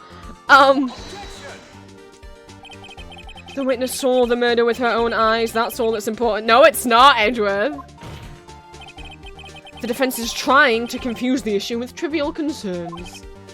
Yes, yeah, of course. Show your question, Mr. Wright. No! But questions are all I have, Your Honor. And as you may recall, I've caught murderers with these questions before. Well, only once. Objection sustained. You may continue to question it. Like, Your Honor, just because she winked at you and jiggled her boobies. Huh? What? So, what happens now? What happens now is you answer my question. How did you know it was a clock? What? That's... because I heard it? Yes, I heard it say the time. From across the street? So you've been to the law office of Fee & Co? No. Hey, I didn't say that. Why would I go there? I heard it from my hotel room. Hee. She heard it because the fucking wiretap.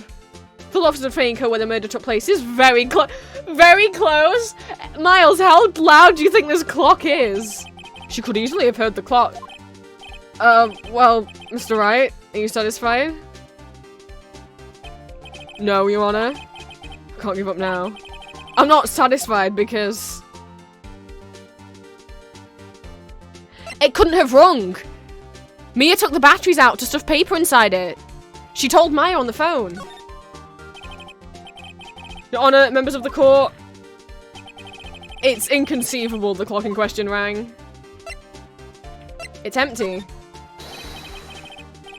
That clock is missing its clockwork. How could you possibly just take a look right now? Oh! See anything interesting, Your Honor? It's just the defense says. This clock is missing its clockwork. It's quite empty. Mr. Wright, would you care to explain to the court the meaning of this? It's as you can see, the clock was empty. It couldn't have rung. Therefore, this witness is a big, fat liar. Oh, please don't. Let's not. Well, Miss May? No, no, no, no, no. Tisk, tisk, tisk. Quite a show you've put on for us, Mr. Wright. He knew the clock was empty. Somehow, he knew. I'm afraid you've forgotten one thing, however. Indeed, the clock is empty, as you say. It can't ring. However, we must ask, when was the clockwork removed? Yeah, but I already know that. I've got a recording. If it was after the witness heard the clock, then there's no contradiction. Are you saying... I guess they could be saying Maya removed it, or the police removed it? Impossible.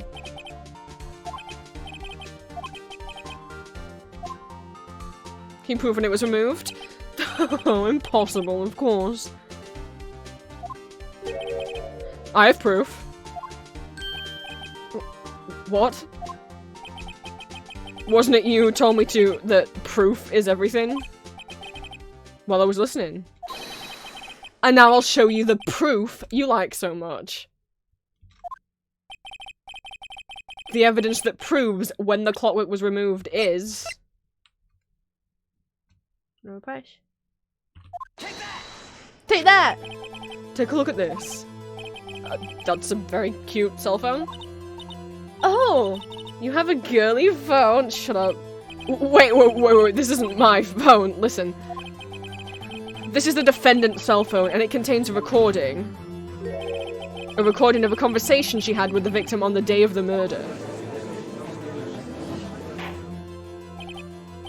Order. He's not happy. The defendant's cell phone. This wasn't brought to my attention. Perhaps Detective Gumshoe overlooked it. Good detective better remember he's up for evaluation soon. I gotta say, I'm starting to feel bad for the big fella. Let's hear the conversation. So you just want me to hold on to the thinker for you then? If you could. Ah, I should probably tell you, the clock isn't talking right now. Huh? It's not working? That's lame. I had to take the clockwork out. Sorry. Oh, fucking forgot about that beep at the end. That's horrible. Why is it so loud? I would have turned my sound down if I'd remembered. Yeah, you didn't bring us the updated autopsy. Your Honor, I think it makes it clear the clockwork was already gone by the time this was recorded. Which was well before the witness even arrived at her hotel. Well, Miss May, would you care to explain this to the court? Just how did you know that the weapon was a clock? Well, isn't it obvious? I saw that clock before. What store was it at again? I go to so many. It was made by my friend Mr. Butts. Oops, I forgot. Wink. So the witness had seen it before? That would make sense. Does the defense have any objections? Yes. The witness claims she's seen it before. But this directly contradicts a piece of evidence already submitted to this court. Well then, let's see it. Please produce this evidence. Oops. Use an enter. Take that! It's simple. This clock was never in any store ever. What? A friend of mine made that clock. Only two exist in the world. And the one that isn't in here, the one that isn't here, is in police custody. Impossible, everything is sold in stores. Miss May, I think it's high time you went shopping for a better excuse. Oh!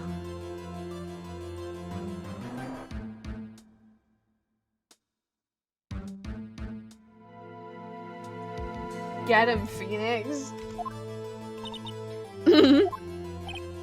Oh, the excuse is not on sale today. Oh, damn, Phoenix.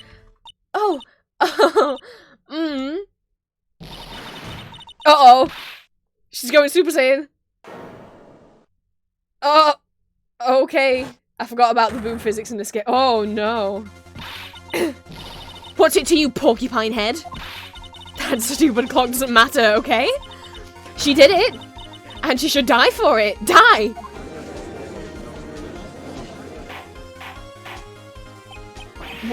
Whoa, let's not get ahead of ourselves. This is a court of law and the witness will remain calm.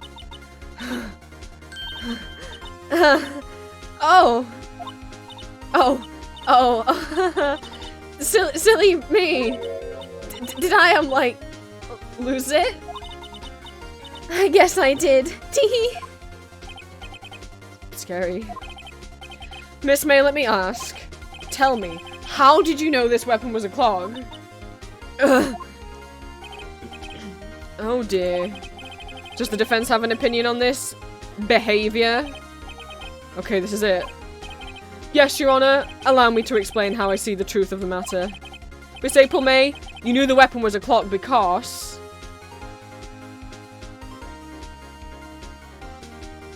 I don't... She couldn't have held it. She was in her hotel room pretty soon after the murder.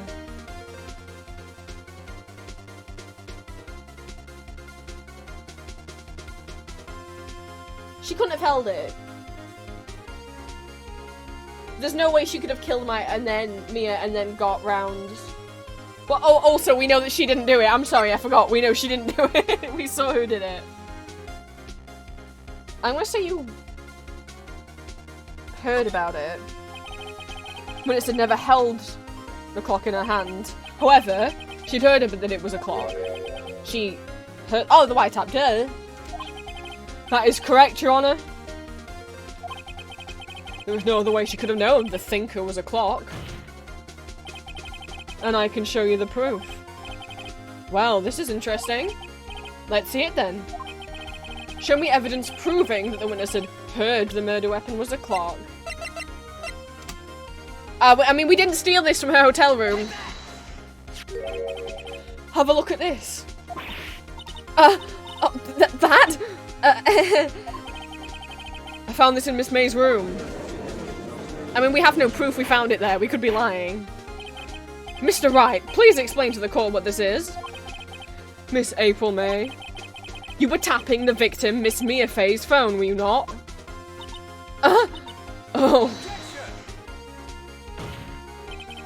Your Honor, this is irrelevant. I don't think it is, Bedouin.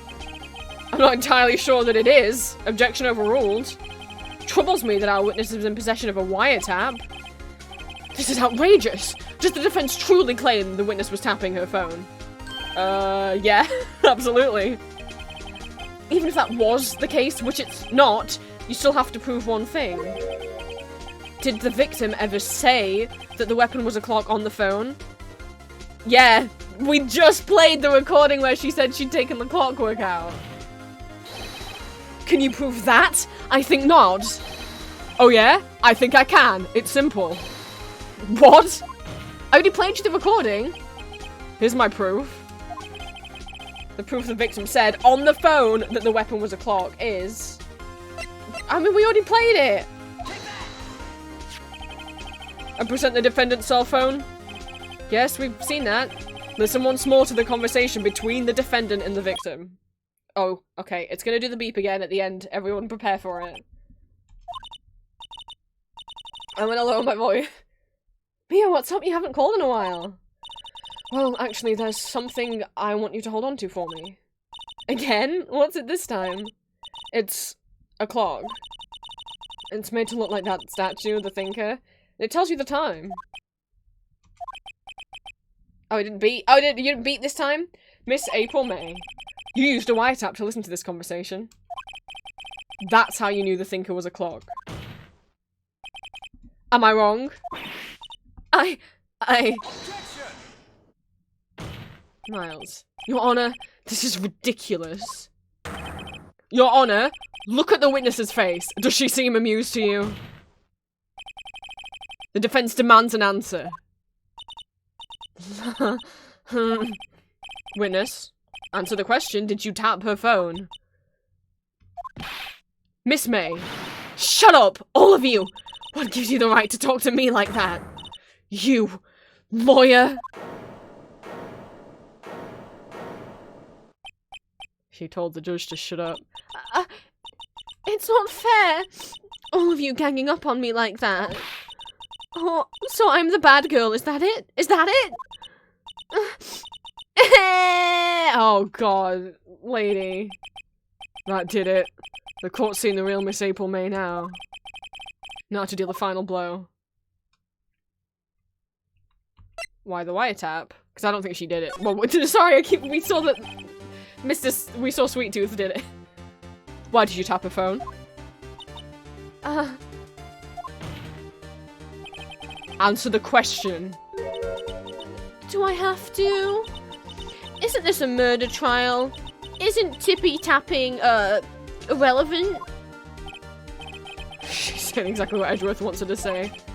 Miss May, you were tapping the victim's phone. I hardly call that irrelevant. While this court does not condone the defense's tone of voice, he has a point. Well, Miss May, do you have an explanation for the court? Can you prove you had nothing to do with this murder, even though you tapped her phone? I'd like to see her pull that off. Mr. Lawyer, I saw that evil, evil grin. You were probably thinking, I'd like to see her pull that off, weren't you? Oh, she's good. Well, you're not the first man who's thought that. And of course, I can, and will.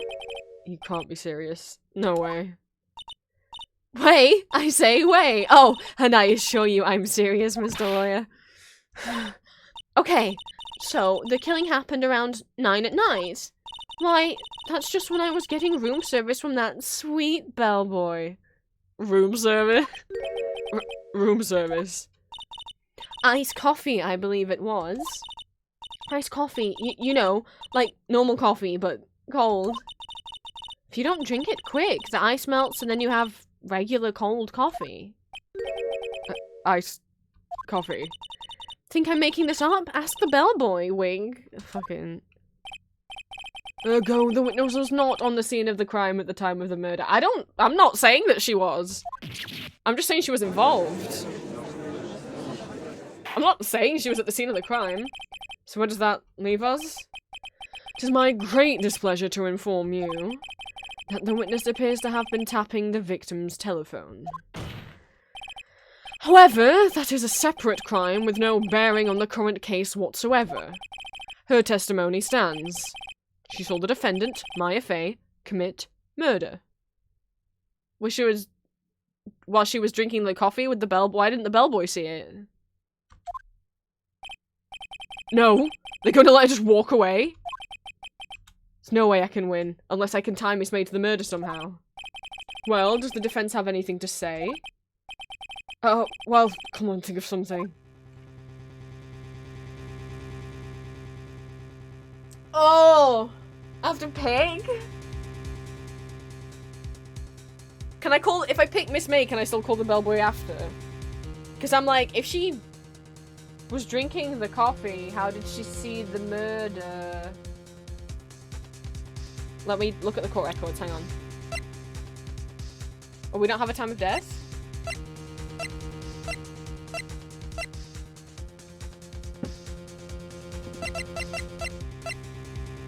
God dang it. Just thinking, if she's saying that she was drinking the coffee at 9, then how was she also just chilling? Well, I guess she could have been drinking the coffee and looking out the window. I guess call the bellboy.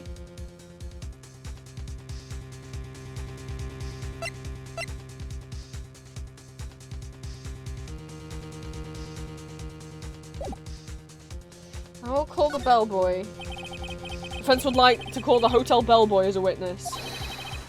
Something suspicious here, and I'm gonna get to the bottom of it. I think you've sunken quite low enough already. I object to the calling of this bellboy.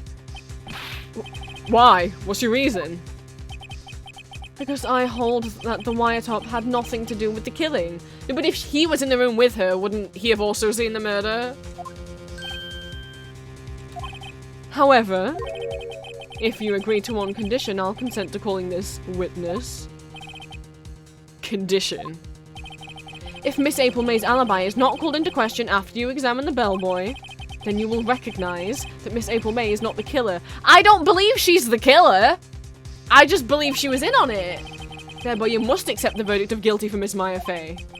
That is my condition. I don't think you get to decide this. I think the judge decides whether or not I'm allowed to call the witness. What? I better find that something suspicious in that testimony, otherwise Maya will be declared guilty on the spot. I gotta accept the condition. Alright, I've got nothing to lose. Except for, well, everything. Understood. I accept you. Edgeworth isn't the fucking judge! Fool. You fell right? Oh my god, we've activated his trap card. Uh-oh. Wait. Very well. The court calls the hotel bellboy to the stand. I believe we're ready for the witness to testify. He certainly does look like a bellboy. Did you brought your tea tray with you?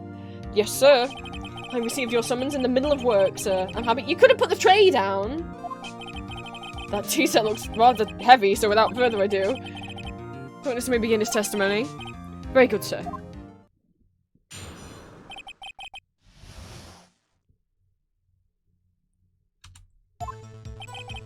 I'm the head bellboy at the fine Gatewater Hotel, in business for 4 generations.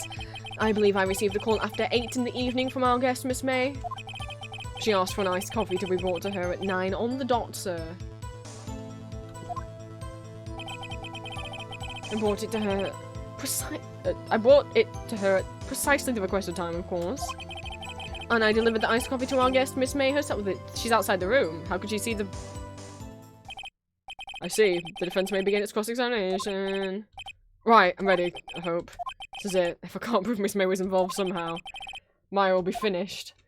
Hope I picked the right option.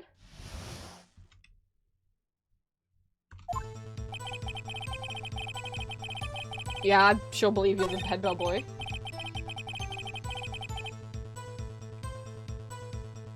I didn't think she was at the hotel. I'm gonna press. Are you sure it was Miss May on the phone? Alex, hi, welcome in. Absolutely, sir. We're questioning this dang bellboy and you won't put his tea set down. How can you be so certain? I checked Miss May in personally, sir. Not only did I see her in her stunning radiance, but I also heard her voice. And then I saw them, and I... Oh my god, he's talking about her boobs! Okay. Okay. The point being, I remember her quite well, sir.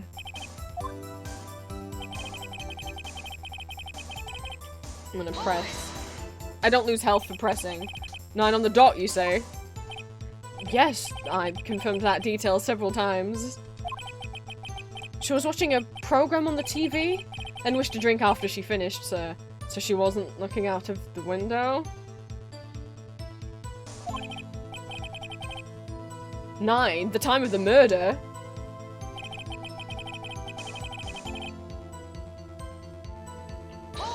So, she was out of her... Precisely 9, then? Precisely, exactly, and most definitely, sir. 9 PM. How can you be so sure? Miss May was quite insistent that it be brought then. Oh, bellboy, tee-hee. I'd like iced coffee at exactly 9. Something like that, sir. Therefore, I knocked on the door at the crack of 9, sir. Why would she be so particular? Also, that was the time of the murder, right?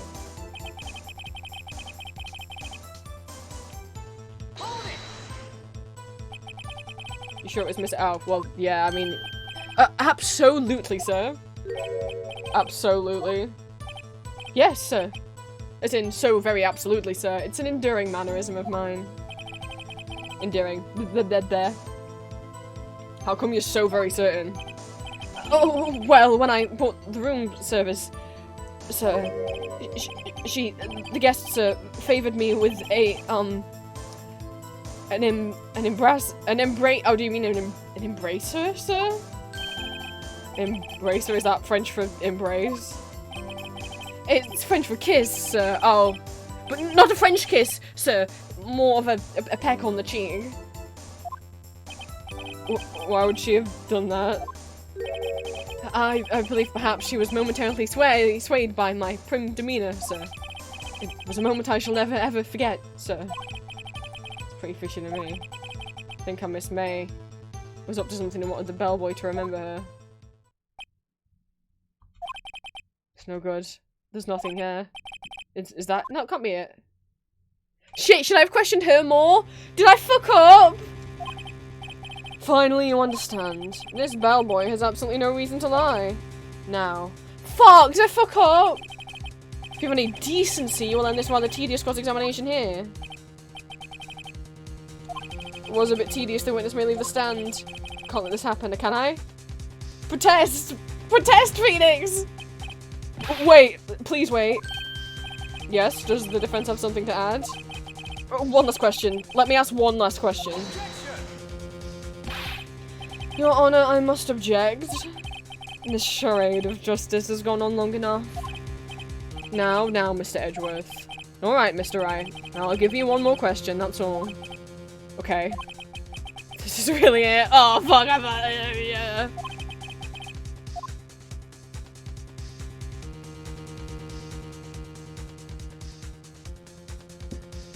Okay, it's not checking.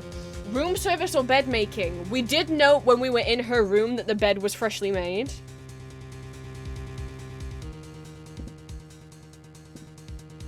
Why did we note that?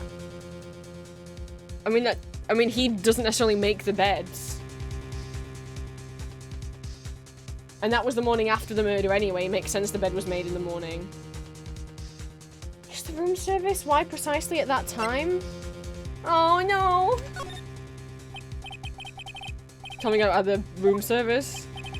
Again, sir? Exactly 9. I delivered room...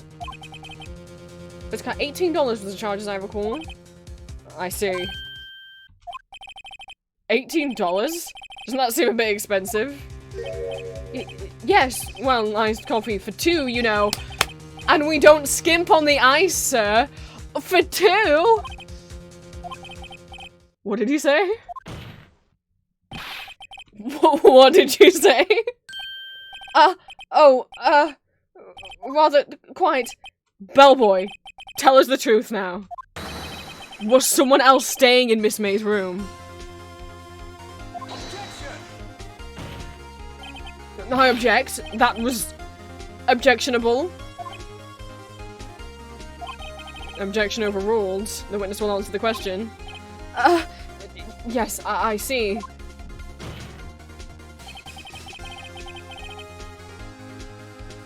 Why did you not mention this in your testimony? Well, sir, you didn't ask. Did she bribe you with the smooch? Nice try. That's the sort of thing you're normally supposed to mention. Yes, quite, indeed.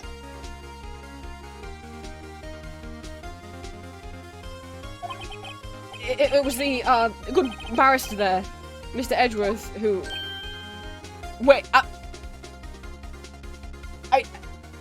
are you saying Edgeworth confused you, or are you about to say Edgeworth was in the room? He asked me not to mention if I wasn't specifically asked. So he kind of coached you to almost lie? That could get you sanctioned, Mr. Edgeworth. You fool. Edgeworth. If you hate crime so much, do you not, you know, then surely you'd want to punish the real criminal? And you don't think it's suspicious that your witness is, like, real suspicious? Like, come on, Edgeworth. If you're really like, I just want to take down criminals, then, like, try harder to find the real killer. I've done it, I've won.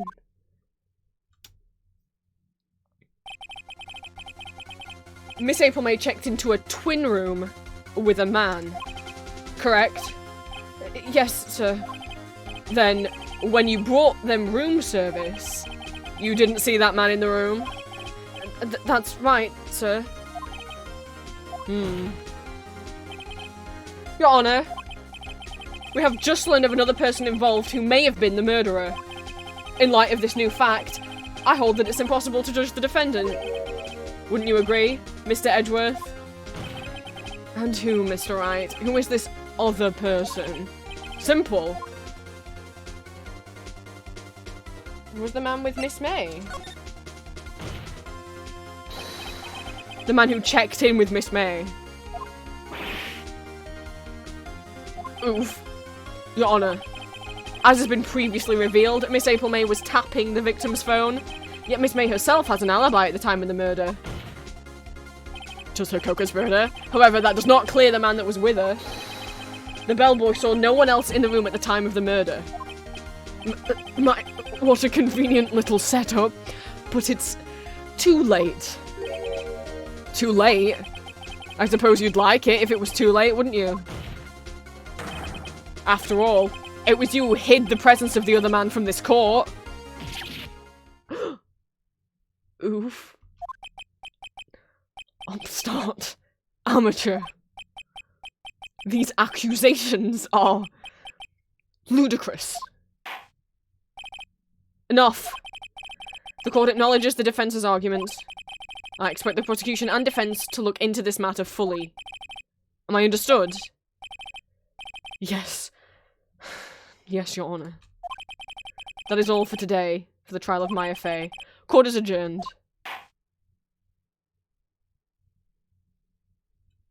I did a thing!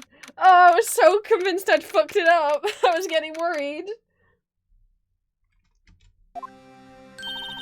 Mr. Wright! You were amazing in there! Really? I think I might be your newest fan! We got a fan! Oh, I was just doing my job, you know? Then again, that other attorney was pretty cool too, I know, right? I mean, no! Huh? That face of his, with his eyed wide and trembling lips? Maya! It sent shivers up my spine too.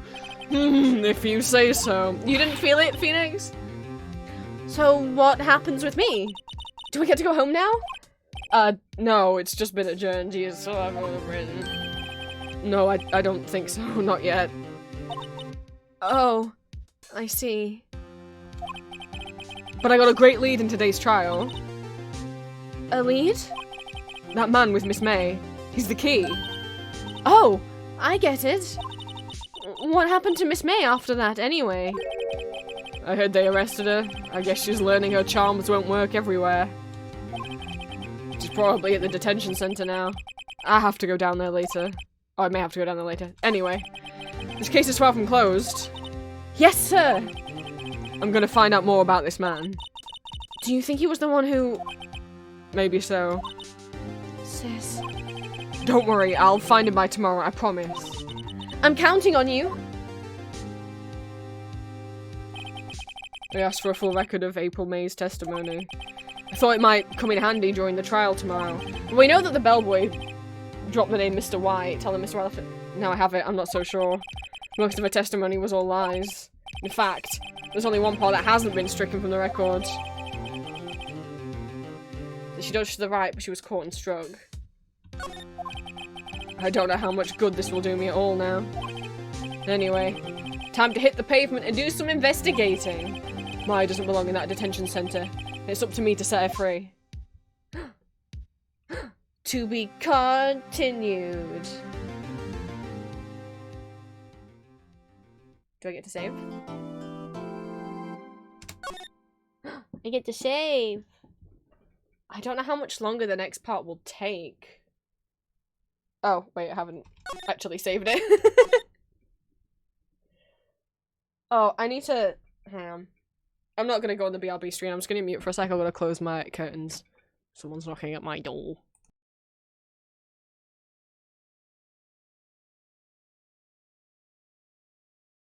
I'm leaving you guys alone for 1 second. Behave.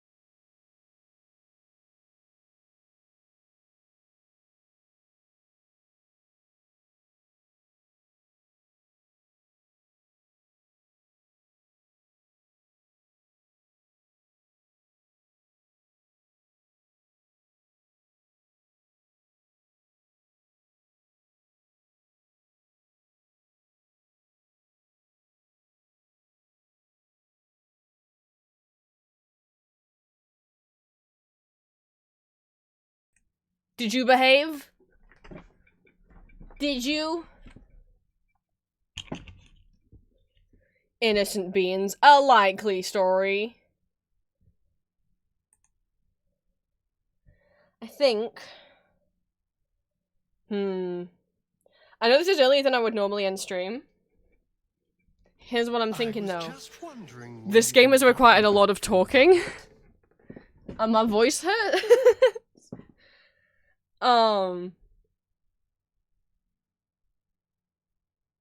We could leave it on a cliffhanger and find out who killed, well, we know who, and be able to prove who killed Maya on Friday.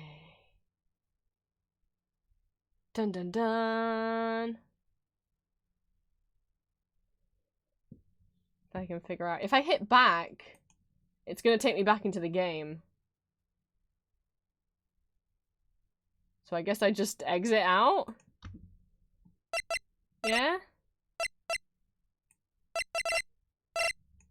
I'm scared. I guess I just click X. If I hit backspace, it's gonna put me back in the game. Guess I just I just closed the program? There's no escape menu. I can't go back to the menu. You better have said, oh, it crashed. It crashed. It crashed.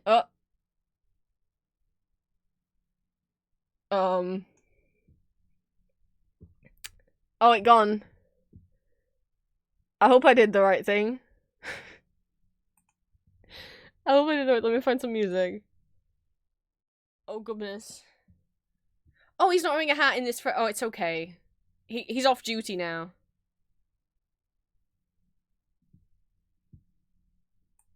Let me find the music. This is what I was listening to yesterday, so it's just the first that popped up. Don't mind it. Oh, that's not the one I went to click on. There we go. I'm putting Friday Night Funkin' on in the background. Right. I hope that was enjoyable. Obviously, it's a very different kind of game than what we would just play. I hope I'm not too stupid. I hope I'm big braining. Where's my phone?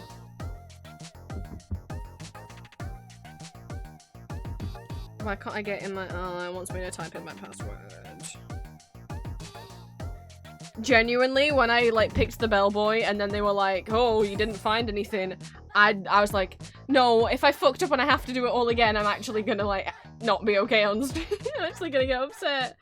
But I didn't fuck it up, so I didn't get upset.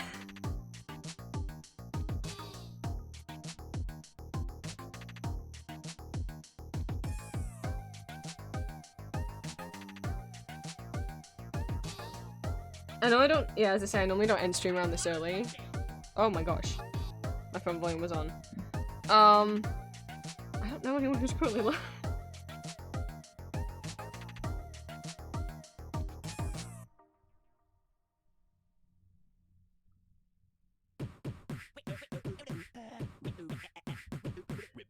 Well, we could always wait a minute, because I was going to chat a little bit anyway. So we'll keep doing Phoenix Wright on Fridays. Saturdays we'll keep being like chatting and art and stuff. Obviously, I just really wanted to start Phoenix Wright this week. I'll be doing it Swords on Monday again.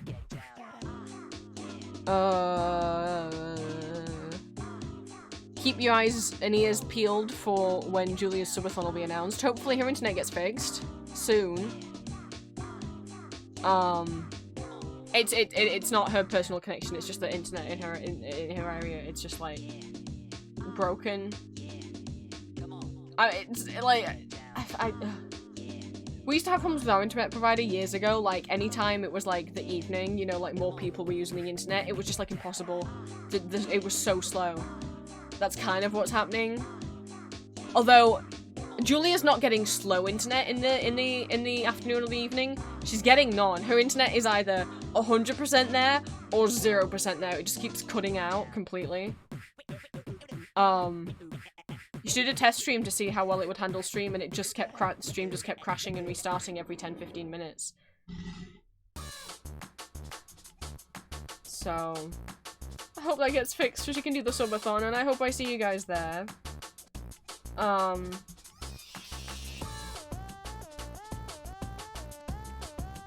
What else do I got to say? I don't know. It's been a stressful week, both in terms of I did my taxes and in terms of the home situation's not been good this week. It's not been good this week. Ooh, also yesterday. But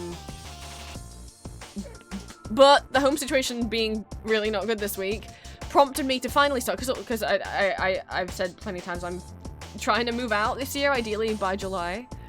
Because I gotta get away. I gotta get into a safer place. So,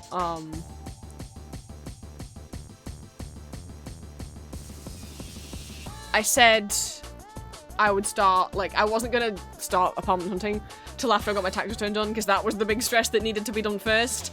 If you're self-employed in the UK, you do your own taxes, and you have to have them in by the end of January.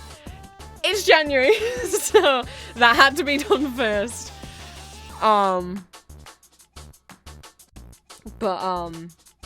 now that that was done, on Friday yesterday while I was waiting for Julia to wake up so we could have her birthday celebration together, I have officially started apartment hunting. I've made myself a little Google Doc, and I've got, like, information about the cities that I'm looking at moving to, and, you know, about things about that particular area, and then also scrolling through, you know, looking at places online, and anytime I see one that I like, I'm, like, screenshotting all the information and putting it in the Google Doc with, like, a list of pros and cons for each apartment. I haven't been doing it, I did a little bit yesterday, I did a little bit today before stream. I found 4 that I'm like, those are okay, like, on my maybe list so far. If it's a no, then I'm just not including it on the list, what's the point? So, we shall see. Some of the ones that I'm liking are pricier than I hoped, but if my income stays at what it's at, if Patreon stays at what it's at, or increases, but if Patreon were to stay exactly as it is right now, I'd be able to afford those slightly nicer apartments. So we'll see, because I'm still torn between my dream for when I moved out was that I wanted a 2-bedroom. Obviously one to be the bedroom for me, and the other one, it can be a tiny little shoebox, the second bedroom, I don't care. I wanted to use it as like an office. Because I do Etsy. I've been having an Etsy shop since 2017, and at the moment, my storeroom is also my bedroom. I have so little room in my bedroom because there's stacks of Etsy stock. In terms of where I'm keeping, like, all my stacks of, like, cardboard boxes and, like, envelopes that I package stuff in, they're in the garage. I need to bring those with me. I don't know where they'll go if I just have a 1-bedroom. Like, boxes of stock and boxes of packing supplies. If I could have an extra little room that can be, like, my storeroom, and also that would give me the space to get a Cricut or, like, a sticker cutting machine. So then I could make more stickers at a faster pace, because at the moment I cut them all out by hand.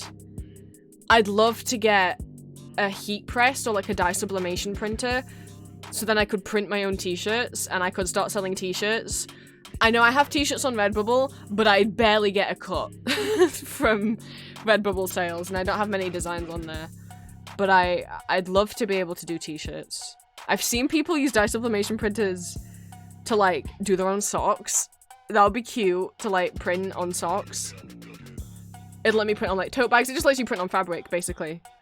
I'd love to be able to do that. And I'd love to have, like, more original design stuff in my Etsy. Like, that's always what I wanted to do, is to always have, like, more original stuff. And I don't mean, like, my OCs. I don't mean more Ambrose merch, though I'm happy to make more Ambrose merch. I just mean, like, just kind of generic monster or vampire themed stuff, gothic themed stuff, cryptid themed stuff, you know, like pride themed stuff that isn't like a named OC with lore and stuff, but also isn't fan art. Especially because what would be nice is to move to an area that had, like, fucking nothing happens where I live, but to go to an area that has Comic Cons or, like, art fairs or, like, craft markets, you know. I used to do Artist Alley at conventions, but since COVID, all of the cons I used to go to closed down, and I don't drive. And we don't have amazing public transport here, like, and I don't live very close to anything. Like, if I were to still do cons, my dad would have to drive me, and I don't feel like it's very fair to ask him to drive me hours and hours. And then work all day at the store, you know, like, that's not fair. And he doesn't want to do that, and I wouldn't, you know. But if I lived closer to places that had cons, and I could get, like, a train or a bus or whatever, then I could just, like, pack a suitcase and bring it on. That would be nice. I'd love to be able to sell in person again. I miss Artist Alley. I miss networking with other artists. Sometimes at certain Artist Alleys, I remember, like, the sweetest, and I don't think she does Artist Alley anymore. I lost contact with her. But at one of the Artist Alleys that I did, one of the Comic Cons I worked at, it was like it was like my 4th con, I think, by that point. And her first, and she was going around to every artist stall asking if they wanted to trade, like, art prints.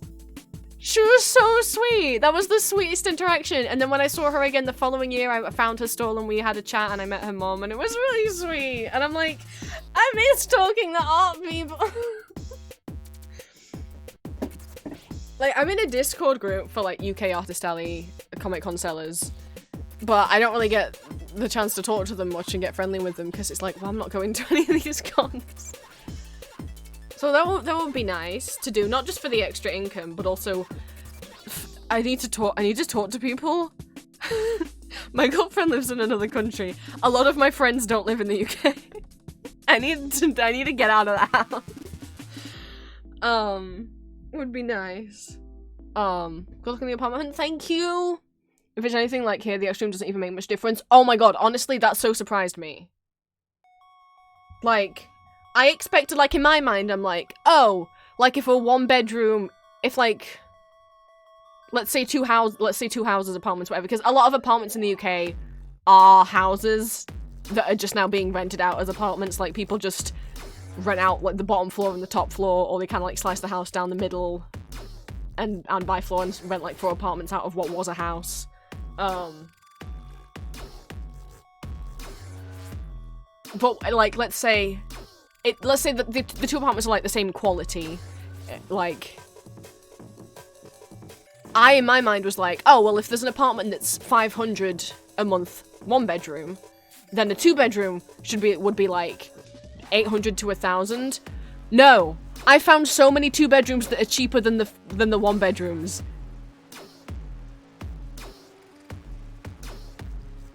What? Like, what I've got on my list so far, and I've only got 4 so far, 3 of them are 2-bedroom. And I'm looking at 1 and 2 bedrooms. I don't have a preference. If I find a 1-bedroom that's just, like, I'm happy to use the living room as my workspace. If it's got a decent-sized enough living space, I don't need a living room. That can just be my office then, you know? I'm not preferring a 2-bedroom, but just, like, so far, out of the 4 apartments I've got on my list, 1 of the 2 bedrooms is the most expensive, the 1 bedroom is then the second expensive, and the other 2 bedrooms are cheaper.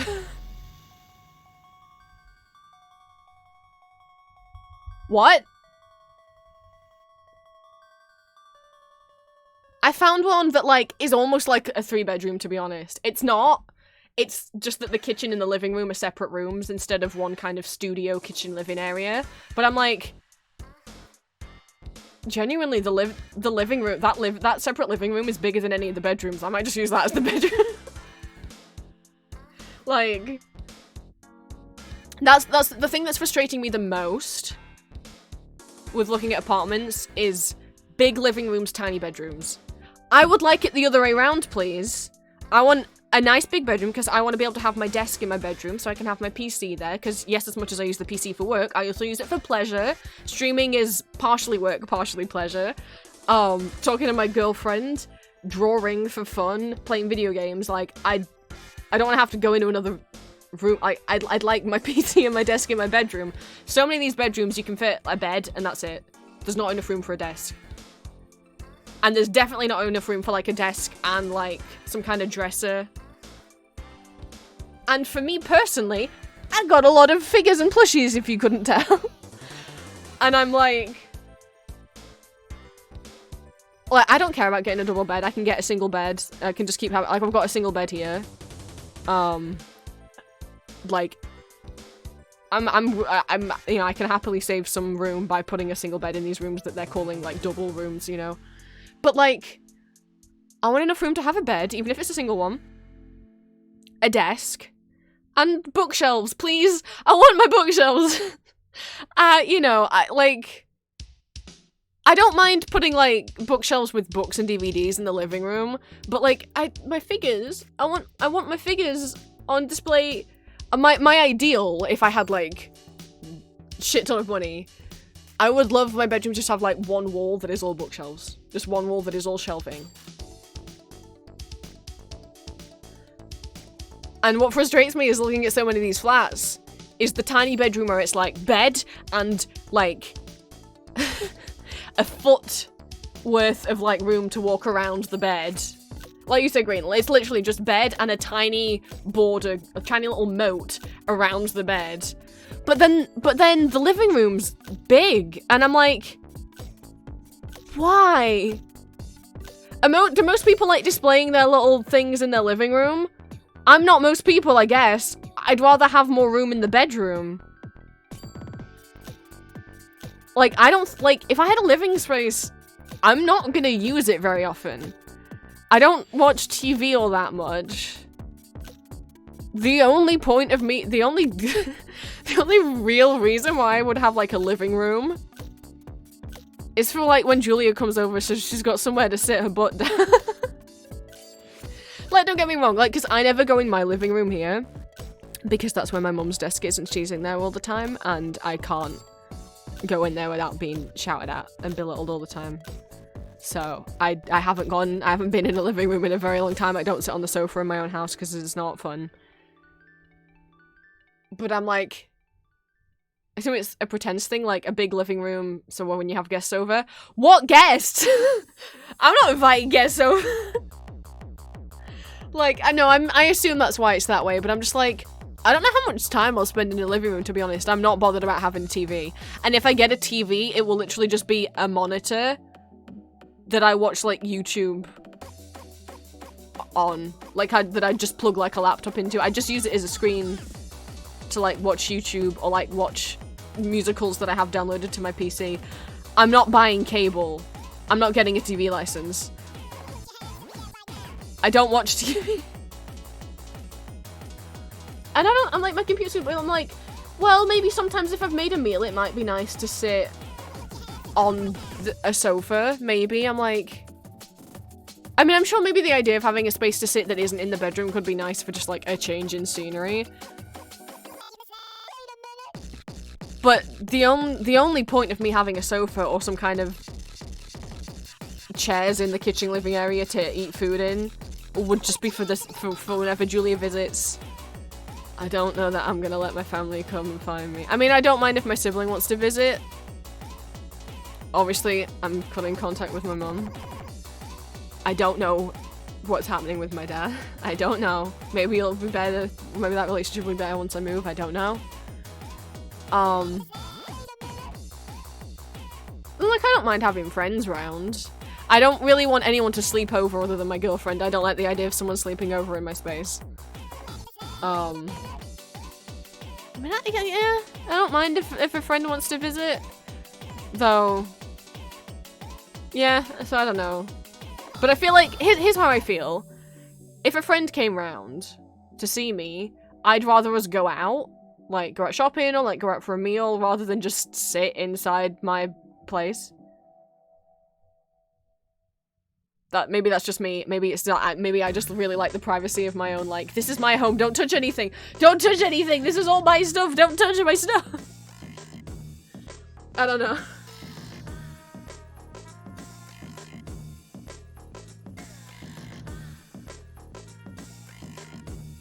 But like I say, the ones that are a little pricier, which I'm not preferring 2 bedrooms over 1 bedroom. It's just like, they're the same price, if not cheaper.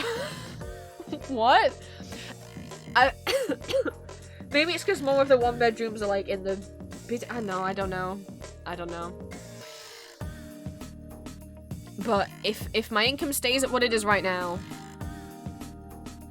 even if it doesn't increase, if it just stays at what it is right now and never goes below this, I'll be absolutely fine. I can get one of those 2 bedrooms and then hopefully make more arts for you guys and stuff.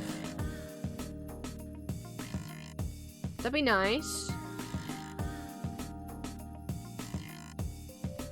I could set my sewing machine up. I forgot about that. Technically, I don't have a sewing machine. I use my mum's. I don't know if she'll make me... She never uses it because she doesn't actually know how to use it. I don't know if she will let me take it with me when I move out. But to be fair, it is like 30 years old. And when I used it for a bunch of like fake fur, the fake fur kind of got all inside it. And while I cleaned it pretty well, ever since then it has had a slight burning smell when I use it. I feel so bad. Maybe I buy a new sewing machine when I move out. Though, I mean, the case that it's in, I bought that case for that sewing machine. Because I took it to uni. Because I was making clothes that I was selling at the time. So... I'm kind of like...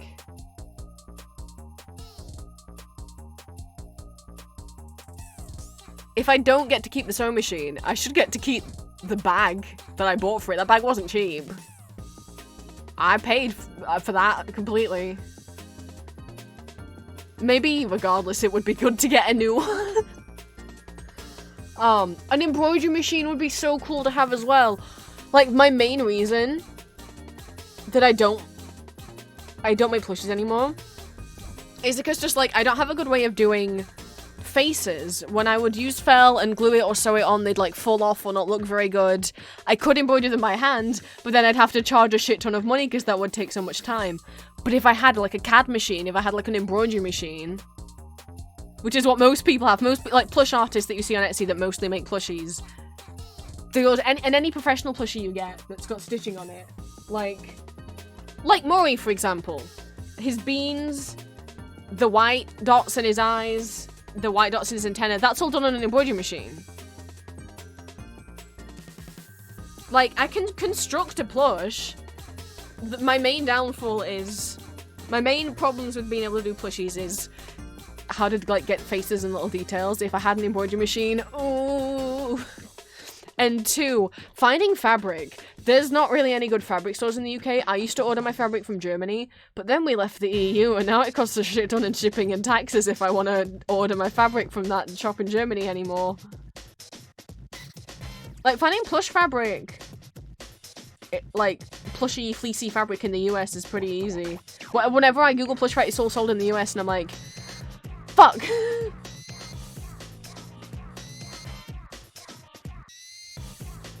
I couldn't even tell you what brand the sewing machine is. As I say, my mum's had it like 20, 30 years. Like, she would, when we had like a, when we went to school, when we went to primary school, we had like a, there was like a day where we all had to, we were like learning about Romans. So we all had to like dress up, like, so like mum like made us togas. It's the same sewing machine. It's the same sewing machine she probably used to sew my patches on when I was in, the UK's equivalent of Girl Scouts. I wasn't in Boy Scouts. I still have my sash. We don't call it Girl Scouts, it's like, depending on your age. So when you're a baby, it's rainbows, and then it's brownies, and then it's Girl Guides. I didn't go to Guides. After I was done with brownies, they're like, do you want to graduate into Guides? I was like, no, please let me leave, I don't like it. Even though I did well, in rainbows I got bullied. In brownies, maybe just because, like, I'm like, what, I don't know, they made me, like, I ended up being promoted to being, like, the leader of my little troop, and I'm like, I'm not, here's the thing, I guess because I have very particular ways of, like, getting things done. I'm not, like, if I'm put in a position of leading, or, like, if there's a group project, and no one will take charge, I will take charge, but only because I'm so scared of getting a bad grade that somehow I'm like, oh, fuck it, right, this is what we're doing. Never Scout did it by hand. Like, we were told to hand sew them. I mean, I definitely have the sewing patch. We did sewing in brownies. But no, I didn't sew my patches on myself because my mum wouldn't let me. She's very, like, of the many things that she is very of the mind that anything I can and will do will kill me. So I wasn't allowed to, because somehow I would probably hurt myself. I couldn't, you know, I wasn't allowed to go outside when it rained because I'd die. Because that's, you know, you instantly catch pneumonia when you go in the rain, don't you? So, an Ambrose plush would solve half my problems? My goodness. I mean, that's a way round, you know, I'm gonna sneeze. Sorry, I tried to mute the microphone, but I couldn't get to it in time. Ah!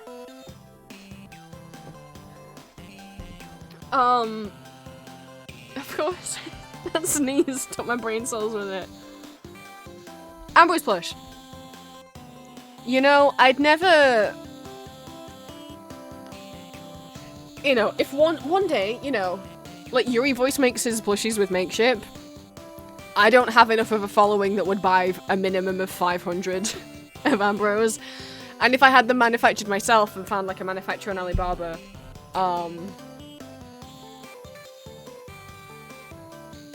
again, it would be like minimum order quantity of like 100 to 500. But if I made them myself, then I just make them to order, and then it doesn't matter if only a few people buy. But I'm not good at making people. The few plushies I've made that turn out good, are ones that have very simple shapes that I just then,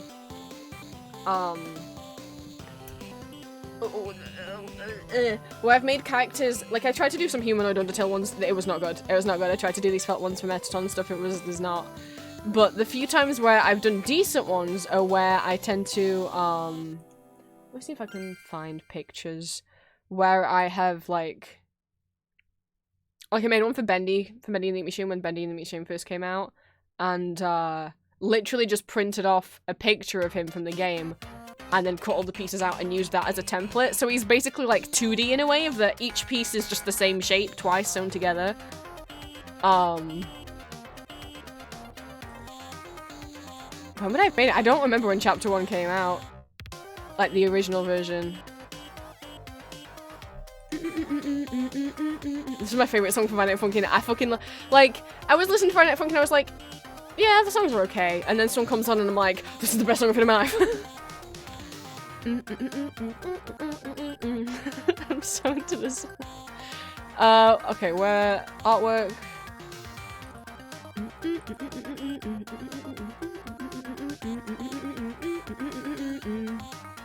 What would I put them in? What folder are pictures of my plushies in? Okay, it's not in there. Miscellaneous? It's not in miscellaneous.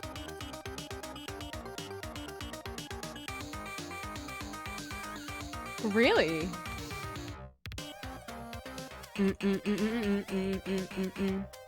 I thought I had a... I swear I thought I had a folder here that was like sculptures and one that was like plushies. But they not... Did I exclude them? Oh, I think it's in a different folder. Work. Sewing and sculpting. There we go.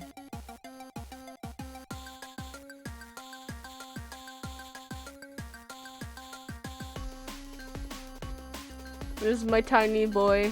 I still have him because he's the first plush I made.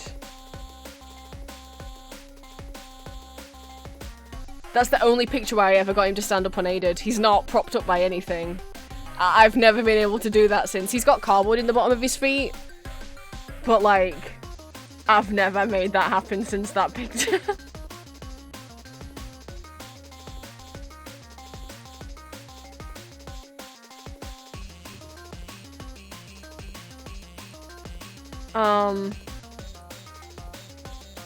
And then I didn't- okay, none of my other plushies are in this folder. I made this very bad plush. He didn't come out very well. I didn't know how to do his head shape.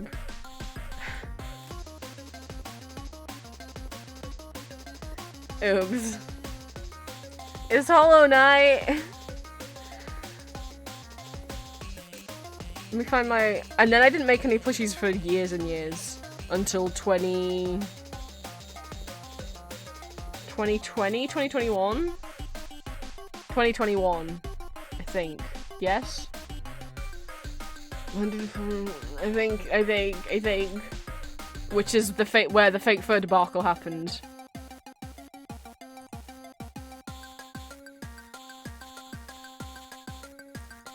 These are my children of 2021. They killed the sewing machine. They are, like... How tall? I still have Huggy, I don't have any of Kissy. I kept the first Huggy that I made. And I fucking don't support Poppy Playtime when the devs of Poppy Playtime. I just thought Huggy was cute when the game first came out. And that was pre anything coming out about him, you know?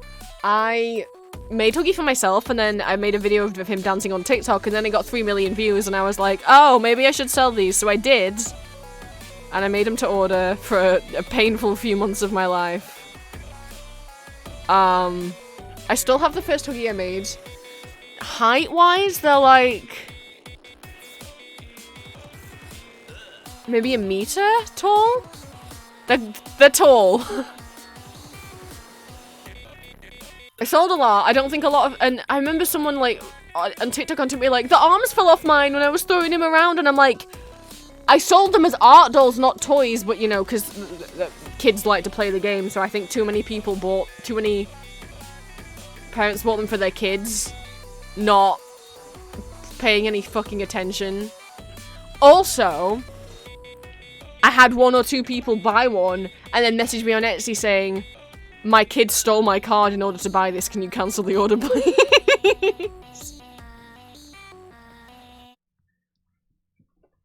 I can oh, you know what? We'll measure. Oh god, if I take him down, is he gonna go back on?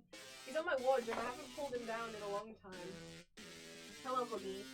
I think his bow's come undone.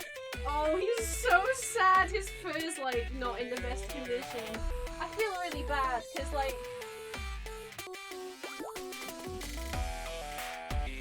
he was such a comfort character for me. He might not be a meter. Hang on. He was such a comfort character for me, and specifically this plush I made. I wanted him with me at like all times. I would do little dances with him. People would be like, can you make Huggy do this on TikTok? And I'd be like, okay.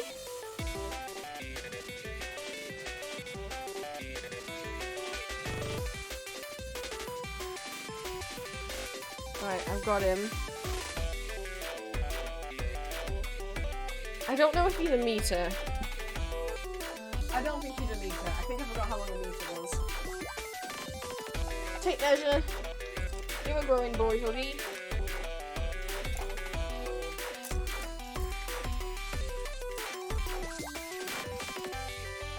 Oh, fucking do this one-handed. I need to pull the tape measure out now.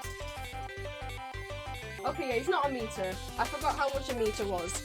Ignore me! He is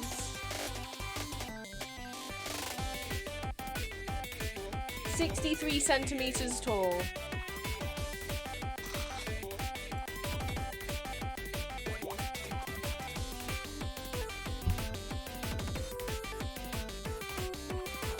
Not 100 centimeters, he's 63.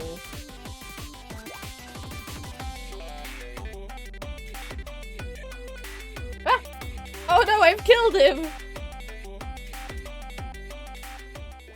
I did not mean to do this to him. I didn't mean to do it to you.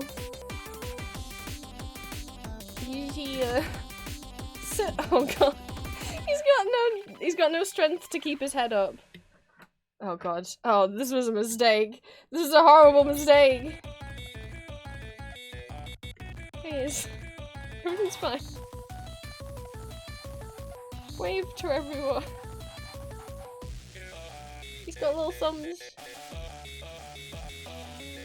But it literally is just the same thing of like 2 pieces of this shape, 2 body pieces, 2 arm, 2 leg, 2 leg. The legs got kind of twisty, the seams aren't very straight because, Jesus, this fabric just went crazy. So his seam is like here, and then it twists around to the front.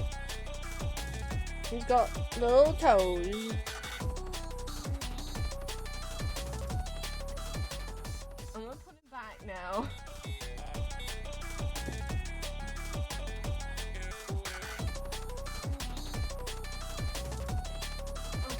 I hope that didn't leak fur all over across my room. And then, the monkey is, the monkey that's on the music box in Andrew Lloyd Webber's Phantom of the Opera. I was deep in my Phantom hyperfixation. And I only made one. I didn't make them to sell, I just made one I bought brown fake fur just to make him. He's got the little vest and the little belt. The vest is way too tight on him so you can barely see it. And the monkey face was stylized out of... My sibling has this little monkey plush that they've had since they were tiny. And they always had a specific way of drawing him that then became the specific way that we would draw him. So it was very much kind of the way that the mouth was done was like... in reference to that. He's got little hands, little peach.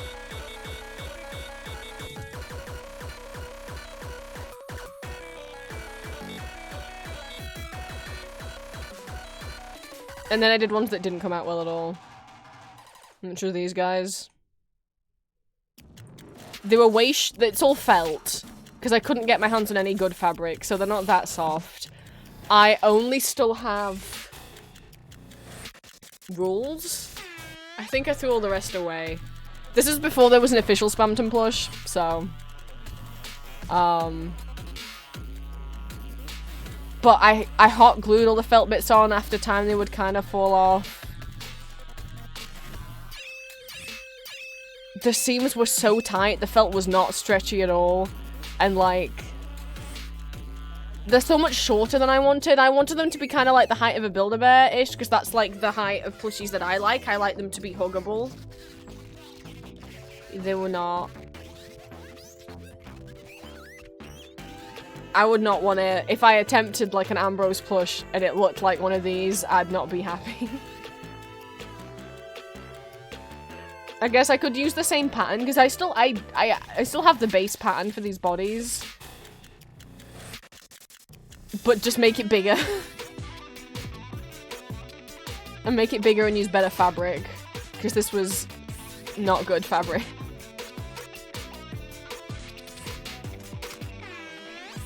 And then have an embroidery machine to embroider the eyes for me. That'd be the dream. Help me move out and you might get an Ambrose plush. No, don't take that seriously. But I mean, I'd love to. I would love to. So we shall see. I'm probably gonna go, I'm gonna eat dinner and look at my apartment. The inside of my cheek hurts. There's like a kind of little spot or lump, and I'm 90% sure I know what that is, which was for the first time in a very, very, very long time. While I was eating lunch, I bit the inside of my cheek. I think it's a little bit swollen where I bit. And I can feel the little kind of spot, the little lump on the inside of my cheek. I'm like, ugh! when I'm talking, I can feel it. I feel it.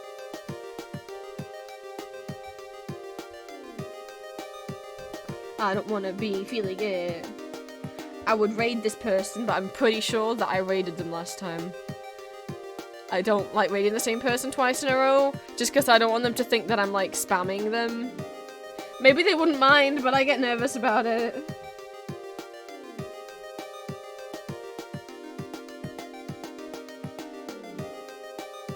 But I've not watched any of these other guys' streams. I really should. I follow many people and I haven't ever watched most of them. But I always follow people with the intention of watching their stream one day. I think maybe also just most streamers I follow. If they're American, they stream in the evening, which is like 5 in the morning for me, and I don't get to see it. Or if they're European, they stream in the morning, European time. Like most European and British streamers that I follow tend to stream in the morning and the afternoon, not in the evening. So that's often why I end up raiding like the same people. That's why it's so often Moss or Shy or Smilky, because no one else is away is here. I'd love to do more variety.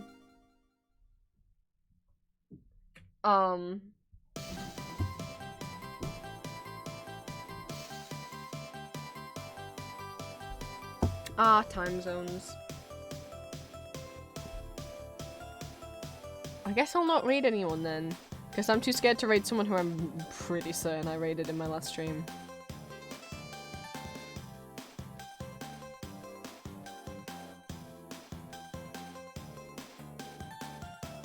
No, I feel like I'm completely wrong.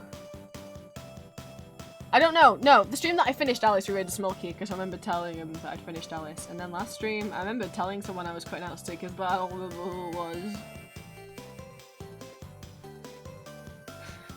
It was only Monday! This is what I mean, like I can't remember what I did on Wednesday. You can't expect me to have that knowledge. If it's more than a day ago, it's gone. Oh no, what? And I'm leaving the rest of this Phoenix Wright case until next week? What if I don't remember? Oh no! But like, memory, it's not, you know, I don't choose to forget things, and like, some people, if you're like, oh, you remember the whole plot of this movie, but you couldn't remember this real life event, and it's like, we don't choose to forget things. I'm pretty sure that any of us who have things that we want to forget, we haven't forgotten them. Like, the things that we would want to forget the most, we still remember. You can't just will things away. If I've forgotten something that someone told me and it was important, I'm sorry. I didn't choose to. And it's not that I think the plot of Lord of the Rings is more important than the thing that you told me. I don't choose what my brain keeps. I hate the idea of that, well, if it was important, you would have remembered. It's like, that's not how brains work. Even if you're neurotypical, that's not how brain works. And if you're neurodivergent, that's also not how brains work. Anyway. Unless anyone new is streaming since I checked a second ago.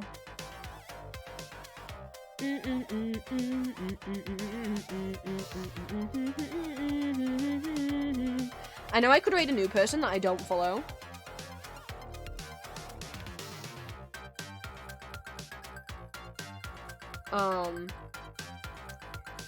But consider this, I'm tired. Socially.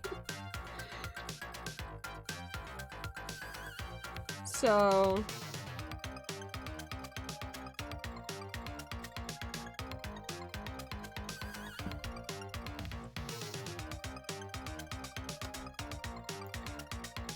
I'll see you guys on Monday.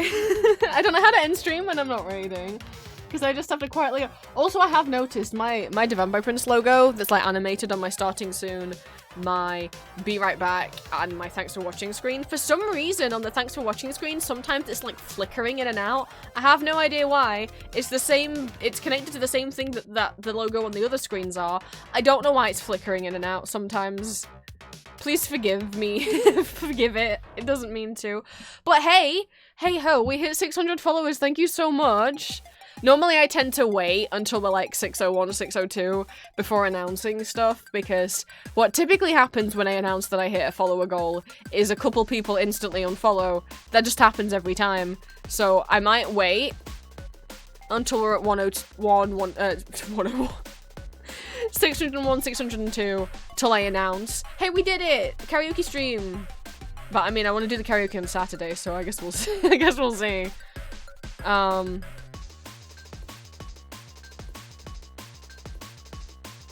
We'll see. Because I remember when I did the 500 subathon, was it? One of the subathons, I announced it because we hit those followers, and then I immediately lost those followers, and I was like, can I still do the subathon if it now says we're at less followers than what the subathon currently says? Oops. So we'll see, but regardless, it'll be karaoke on Saturday. So I gotta rest my voice up. What will I be doing this week? I'll be working on Etsy stuff, working on recording more stuff. I try to record, well, now that I'm back down to 2 audios a week, still, I try to record 3 minimum a week because I like to be in front. And I already have 5 currently recorded. Obviously, though, one of those is going up tonight, so enjoy. That'll put me down to 4. And I try to record Sunday, Sunday, Wednesday, Thursday, Etsy, Monday, Tuesday, Wednesday, streaming Friday, Saturday. Thursday is kind of my day off, but kind of not. I normally find something to do. Because obviously I want to keep getting new products up on Etsy. But I also want to draw for myself more. I want to just draw my own OCs more. Oh, that's what I was working on this week. That's what I was working on Wednesday. I was drawing stuff for Julia's birthday. I gave her a few things. You guys won't see them yet, but you'll see them eventually. Julia has them. She's just waiting to use them, so. That's what I was doing when I remembered! I was drawing! So, I'll see you guys. I'll be packing up Etsy orders on Monday stream, as usual. And then, I'll be around on Discord, as always. I'm gonna go eat and look at more apartments. Bye, guys. Mwah.